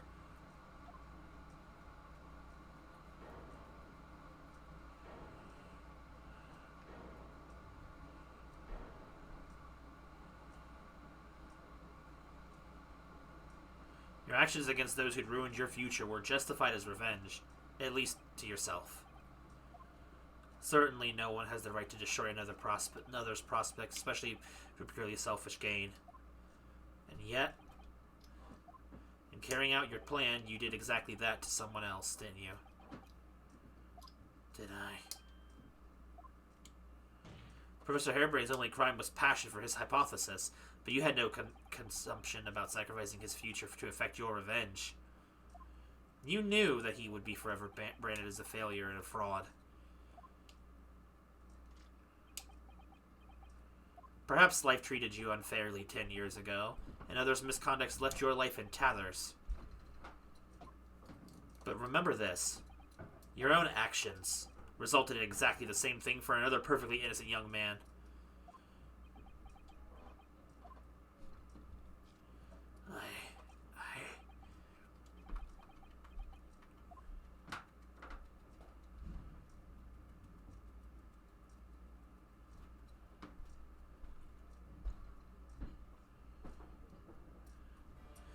No crazy breakdown or anything.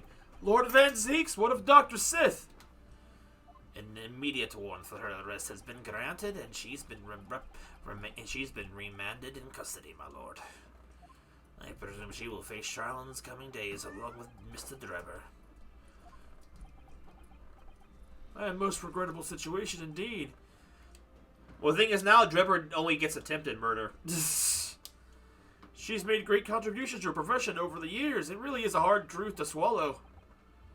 However, that is a topic for some future occasion. For now, Professor Hairbrain. Oh, yes? It seems there was a great deal more to your experiment than you realized.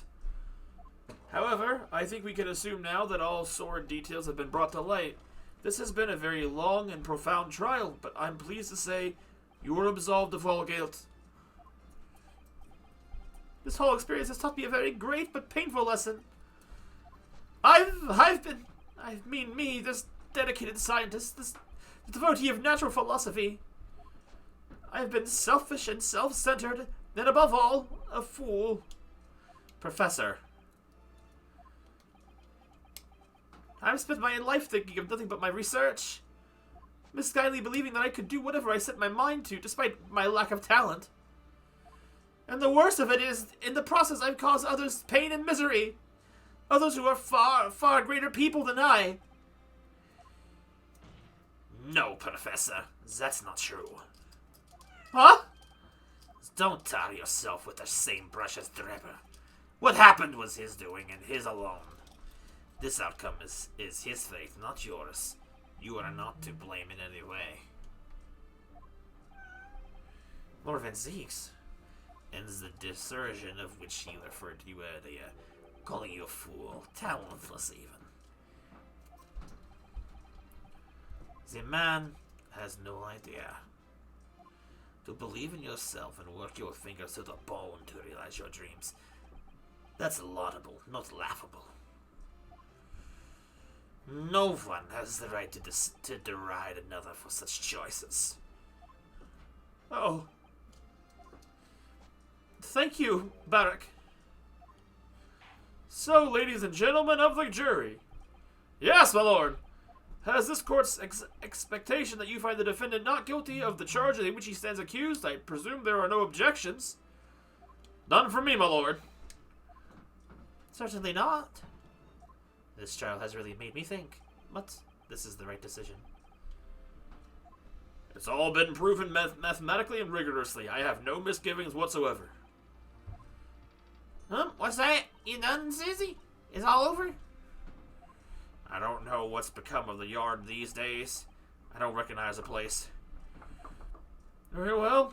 In the case, I hereby pronounce the defendant not guilty. Congratulations. Alright, now let's see what else happens after the trial before we close for today. There's still 2 trials left in the game. Court is adjourned. That was only number 3. Then that one was a girthy one. It's over. That was some trial.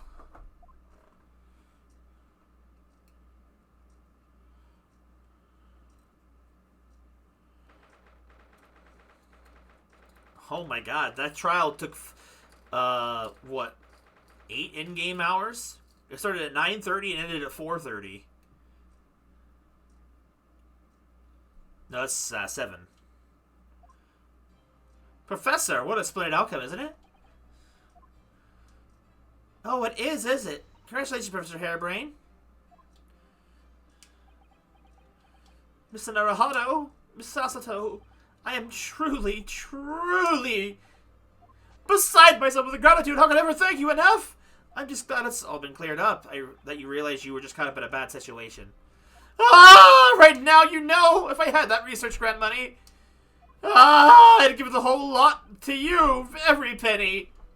Well, that's very kind, but I'm just a student, so we don't need any financial reward. Your acquittal is more than enough. Oh dear. Well, what can I do? Aha! How about this? As a memento. The paper of my hypothesis is inside. Well, just as a memento, then. Thank you. I've been wondering, Professor. What are you going to do now? Oh my, yes. What am I going to do? My hypothesis, my great machine, lie in ruins. But still, it's been too long since I was last in London, so perhaps I'll enjoy some sightseeing. I must explore the great exhibition while I'm here too, and see if the new inspiration hits me. Oh yes, that's a wonderful idea. I can't allow that. Wait, who's speaking? Oh, there we go. The Lord Van Zeeks! What are you doing here? Belloc! I'm sorry you had to go through that, Albert. Well, if I'm honest, it was terrifying. You were like a great demon behind your bench there, snarling down on your prey. You're one of the few true friends I have. I couldn't leave it to anybody else to handle the prosecution. Or the defense. Sorry? Or the defense? Did you hear that right? I always knew that you had my best interest at heart. Don't worry. How about you show me around while I'm here in town? It's been a long time since we left university. We have a lot to catch up on. Listen, Albert. In a few days, your acquittal will be made official. When that happens, you must head straight to Dover. I'll accompany you. What? From there, you'll cross the channel and make your way back to Germany. I've already purchased the tickets. But no! Hold on for a minute, Barrick. What about the great exhibition? This is the chance of a lifetime for me. I want to look around. No sightseeing, Albert. Give up on the idea. So sometimes it's hard to see any warmth in those eyes, Barrick. Lord Van Zeeks. What's all this about? A necessary precaution. Yes, I think I understand. You do? Well, Iris told me that when you meet Lord Van Zeeks at his office some days ago, he asked how Mr. Natsume was doing. Yes, that's right. I remember being surprised at the time, and thinking it was nice of him to ask. The point is, Mr. Natsume is still alive and well, even though it's been more than 6 months now since he stood trial with the Reaper as his prosecutor. Ah, you mean the Reaper's influence doesn't stretch overseas? Those in the Reaper's sights meet their ends days or sometimes months after their acquittal. That's been the pattern up till now. But of course, we know that both Mr. Natsume and Jenna were completely innocent. True. And perhaps that governs the Reaper's actions. The truly innocent are spared. But I don't want to take any chances with a close personal friend. But Barrick! Like the mustachioed Nipponese, this man should leave the country without delay. That's why I'm packing him off to Germany at once. Right. Does your friend-shaped package get any say in it? Goodness, was this your intention all along then, Lord Van Zeeks? In court, where people think of him as the Reaper, this man seems absolutely merciless. And yet, sometimes I feel as though I don't understand him at all. It's time to go, Albert. Back to the prison for the time being. Ah, yes, right. Well then, Miss Naruhado. Thank you so much for everything. Not at all, Professor. It was a pleasure getting to know you.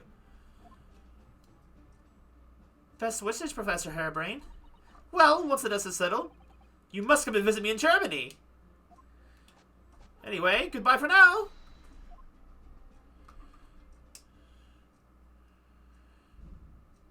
Now, my Nipponese friend. Oh, yes? I thought you'd gone too. We have matters to discuss. Can you spare me some time? You want to talk with me? I'll be waiting in the courtroom in 10 minutes.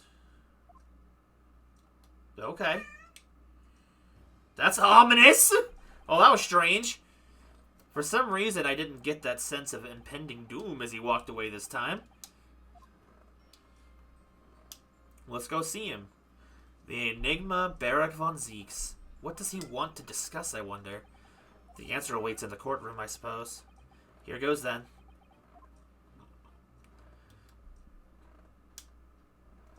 Dude, it could be anything. You don't need to go outside, it's cold.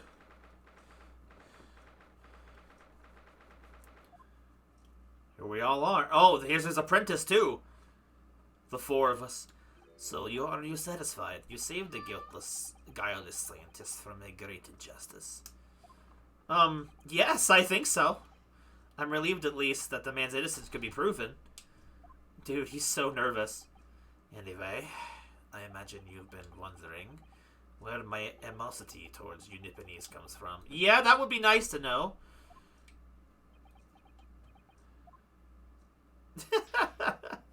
These animations here are so good, though. Well, at first I thought you just didn't like me. I imagine you saw me as a pretentious child from an unimportant land who had no business being here. But now I think differently.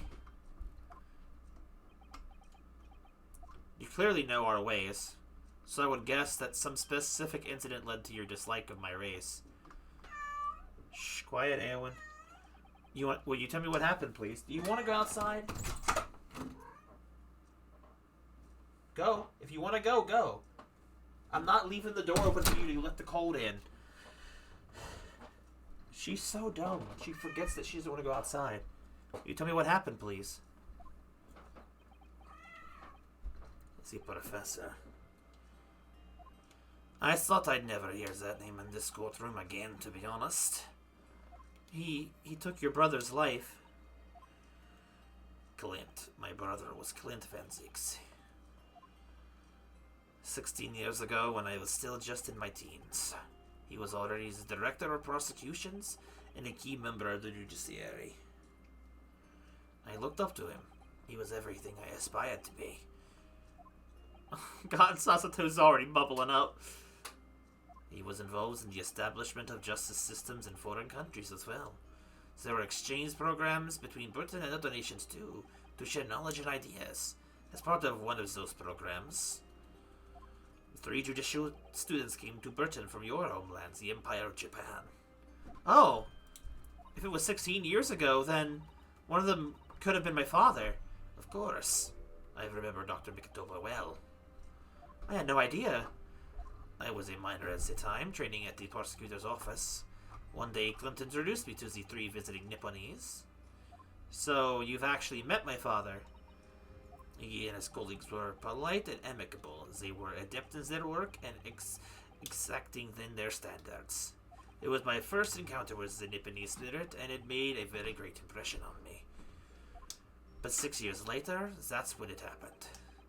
The investigation was going nowhere, with no suspects even, just an ever-growing list of victims. And in the end, my brother became one of them. The last, in fact, before the case was finally resolved.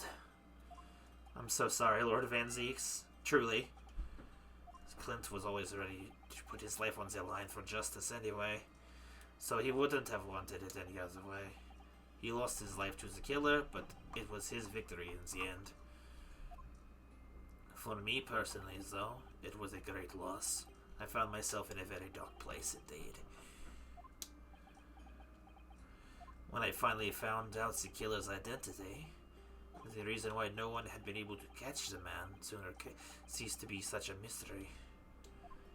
He'd been hiding in plain sight all the time. In plain sight? Are you aware of the political events 10 years ago? It was a period of extremely sensitive diplomacy between the British and Japanese empires. A new treaty was being forged, I think. Correct. The Anglo-Japanese Treaty of Friendship and Navigation was being concluded. The leaders of both countries were deep in extensive political discussions. Which is why this particular killer's appearance in court was constructed as a closed trial. If the British public had known the identity of the killer, not only would the treaty have been in jeopardy, but our two nations could very well have ended up at war. So he's Japanese. That makes sense. Oh, I gotta take care of this cat. Let her out. She's acting funky. Here.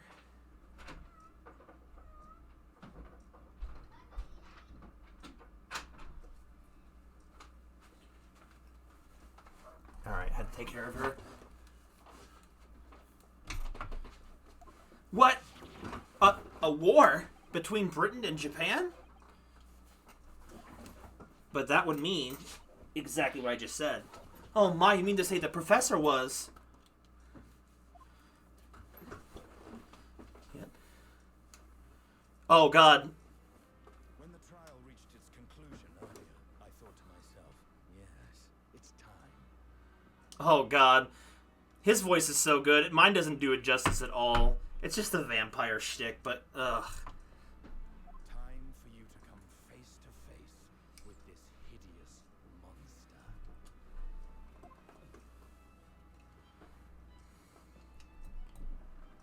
I borrowed the key for the mask from the proprietress of the waxwork. He sounds so good. So see for yourselves now. Confirm it with your own eyes. The truth that's been hidden this past decade.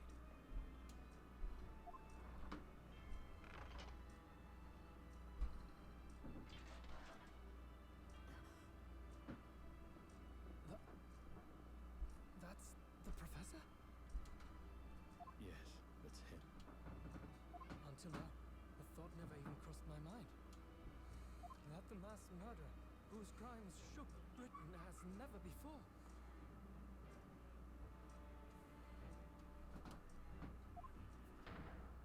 Was Japanese. Well, okay, I understand that because we just they would have been in a war otherwise. But okay. Wait a minute. That face. Oh, Sasuke knows. I feel as though I've seen it somewhere. It's strangely familiar. Whoa, what?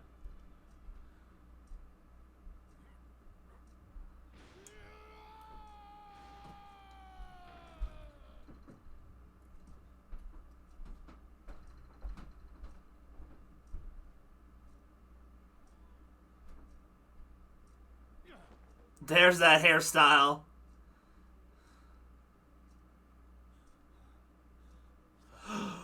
Kasuma's dad?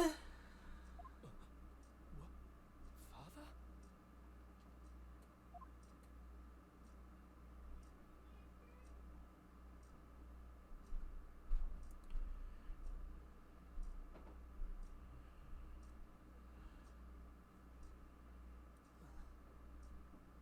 Kazuma! Ah, it's the boy. My best friend, Kazuma Asogi. After a whole year, finally his memories return.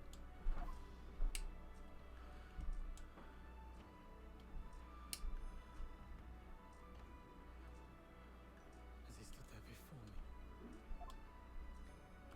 Dude, it's...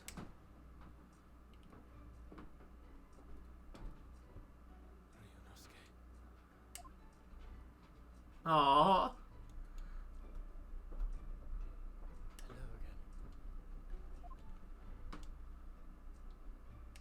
My friend. Kazuma-sama! Judicial Assistant Mikotoba.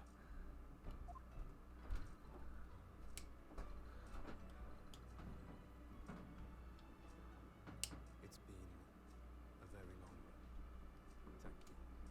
Bro. Thank you for guiding my friend here when I could not. It was an honor.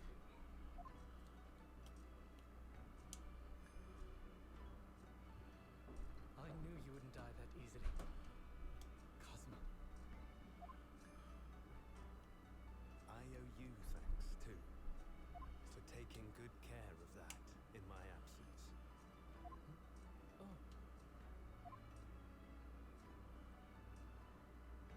Karuma.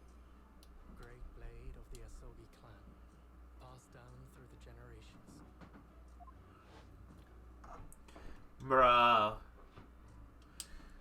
When we left Japan, this sword was at my friend's side.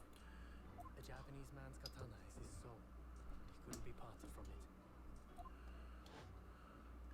But then, when the incident happened, it was Susato-san's wish that I inherit the sword, and I've kept it with me ever since, along with my memories of the friendship we shared.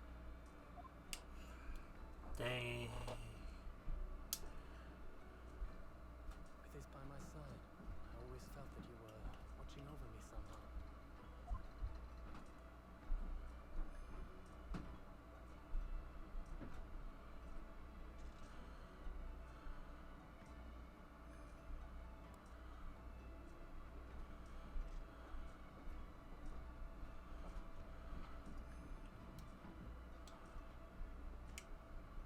I've made it. At last. Father. Wait, what? Are you saying... Surely not. You mean... You knew all this time? I'm looking at it. But... I still can't believe it. This mass murderer is Kazuma's father.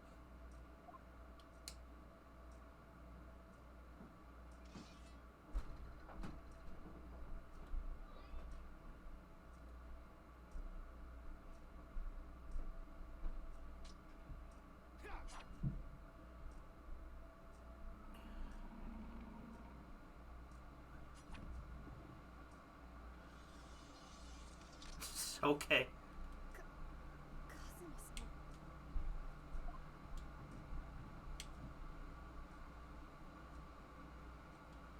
Ryunosuke, we have much to talk about, but now is not the time.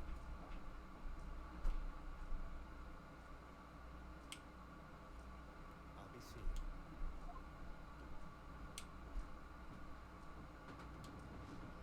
What?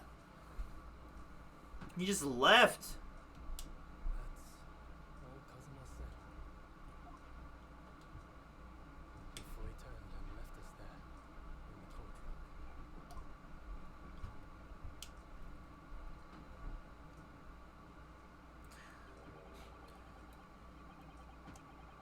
So, he's the living after image of the man who took my brother's life, is he? Yes, Kazuma Asogi, my best friend. 3 months ago, when Lord Strongheart introduced us, I had an inkling there was something there, some connection. But why did Lord Strongheart do that? Why did he make Kazuma Lord Van Zeek's apprentice? And when was he was suffering from amnesia too? The man was apprehended, even executed. But his legacy just won't die. That's the sad truth. Anyway, that's all I had to say. I thank you for meeting with me as I asked.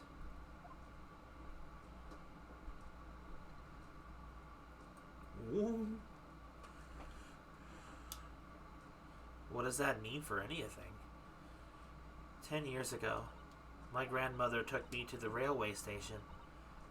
We were there to meet my father from the train. For me, it was the first time I'd ever seen him. Poor Sasato-san. All this is tied up with painful memories for her, too. She's never talked about this with me before, though. It took time to adjust to having father around, but just when I was starting to get used to it, he called me into his study one day. He told me that a great friend of his had passed away in London. and that the friend he had left behind, and that the friend had left behind a son, a boy 7 years my senior. Father told me the boy had made a promise to his late father, so that he would stay become a defense lawyer. I wanted to help, so I studied to become a qualified judicial assistant. I'm sure you've worked out that young man's name was Kazuma Asogi. So you see, that's how he and I met.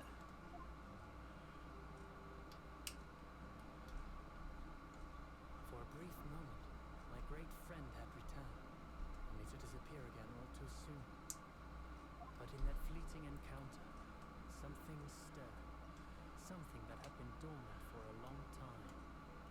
As if great wheels had been set in motion. I could almost hear them creaking into life. In some ways, it was the end of a chapter, but in many, it was the start of a new.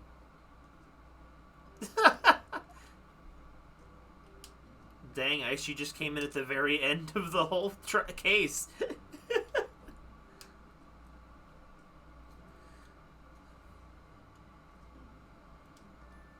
The demasking. Can't wait to be in the thumbnail. Twisted Karma in his last blow. I want to see the... I don't know if you want me to tell you.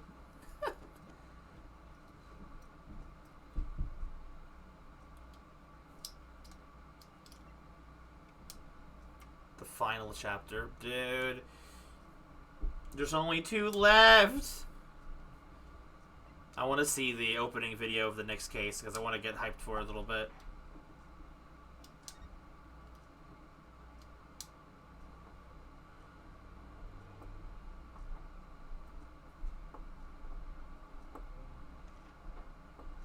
Pipe in hand, Jones looked down at the thick rolling fog outside our window. I wonder exactly how many mysteries are out there, hidden within this bed of fog, he said. Indeed, a most bizarre incident, born of a curious advertisement. A hellhound's mad gallop through the shadows of a serial murder, an executed man's graveyard resurrection in the dead of night. And a commonplace killing in a small, forgotten room at the edge of town. There is, naturally, always another side to every case, of which most remain ignorant. And it is that other side which compels me to the scene of the crimes. So quickly now, take your hat and let's be on our way, my dear fellow. For our adventure is not over yet. Come, the game is afoot. This doesn't really tell me much of what the next case is going to be, but I guess it doesn't need much when the freaking climax of the previous one. Oh, yeah, here's in one freaking sentence that really just kind of shows what happened last time. Or this... The game was afoot all along. No, that's not... I thought that was a pretty quick reaction. Like, there ain't no way he had it that fast. Cosmo regaining his memory. The foyer of one of London's most luxurious hotels, the Great Waterloo Hotel. Oh, he's alive. Yeah, who the heck? So that was a big thing in most of the last case. The last case was very good. You were there for quite a while of it. Well, I see the first half of it anyway.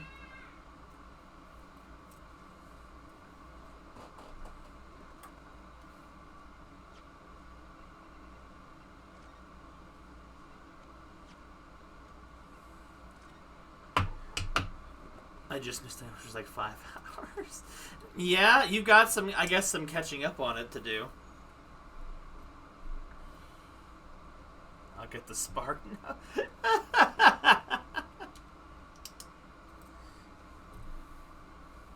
There's definitely a lot happened in that case, and it's really it's building up really quickly. Like the game's underlining plot is quickly snowballing. This case stumped me a couple of times. I actually had to get out the guide in a few spots. Yeah, heck, you don't even necessarily need to watch. I read almost everything in the most obnoxious voices ever. I'm sorry you missed the whole thing. We had Sora for about the first 2 hours, and then after that it was just Ramirez in the peanut gallery from time to time. I think he might have passed out near the very end, because he was here until right before you were there. Oh, yeah, that makes sense. Works awful.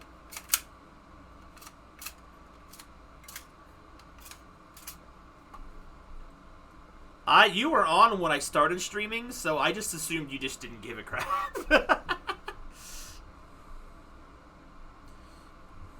That's really just the kind of the long and short of it. I just thought brother would be like, I do not care. So I don't really want to go over the whole thing, because this section of the case was really good. I guess I will say this. It turns out that for once, a pretty mysterious lady the one we were thinking of wasn't actually the villain. I was surprised. I thought they were going to pull in some random nonsense with the Madame Tuss spells at one point, and I was surprised that a mysterious pretty lady wasn't evil. At least one of them, anyway.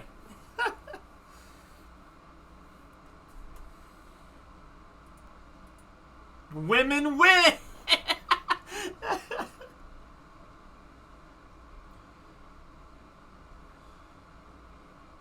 My notification was so late. So, assuming I have the same schedule for next week, it'll probably be this again next Friday. I can't imagine my schedule will be too different. I actually forgot on my way out of work yesterday to get it, because I'm like, man, bump this place, I'm out, and forgot to find my schedule for this coming week. So, I'll know it tomorrow, but that doesn't help anyone listening in right now. So, no, this was actually a very good case. This stream was exclusively just the last segment of the trial, so we made pretty good time. We did it within my expected parameters, maybe a little bit longer, but I kind of had a feeling there'd be a lot of nonsense after the trial was over, and there was a decent amount of that after the trial. So, assuming my schedule doesn't change this coming week, we'll probably run this week's schedule back next week with Pokemon on Monday, this on Friday, and if I have Tuesday off, we'll do some more Harvestella. No movie this time, though. But, what was it? My brain has kind of stopped. I've been sitting at this chair for almost 5 hours. I'm a little tired of sitting here. But, Monday should be the story finale of Pokemon. I don't remember how long the post-game takes, but I do know that we still have more Pokemon to do. But who knows, depending on how much of that game's post-game there was. It might be a temporary finale for a little while, seeing how long everything goes. So, but anyway, assuming everything stays the same, I'll see you guys Monday for, the next stream, and next Friday for the next part of the Ace Attorney Chronicles. So have a good night, guys. I will see you guys in the next stream. Bye-bye, everybody. I gotta go take care of an annoying cat.